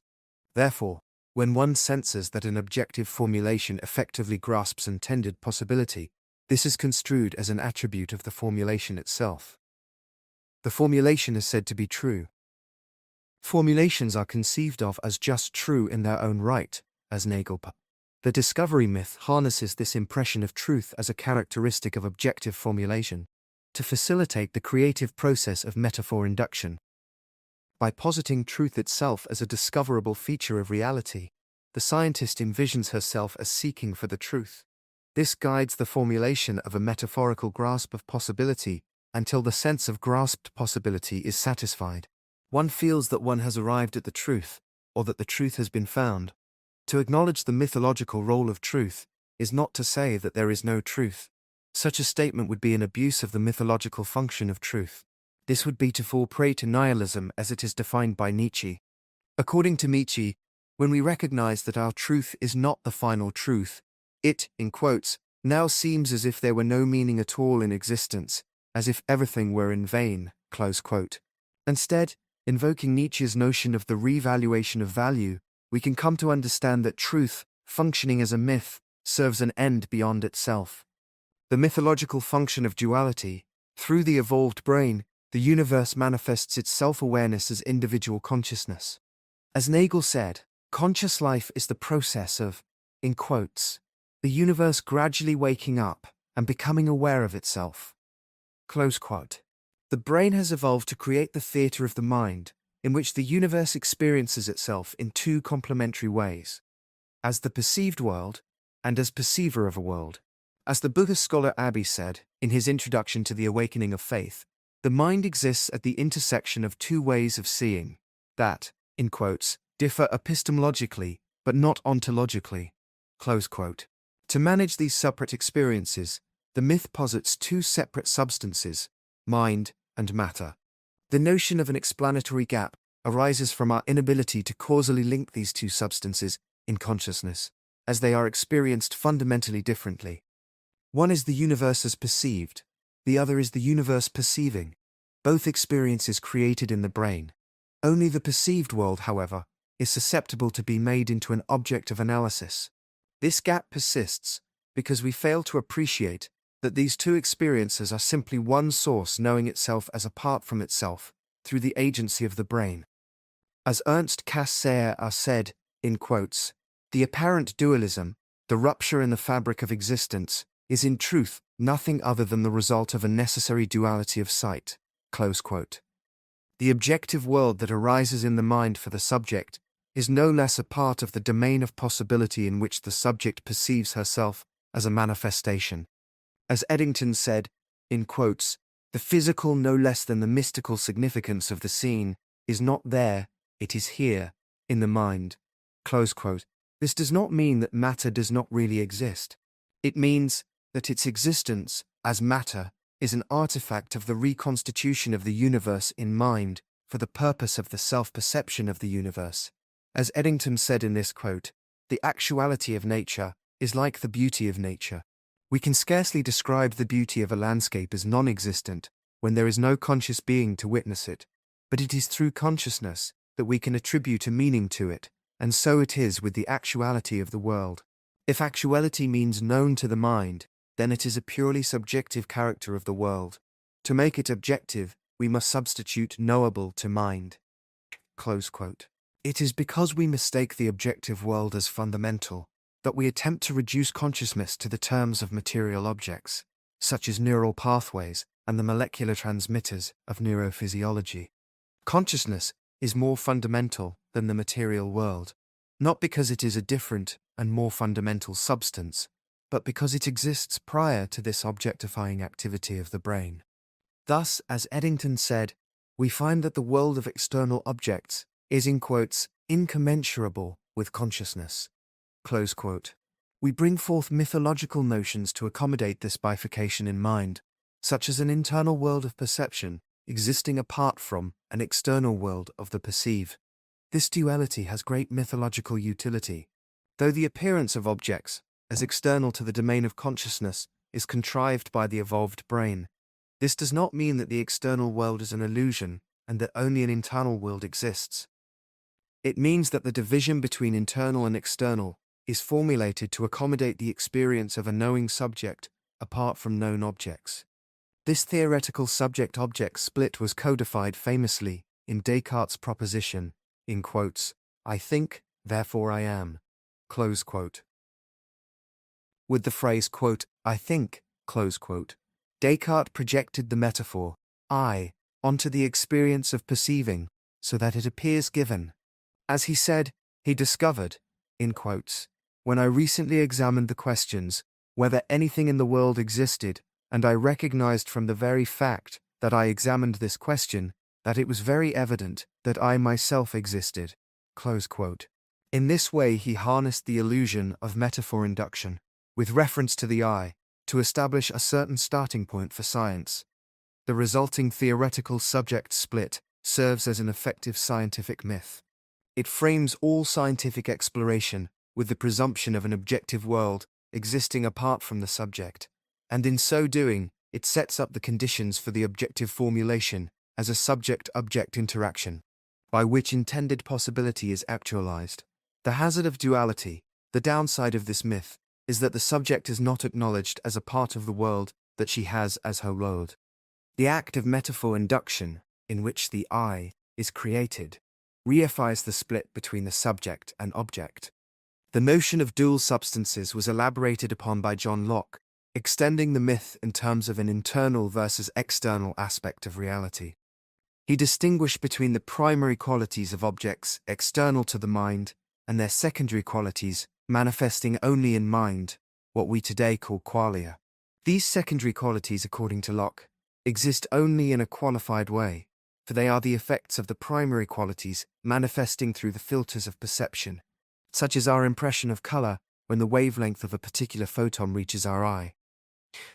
This is a notion going back as far as Democritus, associated with his notion of the atom, wherein he said that, in quotes, sweet exists by convention, bitter by convention, atoms and void exist in reality.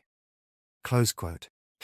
From the perspective of the myth of dualism, it would seem not possible for the subject to know the source of scientific truth directly, that being the object external to the mind. As Schopenhauer said, what we know, in quotes, is not a sun and an earth, but only an eye that sees a sun, a hand that feels an earth. Close quote. But the mind, by virtue of being a manifestation of the universe, does know the source, as the direct apprehension of possibility, prior to the objectifying activity of the brain. Naive efforts to resolve the dilemma of dualism, that do not appreciate its nature as a myth, have in general attempted to reduce one arm of the mind-matter duality to the other. That is to say either that mind is made of matter, or that all of matter exists only in mind. From the perspective of possibility theory, however, this option arises from an unnecessary surrender to an internal versus external myth. We have believed erroneously that we must choose between an internal or an external world, rather than recognizing this as an artificial construct, arising to accommodate the two ways in which the universe knows itself in the mind, through the activity of the brain, as perceiver and as perceived. In this naive way of seeing, the subjective features of perception are presumed to be impurities in knowledge, as only the external objective world is taken as true. From the perspective of possibility theory, however, the subject is no less a manifestation of intended possibility than is the object. Therefore, the contingencies of subjective perception represent the structure of reality no less than do the features of the object. To accommodate this, the new physics incorporates the subjective features of knowing as integral to the objects of the knowable world. Prior to the explanatory gap, in the practical world of human cognition, and in most of science, the distinction between mind and matter creates no stumbling block. This is because, in most cases, both the initial steps of a scientific investigation and its intended ends are experienced and formulated as originating and ending within the same domain, either mind or matter, usually the latter. Therefore, no explanatory gap occurs along the theoretical causal path from beginning to end. For example, place your hand on the table in front of you. Take note of the firmness of the table. Though this firmness is in your mind, it appears to you as a feature of an object separate from you. This is not to say that there is not an object separate from you. Rather, it is to say that your experience of an object separate from you is a creation of your mind, an artifact of the evolved brain, whereby the universe comes to know itself as an object apart from itself, in the form of a knowing subject. This experience of a separate world is contrived metaphorically by you as an object apart from you. This serves the grasp of possibility for the sake of the ensuing subject-object interaction, whereby possibility, in which both you and the object partake, is actualized, for instance, whereby you move the table across the room by pushing on it. There is no gap in such a case in the causal link between the physical cause and the physical end. It takes place in your mind in terms of a chain of causality that is contrived fully in terms of physical objects, such as when you say that I am pushing this table across the room.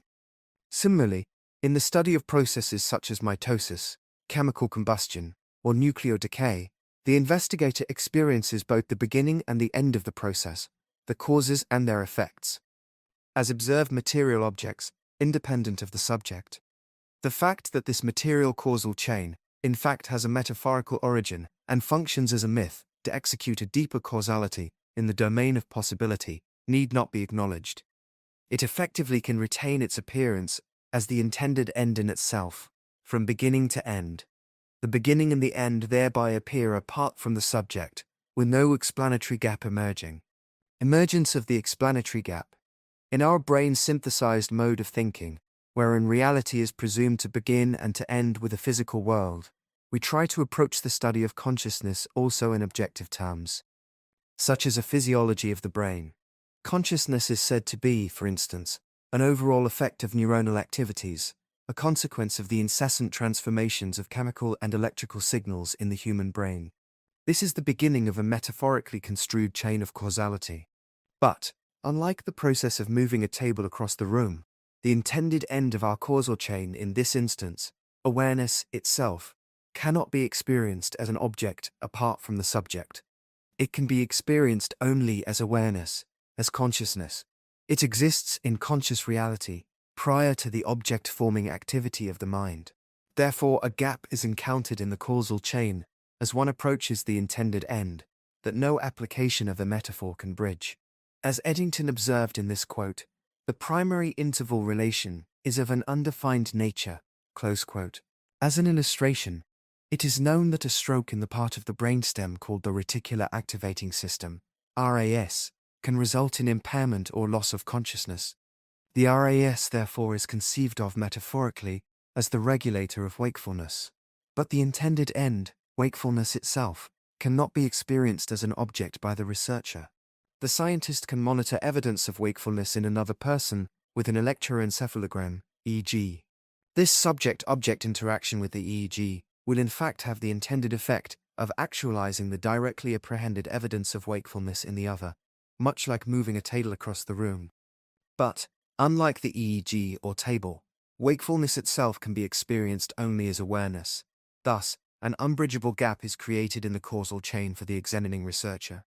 That is, a special problem arises when attempting to make consciousness itself into an object of analysis.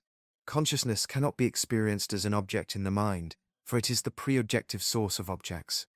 As Planck said, quote, "We cannot get behind consciousness," close quote, or as Eddington lamented, in quotes, "Such a world can perhaps be grasped, but not pictured by the brain," close quote.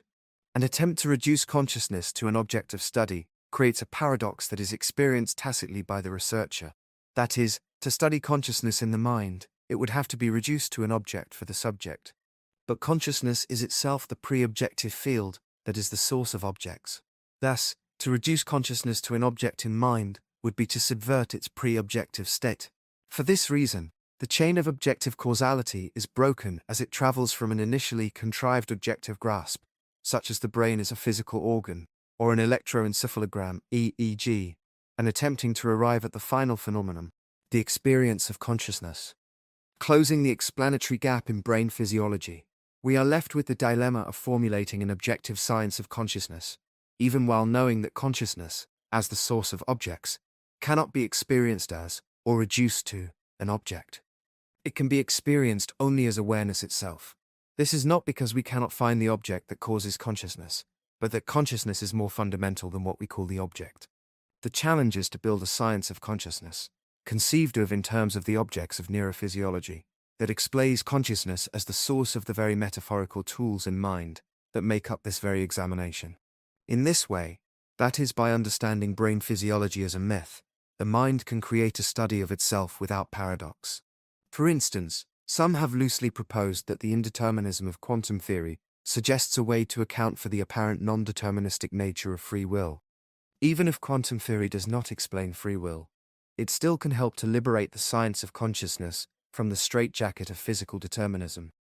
as it makes plausible a physical reduction of consciousness that is non-deterministic. A more fulsome quantum theory of consciousness might explain how objective formulations come into being in response to direct apprehension of the universe. Thereby, the subjective theory would recursively alert the investigator to its own mythological origin, and so circumvent the causal gap. Such a quantum theory of consciousness was proposed in the 20th century by Roger Penrose and Stuart Hameroff. Their theory was based on the discovery of a microtubular infrastructure of the brain. If these microtubules are of an atomic structure that can accommodate quantum-level processes, such as entanglement and coherence, then one can imagine a connection with the universe at the quantum level, and thus consciousness as a reconstituted manifestation of the universe. Thus understood, the brain might be conceived of not as a tool for perceiving the world, but as a tool for channeling the universe into a form of cosmic self-perceiving, constituted as the theater of the mind. It makes a difference whether we conceive of the brain simply as an insular substrate of consciousness, versus as a channel through which the universe becomes aware of itself. Without this external referent, the content and meaning of consciousness are presumed to begin and end at the artificial physiological limits of the brain. For instance, such a sentiment is reflected in the words of the objectivist philosopher Ayn Rand when addressing the question of the meaning of life, as she said, quote, "This, my body and spirit, this is the end of the quest." Close quote. This is a positivism that tragically dispenses with perception of the cosmic domain, and of the other, as essential to the fullness of the self. If consciousness is identical to a cluster of brain cells, then its significance comes to an end with the death of these cells.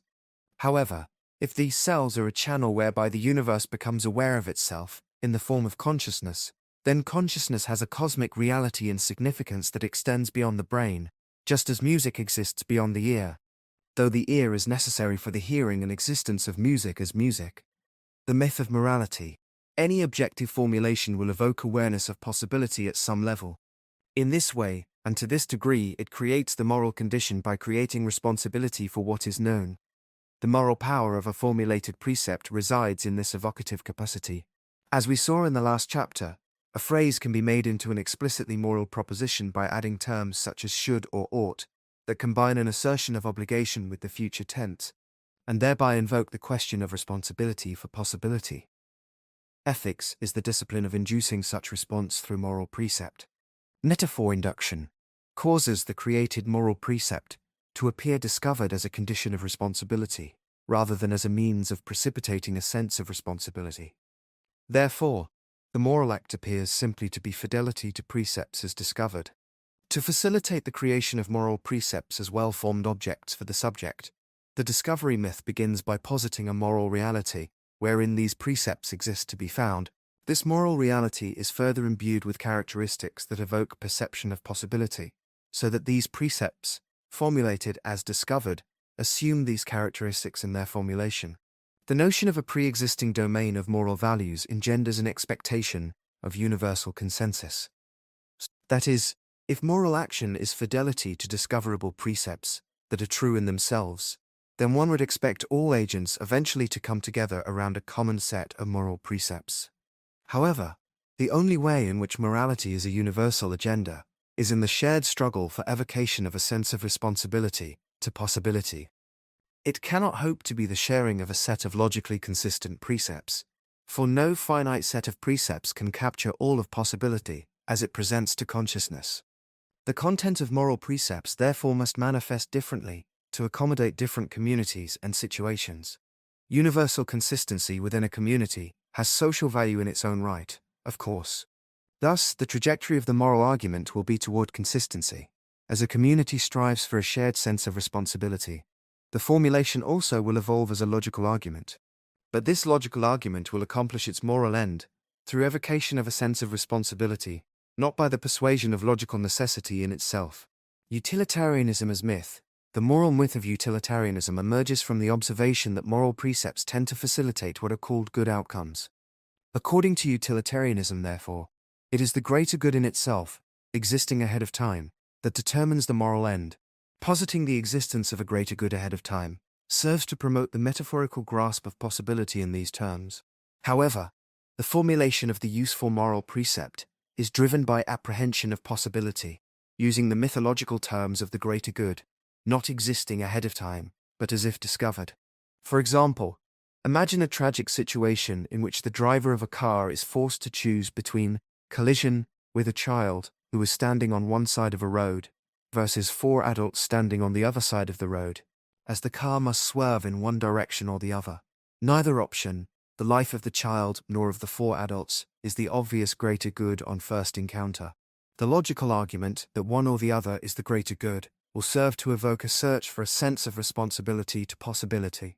One might argue that, as life itself is the greater good in this situation is served by saving more people. Thus, one should swerve away from the 4 adults and into the path of the child. But that choice might offend the sensitivity of an adult, who might argue that the greater good is represented by the sacrifice of an adult to spare the innocence of a child, and that one is being less than a human by not being willing to die for this end, thereby turning the logical argument on its head in the service of a deeper sense of what it means to be human. What this shows is that the logical argument of the greater good is in itself not sufficient to establish the moral precept. The logical argument serves as an edifice upon which to precipitate a sense of possibility. We see that moralizing is an inherently incomplete process, because the domain of possibility is infinite, and the objective formulation elicits perception of possibility only to a bounded, perspectival degree at any one time. One might argue that a moral actor is wrong in his moral decision because he is mistaken in his assessment of the degree of possibility served by his moral act. However, the morality of an act is not determined or constituted by the degree of possibility that it grasps, but by the sense of responsibility that awareness of possibility evokes. It is the reality of this sense, not the degree of possibility, that creates the moral condition. The moral actor has no choice but to respond to, or to turn away from, his impression. This is the existential condition of the moral situation. Similarly, the argument that morality is based on the a priori greater good of a particular ideology is the crucible upon which Marxism, as an ethical system, failed in the 20th century. As the Marxist theorist Anthony Giddens pointed out, the presumed superiority of materialist theory in the 20th century created, in quotes, a wish to establish a natural science of society, which would possess the same sort of logical structure and pursue the same achievements as the sciences of nature. Close quote. 4. By taking this physical reality as logical proof of the greater good, Marxism argued that any and all means were justified in pursuing the final end of historical materialism. As Trotsky said, quote, lying, frame-up, betrayal, murder, and so on are permissible and obligatory, close quote, for the sake of the historical mission of the proletariat. However, as was laid bare by the ensuing Stalin purges, the Gulag Archipelago, and the campaign of Pol Pot, the counterweight in consciousness of perceived possibility established itself as the moral end, regardless of the logical persuasion of the materialistic ideology. If the means to an end offend conscience, then consciousness will require that these means be reformulated as the new ends. Since the power of a moral formulation lies in its evocative capacity, relative to perception of possibility, it is reasonable to ask why one does not simply formulate the desired moral end in terms of greater possibility. The reason this does not work is that the notion of possibility itself is not an effective myth. The term possibility does not itself effectively evoke perception of possibility. The term possibility serves as a myth only to grasp the universe as it comes to us in the form of anticipation of actualization. It does not otherwise help in its grasp. That is, as a metaphor, possibility fails to evoke the interactive grasp of itself, for it does not capture the features of itself that are known only in direct apprehension. For this, more fulsome metaphors are needed. For example, the early 20th century movement called social Darwinism was based on an argument of greater human possibility as end in itself. Using the eugenics laws in America, merely 50,000 women who were deemed feeble-minded or forcibly sterilized, with the intention of removing an inferior strain from the gene pool. This practice came to an end when Nazi Germany took up the project of eugenics with more programmatic ardor. It seems there was something more offensive in cruelty than in feeble-mindedness, something less desirable existentially for the evolution of human society, despite the logic of eugenics. Terms such as compassion emerged to grasp this deeper sense of possibility in objective form, so that it might be intended as the greater end. Terms that evoke possibility. Though any metaphor that evokes perception of possibility can serve a moral function, there are certain metaphors that recur in moral thought because they centrally touch upon perception of possibility. Two such metaphors are life and the other. The process of possibility self-actualizing, such as the growth of a plant bending toward the sun, or the mitotic dividing of cells, or the migrating of birds in the seasons, is what is called life, not by convention, but by recognition. This is why Schweitzer's formulation of the quote, reverence for life, close quote, or the Jain concept of him saw, serve as fundamental moral precepts. Each, serving as an end in itself, addresses reverence for the perception of possibility that it evokes. Similarly, the Golden Rule, stated as, do unto others, as you would have them do unto you, is always of moral consequence. This is because what we call the other is nothing but awareness of possibility manifesting as consciousness. A star in the heavens, or a rock on the seashore, though they evoke awe, are not recognized as possessing consciousness, and so do not become an object of moral approbation in the same way. An illustration of the positing of a moral reality, for the purpose of formulating moral precepts in terms of their discovery therein, is Kant's moral proposition that acting with regard to the other is necessarily of moral consequence because of the logical nature of the other. Thereby his myth posits into the moral universe two features that engage the moral sense, logical coherence and the other. To accommodate the observed utility of the logical structure of the moral precept, Kant posited the imperative that one should, quote, act only in that maxim, through which you can, at the same time will, that it should become a universal law, close quote. That is, in such a way that it is logically persuasive under any circumstance, that is to say, of its own nature. Then, to explain and accommodate the fact that the other always is an object of moral approbation, Kant conflated the notions of logical structure and the other, with the proposition that, in quotes, tackle war, a rational being belongs to the kingdom of ends as a member, when, although he makes its universal laws, he is also himself subject to these laws. Close quote. That is, Kant argues that the other is necessarily an object of moral approbation because of his logical nature. Good faith versus bad faith. The formulation of a moral precept with the intent to respond to possibility is moral argument made in good faith. Conversely, the formulation of a moral argument with the intent to obfuscate or to deflect perception of possibility is moral argument made in bad faith. This distinction is difficult to see overtly, as each appears as devotion to objectivity. In the last chapter we took as our example the definition of elective abortion as killing a life. If this definition is construed to save the life of an unborn child, it is an instance of good faith. However, if the same argument is intended to obfuscate awareness of harm done to a vulnerable pregnant woman, then it is an instance of bad faith. In each case, the same outcome is proposed, but with different intention. This dichotomy manifests also on a social scale, described by Sartre in his Critique of Dialectical Reason. All social groups, such as religious, political, governmental, familial, or professional societies, such as medicine, emerge initially in response to a communally shared perception of possibility. The objective creeds of the group emerge to grasp and actualize this shared end. In time, inevitably, according to Sartre, the devotion to these creeds devolves into devotion to mere survival of the group. The creeds no longer serve their initial mythological role. One now takes advantage of their appearance, as ends in themselves, to render a test of purity, sometimes posing a mortal threat to dissenters. In this, the function of the creeds devolves from affirmation of possibility in good faith to a tool of oppression in bad faith, though the overt devotion to the creed does not change.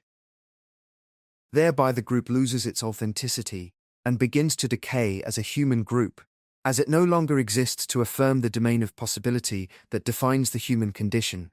Medicine risks this path by mistaking science, in the form of molecular biology or information technology, or worse, commercial enterprise, as end in itself, rather than as a means of actualizing human possibility, apprehended directly in the doctor-patient relationship. The decision to use evidence-based formulations in good faith requires the courage to address open-ended possibility as it is apprehended directly in the doctor-patient relationship, and as the social agenda of medicine. In this way, all decisions are rooted in the courage of being, as Tillich describes them, giving cosmic meaning to the therapeutic decision. The mythological notion of time. The mind creates the notion of time as a reference to possibility with regard to its states of actualization. In this way, time is a means of referring to the entire domain of possibility. One refers to the domain of possibility in its entirety as the fullness of time. Just as with the perception of possibility, time, as a perception of actuality, is tangible and is felt as non-reversible, and in this sense, as directional. The past and the future refer to our sense of various features of the domain of possibility itself. What we call the future is our sense of the open-ended nature of possibility. As Tillich said, the future, in quotes, is genuine only if it is open. Close quote. We perceive the future as real because we are aware of it as a feature of possibility. Similarly, the past is the nature of possibility as it manifests as actuality.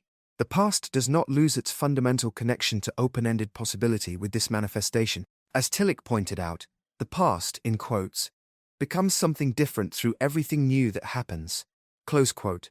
Debate over a specific historical fact is essentially an argument about the nature of possibility itself as it manifests in actuality. This is why questions of historiography animate us, and why historiography always is an act of interpretation. Our sense of the nature of possibility informs our reconstruction of what we call the past. This reconstruction is perspectival. In composing history as a reified past, we risk mistaking our metaphorical reconstruction as given. We run the risk of disconnecting the past from its ground in possibility.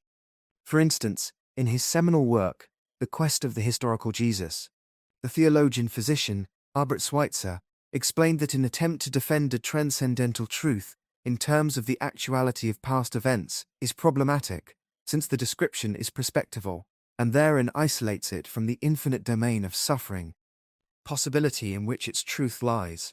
Regarding the real Jesus, for example, in quotes, how much we possess of him depends on how much we let him tell us of the kingdom of God, close quote. That is, how much of the domain of possibility is made apparent through the notion of him. As an artifact of metaphor induction, time appears given as an ending itself, thus with no external reference to a deeper transcendental realm of possibility. For this reason, the measurement of time, in any form of provisional clock, appears circular. Measured time appears definable only in terms of its chosen clock. Time is indeed measured by us, by indexing it to a common unit of change, such as the rotation of the Earth, or the vibrations of an atom of cesium. But this selected index is chosen because it is a common measure of the actualization of possibility. Therefore, it is the actualization of possibility that is the true referent of time. This reference to possibility gives to time both a subjective and an objective nature. They are different in use, but related to each other in reality. The subjective experience of time slowing down or of time standing still is a sense of nothing happening in the deepest sense of the actualization of possibility. The objective measurement of time with a clock, on the other hand, is simply evoking this same experience, but referencing it to a shared measure of actualization. We see the reference to the domain of possibility when we recognize the utilitarian nature of time. As Sartre said, the past, present and future, in quotes, must not be envisaged as a collection of data to be added together, but as the structured moments of an original synthesis, close quote. Or, as the celebrated 20th century Romanian orchestra maestro Celebidache said, regarding the element of tempo in music, in quotes, what is tempo? There is no reality behind it. Time is a condition by which the multitude of information contained in sound can be reduced to a unity, close quote. To accommodate the domain of possibility beyond actuality, the new physics adds the dimension of time to the three geometric dimensions of space. It is difficult for the non-physicist to imagine the resulting four-dimensional space-time because it is difficult to visualize a four-dimensional grid by which it is measured. As Capra pointed out, this is easier for the physicist because of the abstract mathematical formalism of theory. However, this does not mean that a geometric grid is the better model with which to visualize possibility. Unlike a grid, the non-physicist, and likely the physicist, experiences the domain of possibility directly. It is easier to visualize this domain if we use a more intuitive model that is consistent with how the domain of possibility is experienced. For instance, one might imagine possibility as a flowing stream. We refer to all of possibility, regardless of actuality, in transcendental terms, such as eternity. As Spinoza said, quote, "In eternity, there is no such thing as when, before, or after." Close quote. This is consistent with the block model of the universe, as described by Eddington. Quote, "In a perfectly determinate scheme, the past and future may be regarded as lying, mapped out. Events do not happen, they are just there." Close quote. We do not experience time in the present. We experience eternity. We refer to our participation in this eternity, however, in terms of time, that is, in terms of actualization. Mortality and the myth of time. Understanding time as a myth gives to us a window to understanding the anxiety associated with mortality in the clinical setting. Tillich introduced the notion of the eternal now to underscore the fact that what we call the present is our experience of participation in eternity. This is at odds with the notion of time as a fleeting end in itself, with no reference to a deeper domain. The mythological notion of time would seem to require an endless extension of the present into the future for our participation in eternity. But Tillich warned against this notion, arguing that eternity, quote, "is neither timelessness nor the endlessness of time." Close quote. Our encounter with death is associated with a peculiar form of anxiety precipitated by our awareness of eternity. This was expressed by the 2nd century astronomer, Ptolemy, in this way, quote, "I know that I am mortal by nature and ephemeral, but when I trace at my pleasure the windings to and fro of the heavenly bodies, I no longer touch the earth with my feet, I stand in the presence of Zeus himself." Close quote. Indeed, when we stare at the nighttime stars, we tangibly see the eternity in which we partake. The dilemma of mortality might be stated this way. If consciousness is not merely awareness of the universe through the evolved brain, if it is the cosmos manifesting as self-awareness in a form of consciousness through the evolved brain, then does not consciousness have an eternal significance, an immortality of sorts on its own? This question helps us to understand why the peculiar concern over death, manifesting as the pain of grief, cannot be accounted for merely by the loss of something precious, such as the loss of one's favorite slippers, or even as the loss of a dear friend. The distinction is not simply a difference of degree. There is a discrepancy of sorts that takes the form of an intolerable warping of the universe, an appearance that is ontologically perplexing. As the novelist Julian Barnes wrote of the death of his wife, it is, in quotes, unimaginable, not just its length and depth, but its tone and texture, its deceptions and false dawns, its recidivisms. That which was perceived to be eternal appears to have passed away with death. The eternity that one knew through the eyes of the beloved, the eternity that was the reason for the peculiar kind of love that we have for the other, appears to cease to be when their brain dies. To accommodate this perplexing apposition of the sense of eternity with the awareness of death, the mind attempts cognitive reconciliation, such as turning to the notion of an afterlife. The philosopher Hegel proposed in his notion of bad infinity that we create the notion of an afterlife because we fail to appreciate the eternity in this life. Since our terms for life in this world do not accommodate a sense of participation in a transcendent domain, we create an otherworldly notion for this. We find ourselves awaiting death for participation in eternity. But consciousness in the present partakes in eternity. The brain, as that organ through which the universe manifests as individual consciousness, does in fact pass away. But the brain is not the insular substrate of consciousness. The substrate of consciousness is the eternal universe, as it manifests by means of the constituting activity of the brain. The longing after an afterlife is simply the desire to affirm the validity of the sense of the eternal in this life. The peculiar suffering of grief occurs because we mistake the finite brain as the source of the infinite content of consciousness. This is not to minimize the suffering that loss of a beloved other. For in the beloved, the eternity that one loves is made manifest. Indeed, this is why it is therapeutic for the grieving person to be asked to recollect features of the beloved. This act of recollection is in fact a form of perception. It affirms the reality of those features of the deceased that are loved, and acknowledges their persistence in the domain of eternity. Gus Einstein could say, when eulogizing the loss of a close friend, quote, "For those of us who believe in physics, the distinction between past, present, and future is only a stubbornly persistent illusion. Close quote. As the 13th century Sufi poet Rumi said, death is, quote, our wedding with eternity. Close quote. It is the moment we are singularly forced to acknowledge the eternal aspect of ourselves, or our beloved, that had been made intelligible to us through temporal existence. Mortality, ironically, encourages this modulation in thought. As Rilke said, quote, death does not wound us without, at the same time, lifting us toward a more perfect understanding of this being and of ourselves. Close quote. Or as Telek says, quote, there is death, that is the limit of the finite inevitably poses the question of the meaning of finitude, thus leading beyond finitude.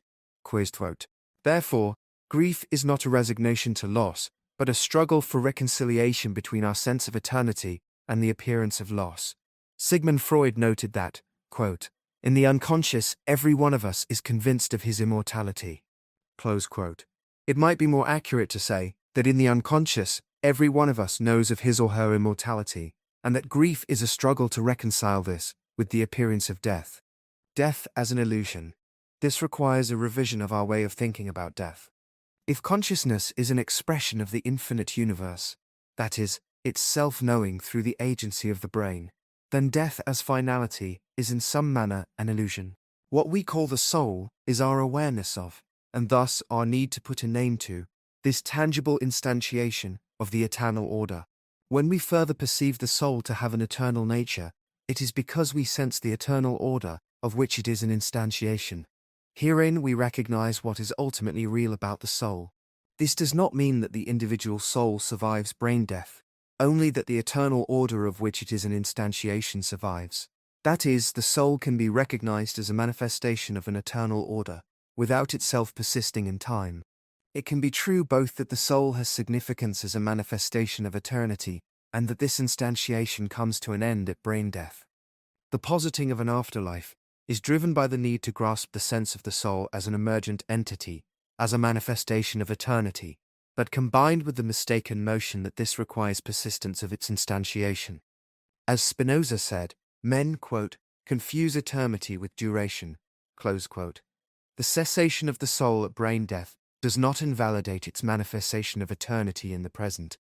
The metaphorical notion of an afterlife serves more to safeguard the sense of participation in eternity than to safeguard the notion of persistence, that in itself has no psychic utility. For instance, a patient who suffers brain injury and then regains full cognitive function thereafter through rehab, but who does not recover awareness of her previous life, has not lost the eternal significance either of her previous life, nor of her current consciousness state, as both are manifestations of the eternal order in the present. As consciousness is participation in eternity, how one lives in this one precious life necessarily determines how one will live for eternity. This determination comes to an end with the cessation of the soul at brain death. The premature cessation of Bach's Art of the Fugue at death, enshrined and preserved in music, a life lived in eternity. This awareness gives meaning to the mythological notion of a place in eternity, such as heaven. The physician will encounter these psychic questions and struggles routinely in practice. This concern might manifest at the time of planning for end-of-life care, as in a case of end-stage disease such as cancer or kidney failure, or it might be voiced in more acute discussions between doctor and family regarding a dying patient. Sometimes the lived paradox of eternity, appearing to come to an end, surfaces in a more cloaked way, for instance as a desperate plea for more to be done by way of treatment, even when all available treatment options have been exhausted. It is important to understand in this case that the patient is not simply being unreasonable. He is calling out to the physician for acknowledgement of the inconceivable nature of the situation. The patient himself might not recognize the existential nature of the conflict. He might not be able to put into words the confounding impression of something eternal passing away. He might grasp for the only terms that seem appropriate for discussion with a doctor, the terms of physical treatment. In such a case, the physician must recognize that it is the apparent impermanence of existence that concerns the patient. In the attempt at reconciliation, what consciousness eventually settles on is that, though a channel through which eternity manifested has passed away, the eternity that gave it intelligible form, and that makes it precious to us, has not. Having eternal life does not require an endless continuation of the present.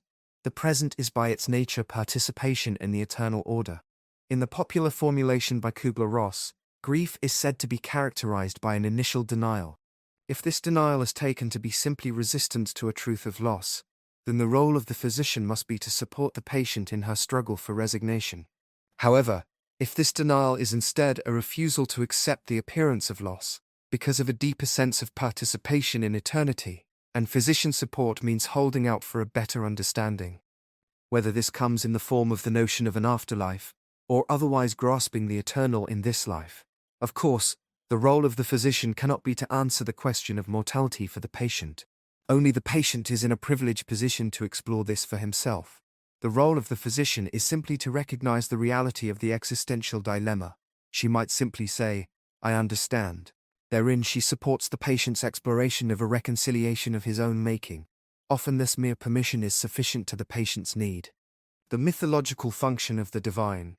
The young medical student often is aware that his new tasks and responsibilities pose questions that are not addressed by his scientific medical education, but that pertain to his emerging social, moral, and even cosmic responsibilities in the care of others. Therefore, he might seek a more encompassing philosophical context in terms of which to understand the road ahead. Sometimes this takes the form of religious devotion and faith. At these times, the notion of God, or some other instantiation of the divine, can become a helpful myth for the orientation of human activity. As Marcus Aurelius said in his Meditations, quote, "You will not do any act well which concerns man without referring it to the divine." Close quote. This need of the medical student is an instance of a larger human need that results in emergence of the myth of the divine, and that we will discuss below in terms of possibility theory and metaphor induction. However, it is necessary first to make an editorial note regarding the notion of the divine. Tillich pointed out that it is difficult to discuss the notion of God in our time, because it has become tangled with deceptive, even coercive forms of thought that often emerge in a destructive way. This is an artifact of the mythological power of the notion of the divine. To avert this distraction, we will emphasize that this book does not address the question, does God exist? In light of our mythological analysis, this is a meaningless question. Rather, I wish to explore the question, what does God mean? I take it is given that the notion of the divine, in one form or another, has drawn human interest for all of recorded human history, and that it likely addresses some pair, any or need of human consciousness, even if, as Marx and Daniel Dennett have proposed, mankind would be better off rendering up this need. The question of the nature of this need is altogether of a different kind from whether or not God exists, or whether the notion of God is true. These are not unimportant questions, but they are secondary to our main purpose. However, I reject the proposition that the notion of God does not mean anything. This seems to me to represent an unfortunate deficit of curiosity, even sometimes an opportunistic sophistry that feeds on the low-hanging fruit of popular resentment. Tillich's proposition that human self-affirmation is, quote, participation in the universal or divine act of self-affirmation, close quote, is the same impression expressed by Descartes in terms of the monotheistic myth of his day, that, quote, my own existence depends entirely upon him every moment of my life, close quote. So, I do not think that Descartes was just being pious, but that he was trying to put into words a deeper sense that he had of the origin of his own consciousness, and that Schleiermacher struggled to define as a fundamental characteristic of consciousness. This is the same sense that receives tacit recognition in notions such as the Atman arising from Brahman in the Upanishads. To say that these are fantasy is to deny the reality of the human sensation that gives rise to them. As Max Planck said in his scientific autobiography, the notion of God is, in quotes, the crown of the edifice of every generalized worldview. Close quote. The need for the myth of the divine, as we discussed in the last chapter, the need of the metaphor of the divine, arises from that feature of the evolved brain, wherein the universe comes to know itself as a perceiver apart from an objective world. Through this bifurcation, objective knowledge comes into being, but at the expense of alienating the knowing subject from the ground of being that she shares with the object. From this, there emerges the need of the subject to reconcile with this ground, to understand her role as manifestation of it. In common language, this emerges as the simple question, why am I here? This interrogation results in the most consequential form of metaphor induction, which we now will explore. In this instance, a metaphor is applied to grasp the whole of perceived possibility in a form with which the subject can interact, for the sake of this reconciliation. This results in metaphors of an all-embracing sort, such as the god of the monotheistic religions, or the Hindu all-embracing Brahman, or the Buddhist Dharma, or the Chinese principle of the Tao, or the naturalistic god of Spinoza, to which Einstein was drawn, or the universe of modern science. As the subject is a manifestation of the universe, the subject's need of God is simply the need of the universe to know individual consciousness as a manifestation of itself. As the Jewish theologian Martin Buber said, quote, "God needs you for that which is the meaning of your life." Close quote. The creation of God, as an object in mind apart from the subject, precipitates the subject-object interaction, whereby this reconciliation can occur. How the myth of the divine develops. The various all-encompassing root metaphors mentioned above are profound in their difference from each other. But they share a common trajectory of intention, by referring to all that can be perceived, and in a form with which the subject can interact. Their variations beyond this common feature range from the anthropic material universe of science, to the personal God of Judaism, the ineffable Brahman of Hinduism, to the static principle of the Tao. As in all cases of metaphor induction, the theoretical shape of the intended object, its theology as it were, evolves through the encounter with possibility that it provokes. Taking shape in response to a pushback from possibility, within the bounds of the categories of the chosen metaphor. This illuminates the nature of possibility for the subject, and thereby the role of the subject as manifestation of it. Just as in the physical sciences, the theoretical nature of possibility takes shape in terms of the categories of the chosen metaphor. So, the subject might find herself responding to the domain of possibility, taking the form of a state of reverence, prayer, contemplation, scientific exploration, meditation, or even the self-annihilation of anatta. For instance, from the mystical book, A Course in Miracles, the creative scope of the subject relative to possibility is described in terms of a relationship to God, saying that, quote, "In creation, you are not in a reciprocal relationship to God, since He created you but you did not create Him." Close quote. In this way, the limitation of the creative activity of the subject relative to the domain of possibility is raised in terms of a relationship to God. The nature of possibility unfolds to the subject in terms of the categories of the chosen metaphor. For instance, the open-ended nature of possibility and the responsibility of the subject in light of this aspect of possibility are captured in the words of the 20th century Protestant theologian Dietrich Bonhoeffer, when he states that faith is living unreservedly in life's duties, problems, successes and failures, experiences and perplexities, and that, in quotes, knowing the will of God is not a system of rules established from the outset. It is something new and different in each different situation in life. Close quote. In this way, the subject is reconciled to its ground in open-ended possibility. How reconciliation emerges. Similarly, a central teaching of the Buddha is that suffering in its deepest sense, called dukkha in the Sanskrit, results from the illusion that the self exists apart from the world that it perceives. Meditation is a method conceived to deconstruct this isolated sense of a self, to permit awareness of participation in a primal unity, and so a release from suffering. Hinduism and Buddhism reconcile the self to the universe in distinct ways. The self either is a manifestation of the whole, or an illusion in apposition to the whole. In either case, the self recognizes its ultimate meaning in its relation to the whole. In the Judeo-Christian Muslim tradition, interaction with the domain of possibility manifests as an attempt to communicate with God in the posture of prayer. For instance, the prayer of petition is a request made of God, just as one might make a request of a parent. This act engages possibility in terms of the needs of the subject relative to the capacity of the universe. In this case, reconciliation with the whole is formulated in terms of anticipation of a response. If one does not approach the prayer of petition as an act of reconciliation, then one mistakenly can anticipate an in-kind response, that is, a response specifically to the petitioned content of the question, rather than as an act of psychic reconciliation. This expectation can result in existential frustration, such that expectations might have been better managed by a request to know or to accept the will of God. Thereby, the meditative act of prayer would open the mind more authentically to the ground of possibility. This formulation is similar to the Stoic notion of one's duty to open-ended possibility as that which defines the human condition. As Marcus Aurelius said of petitioning the gods, one must console oneself in two things. Quote, 1. That nothing will befall me which is not in accordance with the nature of the whole. The other, that it is in my power to do nothing contrary to my God and inward spirit. Close quote.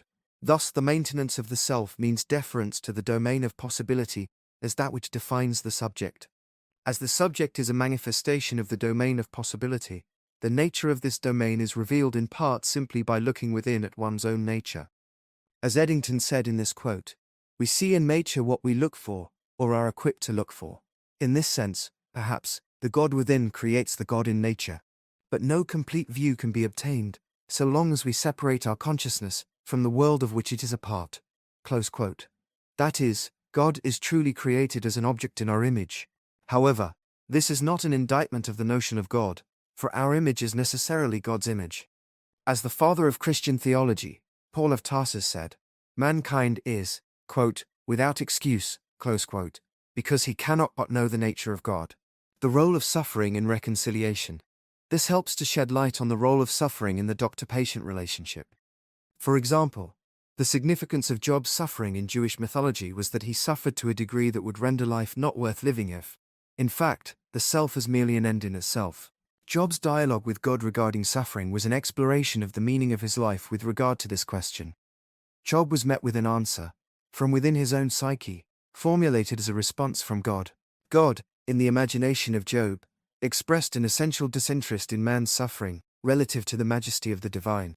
Therein Job recognized his own ultimate concern, relative to this infinite domain of possibility. As Marcus Aurelius expressed, quote, not even for a man, as a man, is pain contrary to nature, while he is doing the service of a man, and if pain for him is not contrary to nature, neither is it an evil for him. Close quote. Similarly, Viktor Frankl spoke of suffering as a crucible for moral growth, saying that the way in which a person accepts suffering, quote, gives him ample opportunity to add a deeper meaning to his life. Close quote. Or, as the 20th century prophet Martin Luther King said, the purpose of life is not to be happy, nor to avoid pain, quote, but to do the will of God, come what may. Close quote. In this way, the mythical interaction with God that is prompted by suffering gives the subject a sense of his meaning as part of the world that he has as his world. Quote, as John Donne petitioned of God, quote, batter my heart, for I, except you enthrall me, never shall be free. Close quote. In distinction to these monotheistic myths, Buddhism addresses the question of human suffering from the perspective of possibility itself, rather than from the perspective of the subject. That is, it asks not why humanity suffers, but why the universe manifests itself as human suffering. This perspective is more consistent with the notion of the brain as the organ through which the universe knows itself as individual consciousness. Just as in the case of the suffering of Job, the goal of the Buddhist response is not so much to answer the question of suffering, but to answer the question of the role of the subject in relation to the whole. As the Buddhist scholar Suzuki said, the mystery of suffering, in quotes, can only be solved in a practical way when we attain the highest spiritual enlightenment of Buddhahood. As the water in a vessel poured into the waters of the boundless ocean, it at once perceives and realizes its nature, its destiny, and its significance in life. Close quote. The role of the physician in suffering.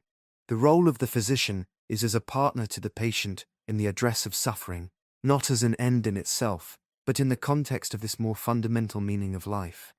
The physician should strive to ameliorate suffering as an impediment to life lived responsibly, as an agent of possibility. The physician thereby is one who goes along with the patient in the project of life. The more common instance of this is the care of the patient who suffers pain. The manner in which pain is relieved can leave a patient either dependent upon drugs that dull her approach to life, or it can free her to pursue a more meaningful life. The relief of pain, while pursued aggressively, must serve this end beyond itself. This is on display, for example, in the peculiar therapeutic posture that the physician must assume with a patient who suffers from what is called borderline personality disorder. This psychiatric disorder is felt to arise from an injury of abandonment at a formative age. Its characteristic lifelong pattern of fear of loneliness, resentment, anger, and paranoia, makes therapeutic engagement challenging. Yet our affection is drawn to this disorder, for it poses a question similar to Job's. On the one hand, the posture of resentment at the universe speaks a truth to us. The human condition, indeed, appears to be one of cosmic abandonment. The needs of the self are not a central concern of the universe. There is no force to protect the subject from deprivation. The borderline personality has been wounded by this, and lashes out against this source of her own identity. This struggle is a self-defeating battle. Retribution against the universe will not do, for the patient is not separate from it. Rather, one finds healing in recognizing that an unmet potential for love is known only because one is a manifestation of love. The only possible healing is a reconciliation with this origin, to become the love that one hoped for. Anger must give way to forgiveness, attack replaced with deference to the other. The physician can model and provide safe haven for this posture, by forgiving the attack if it is transferred onto the doctor. Thereby it becomes easier for the patient to become reconciled to herself. Reconciliation. The monotheistic religions approach exploration of the subject relative to possibility in terms of humanity's relationship with God. This is on display in the various myths of the Torah, wherein the notion of God itself takes shape, as described by Buber in this anthropologic archaeology, the prophetic faith. Therein this religious literature is said to be not so much about God, but to be what God is about. For example, the story of Abraham and Isaac, in the Torah, addresses the tension between good faith and bad faith, as it pertains to the perception of possibility and to objectivity. As displayed in the story of Abraham and Isaac, the mind intuits an objectivity, a moral hazard.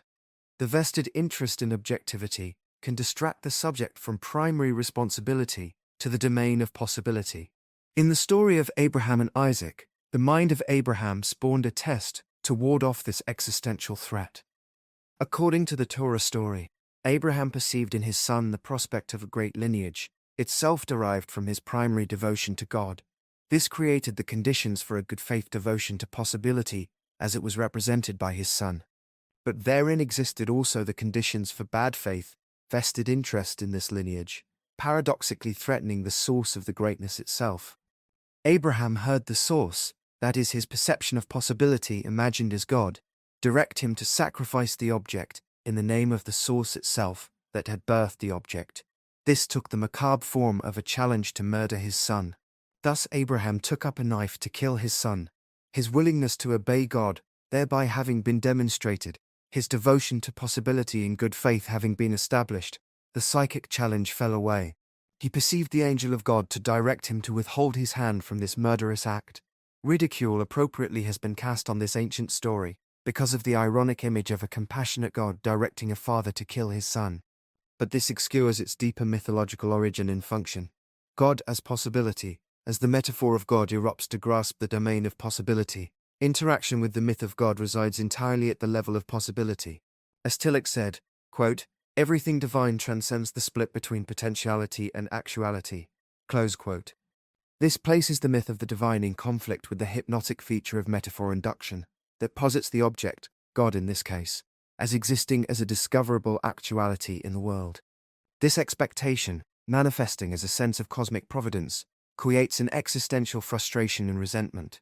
For instance, when the love that is known to be in the nature of possibility, as we find it within ourselves, is not found in the actual world, it is assumed that the God in terms of which it is grasped does not exist. This is the theodicy of Leibniz. As this pertains to faith, for example, this is the historic significance of the Jewish Holocaust.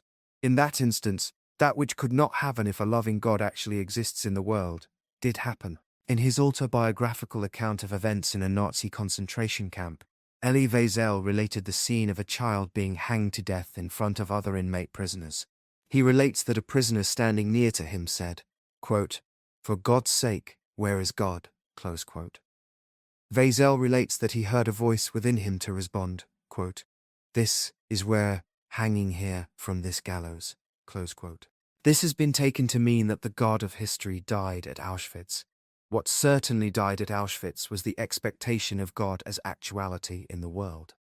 A more generous interpretation, from the perspective of possibility theory, is that our outrage at this cruelty is God's outrage.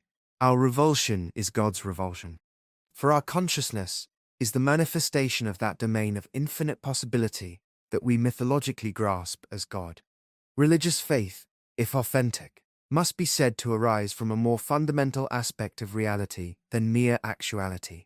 To be authentic, it must arise in response to perception of possibility as the foundation of actuality. Therein lies its peculiar nature and power. Through faith, the believer acknowledges the reality of possibility, regardless of actuality. This gives courage to action. It is the substance of things hoped for, the evidence of things not seen, or, as Kierkegaard said, quote, "When in the dark night of suffering, sagacity cannot see a handbreadth ahead of it, then faith can see God, since faith sees best in the dark." Close quote. The truth of the myth of the divine resides in the domain of possibility, even when actuality does not rise to its standard. Thus, faith requires existential courage. The courage of the physician to affirm possibility, as it manifests in the patient, is an instance of this faith. Knowing God. At this point, one will recognize a problem with the distinction between the experience of having religious faith and the analysis of religious faith. The motion of the divine is experienced differently by the faithful from how it is experienced by those who take the divine as an object of analysis.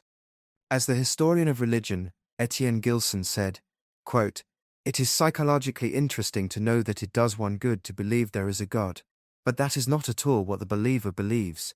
What he actually believes is that there is a God." Close quote. The implication is that the analysis of God as myth does not provoke reconciliation with possibility, as does the experience of God as myth. However, just as the physicist, who appreciates the limits of physical theory, can engage with possibility by means of the notion of the atom, so can the analyst engage with the ineffable wholeness of possibility by means of the notion of God, even while knowing it to be a metaphor. This is made possible simply by understanding that, with human knowledge, there is no non-metaphorical vantage point. The grasp of possibility is mediated by the brain, through metaphor, appearing as given. One can analyze a metaphor, as such, even while submitting to its function as metaphor. This is why, in the relationship between faith and reason in the Middle Ages, as in the philosophies of Augustine, Al-Ghazali, and Anselm, and no less in the science in our time, faith comes before reason, or understanding. Every act of understanding presumes a metaphorical grasp of possibility as object of faith. One must accept metaphor as an interface to benefit from this grasp of possibility, whether this pertains to the waves of electromagnetic theory or to traditions of revelation. The notion of the divine, therefore, does not emerge merely to filling the gaps in scientific knowledge. It emerges to grasp as object for the subject, the cosmic domain of which the subject perceives herself as a manifestation, prior to the objectifying activity of the brain, and wherein her engagement with the world draws its meaning. End of section. Next section. Chapter 5. Metadata Model. Possibility Theory and Artificial Intelligence. Over the last decade of the writing of this book, the development of computer tools for decision-making has taken an enormous step. The technology of machine learning, in a form called artificial intelligence, based on iterative neural networks, has developed routines that can simulate, and thereby supplement or even replace, human decision-making in complex areas of cognitive activity, including medicine. These tools are programmed to harvest artifacts of human thought and creative praxis for their manifest and latent content and patterns, and to reconstitute from them emergent language strings and aesthetic products that simulate the output of a conscious agent. So good is this computational analysis that its output appears more sophisticated than even the human agent can produce. These products emerge as if constituted de novo from conscious activity. An iterative process ensues from the neural networks that reconstitutes, then reappropriates, latent patterns found within human artifacts, such that its products appear as if they are derived from the same creative response that is characteristic of consciousness, only better. A depth of 3D in art, never before seen in human drawing. Empathy in a synthetic voice that is authentic and persuasive. Poetry conjuring emotional intelligence. Harmony and rhythm in jazz composition reproducing seasoned technique. The finding of common elements linking different human languages, even in lieu of established linguistic theory. This is a harvesting and reappropriating of which we alone are not capable. In fact, in this simulation of human intelligence, the machine appears autonomously to develop intentionality, even to apply value-laden features of thought, with the ability to create and follow human-like goals. Unlike the evolved brain, however, AI in the form of the neural networks is an insular process. It is not a conduit whereby the cosmos comes to know itself. It does not perceive or have access to the infinite domain of cosmic possibility as a common source for dialogue, or as a course-correcting arbiter of truth, except in that these persist as remnants in the artifacts of human knowledge that it harvests. Therefore, it cannot create de novo, to develop ideas and value judgments in response to the domain of open-ended possibility. All apparent emergent activity in AI derives from the mining of latent patterns inherent in human artifact. Furthermore, as it grows from analysis of its own products, it becomes susceptible to encasement in its own consanguinity. That is, it has no way to shift data from established paradigms that it already has harvested to those of new paradigms by creating them in response to perception of possibility, nor harnessing a metaphor-creating capacity to grasp possibility newly as objects for the subject. For AI, data are harvested from human artifact. New tokens emerge as derivative from these data, and are thus limited to the bounds of the paradigms in terms of which they already are defined as data. The harvesting of new data from additional human artifacts does not produce data de novo in the same way as human consciousness, responsive to the cosmic domain of possibility in which it partakes and that it apprehends as its milieu. For instance, a recent developer of microchips for AI proposed that, to protect emergent tokens from error, calculation at a fundamental level should be, in quotes, based on the laws of physics, close quote. Presumably because this is taken to represent the elements of reality. But what if this were Newtonian physics? Would the emergent process of AI proceed from there, on its own, to derive the theorems of general relativity and the standard model of quantum physics as its new foundation? And, beyond this, would it discover all the new theories of physics that have yet to emerge? Or does this kind of scientific creativity, these paradigm shifts, require access to the truth-tempering domain of cosmic possibility, to which only organic consciousness has access? Similarly, from AI models trained only on Bach and Mozart, would music of Beethoven or of Shostakovich emerge? Or does this require familiarity with the joy of humanistic hope as evoked by the Enlightenment, or of existential fear as evoked by state totalitarianism, that these new musical forms emerged historically to elicit and engage? What of all the musical forms that have yet to emerge? What would need to inform AI for them? Would near-user prompts suffice to generate them, or would the AI system somehow first have to experience the cosmic domain of open-ended possibility, as made possible through the evolved brain as qualia? Would an AI diagnostic tool that discovers gender to be a risk factor for a certain disease have been able to do so if not first given the notions of gender, risk factor, disease diagnosis, and statistical analysis by the programmer, each an anthropic product of centuries of creative paradigm development in the areas of medicine and epistemology? For our time, can AI, on its own, shift away from the modern notion of a diagnosis as a distinct discoverable entity of disease, defined in terms of current physiologic paradigms, and to a notion instead of health and illness, manifesting as phenotype? Will we be using the terminology of old paradigms, derived from AI harvesting, when we make such a paradigm shift to molecular biology? That is, does AI know to account for the inherent limitation of notions such as diagnosis, as they serve as metaphorical tools, because it senses the cosmic domain of possibility to which the term is accountable? Does it know how to respond creatively to a domain of possibility? Does it know to engage the user, in lieu of this awareness, to accommodate for its own deficit? If AI calculation were to perform as if it were aware that access to the domain of possibility is essential for emergence, then its constitutive process would have to manifest as engagement with the conscious user, as the source of this essential modulating input. But this awareness would require AI neural networks first to have discovered this notion itself within the mind artifacts of human knowledge that it harvests. But, if human thought is by its nature oblivious to this feature of cognition, then so will be the human artifacts upon which AI neural networks are based.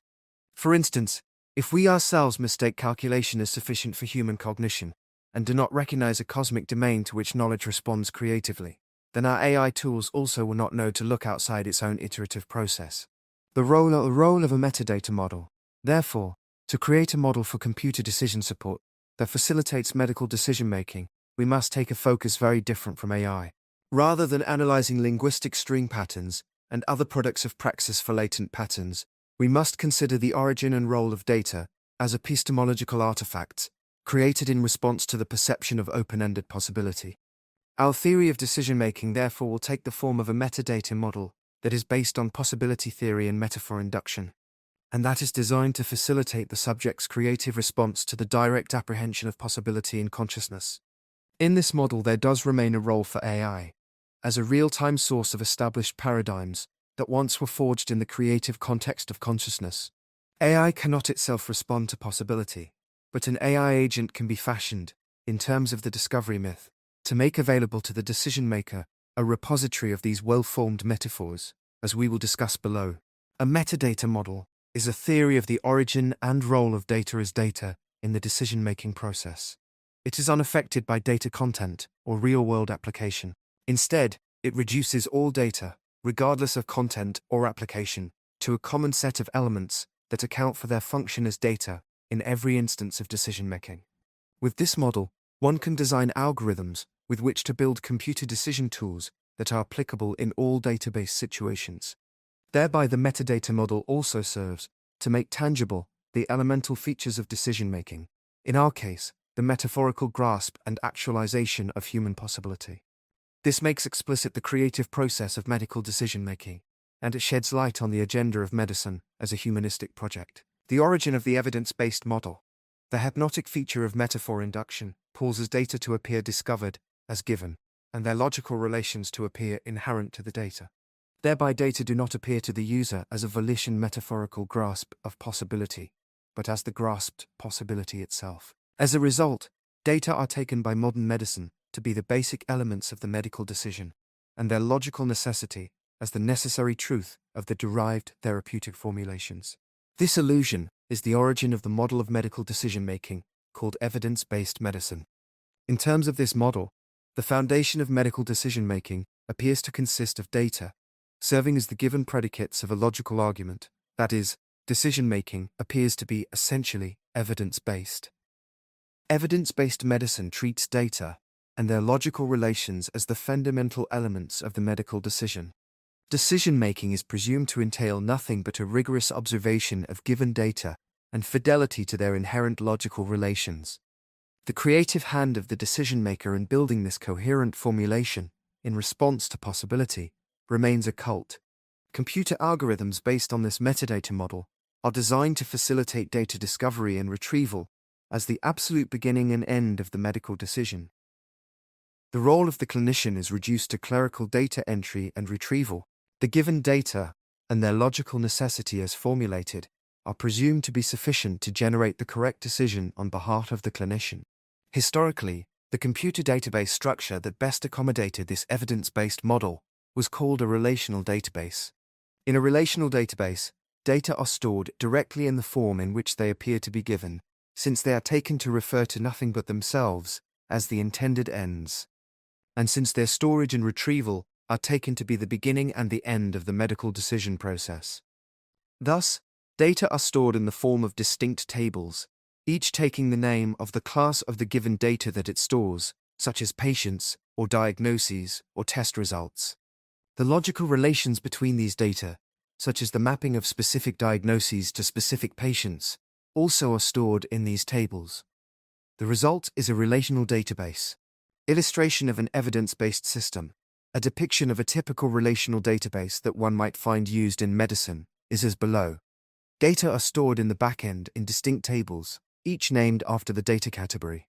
The front-end user interface serves to prompt the user to store and to retrieve these data as they are given. The coded algorithm above, that intervenes between the front-end user interface and the back-end data tables, serves to facilitate this storage and retrieval process. In this model, there is no representation of, and thus no provision made for, a creative process whereby data and their logical relations come into being in response to perception of possibility, as it is apprehended directly in the doctor-patient relationship. Because of this omission, and since the medical decision is, in fact, essentially a creative response, the clinician will experience such evidence-based tools as an obstacle rather than as an aid in decision-making. Indeed, this has been the nature of the struggle of the first several decades of the computerization of medicine. Furthermore, such a relational database eventually becomes unwieldy and unmanageable, for as clinical needs and medical terms evolve over time, the structure of data tables and their logical relations must change continually. Possibility theory, as a metadata model, on the other hand, a metadata model that is based on possibility theory and metaphor induction, treats data not as the given predicates of a logical system, but as intermediate artifacts of a creative response to perceived possibility, as it is apprehended directly in the doctor-patient relationship. Logical relations between data are created as ad hoc constructs, whereby possibility is grasped for the sake of the subject-object interaction, whereby possibility is actualized.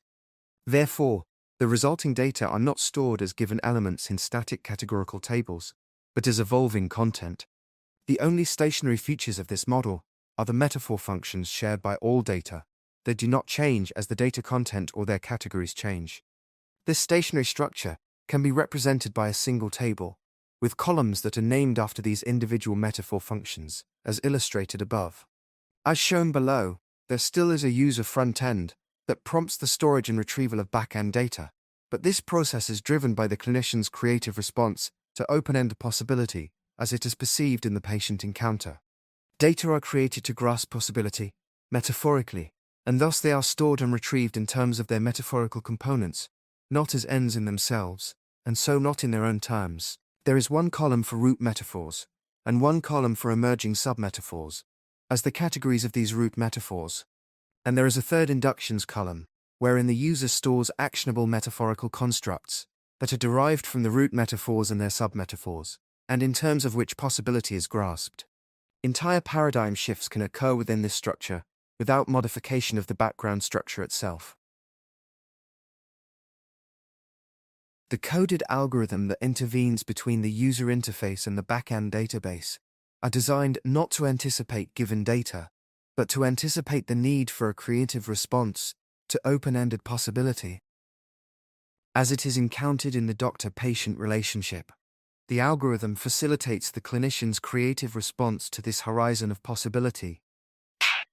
Data emerge metaphorically, and these components are stored as transient metaphorical products.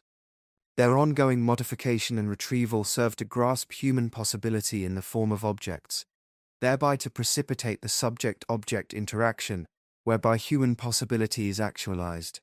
Such a database tool does not presume to lead the clinician to a foregone conclusion. It cannot serve this role because it does not perceive possibility, and so cannot itself respond to possibility.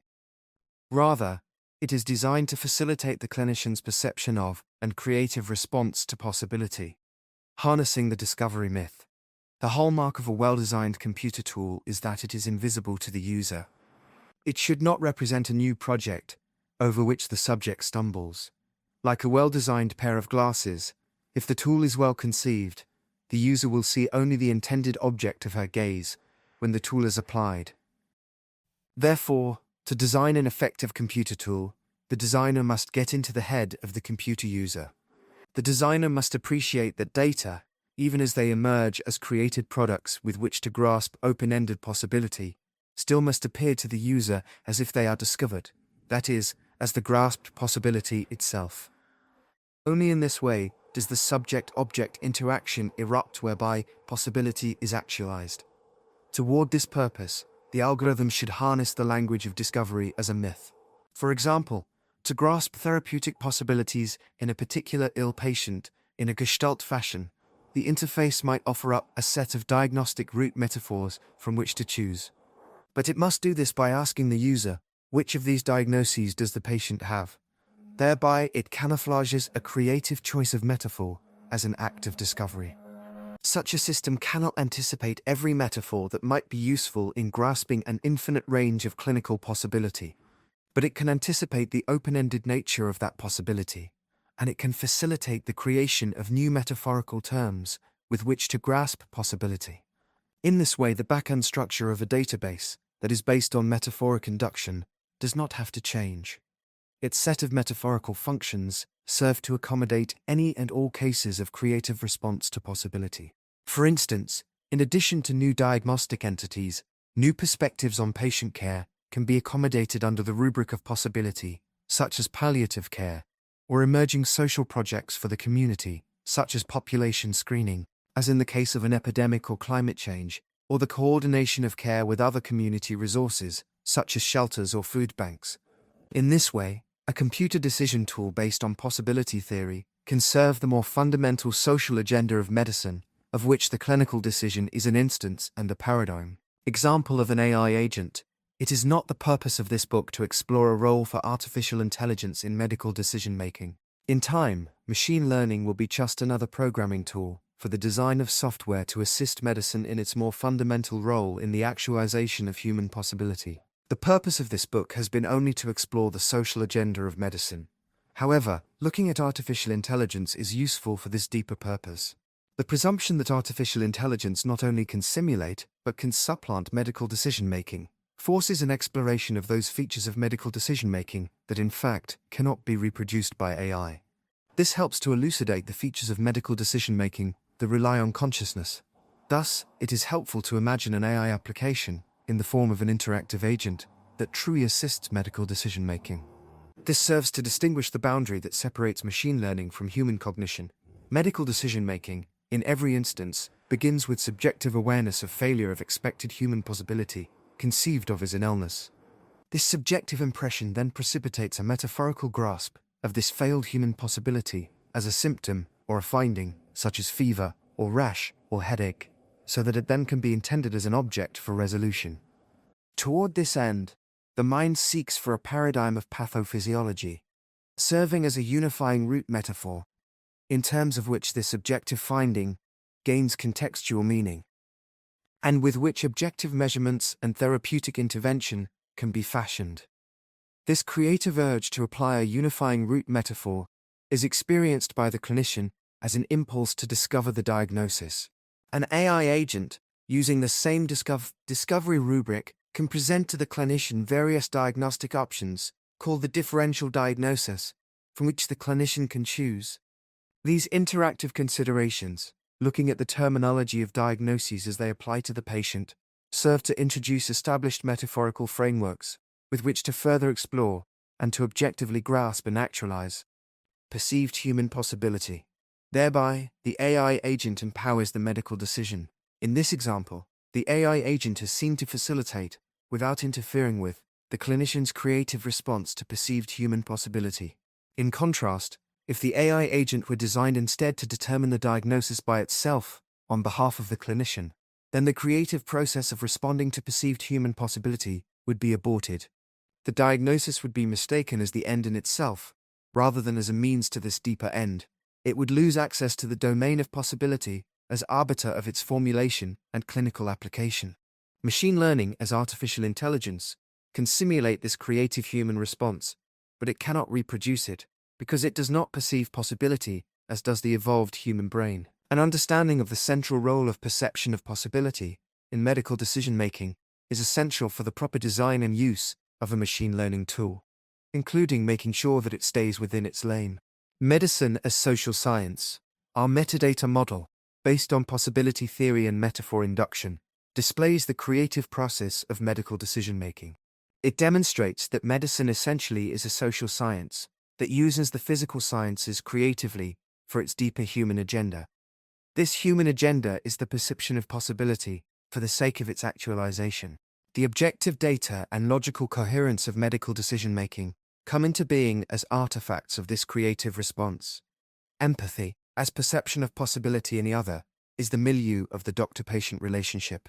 The courage of the physician to respond to open-ended possibility is an instance of, and a paradigm for, the social agenda of medicine.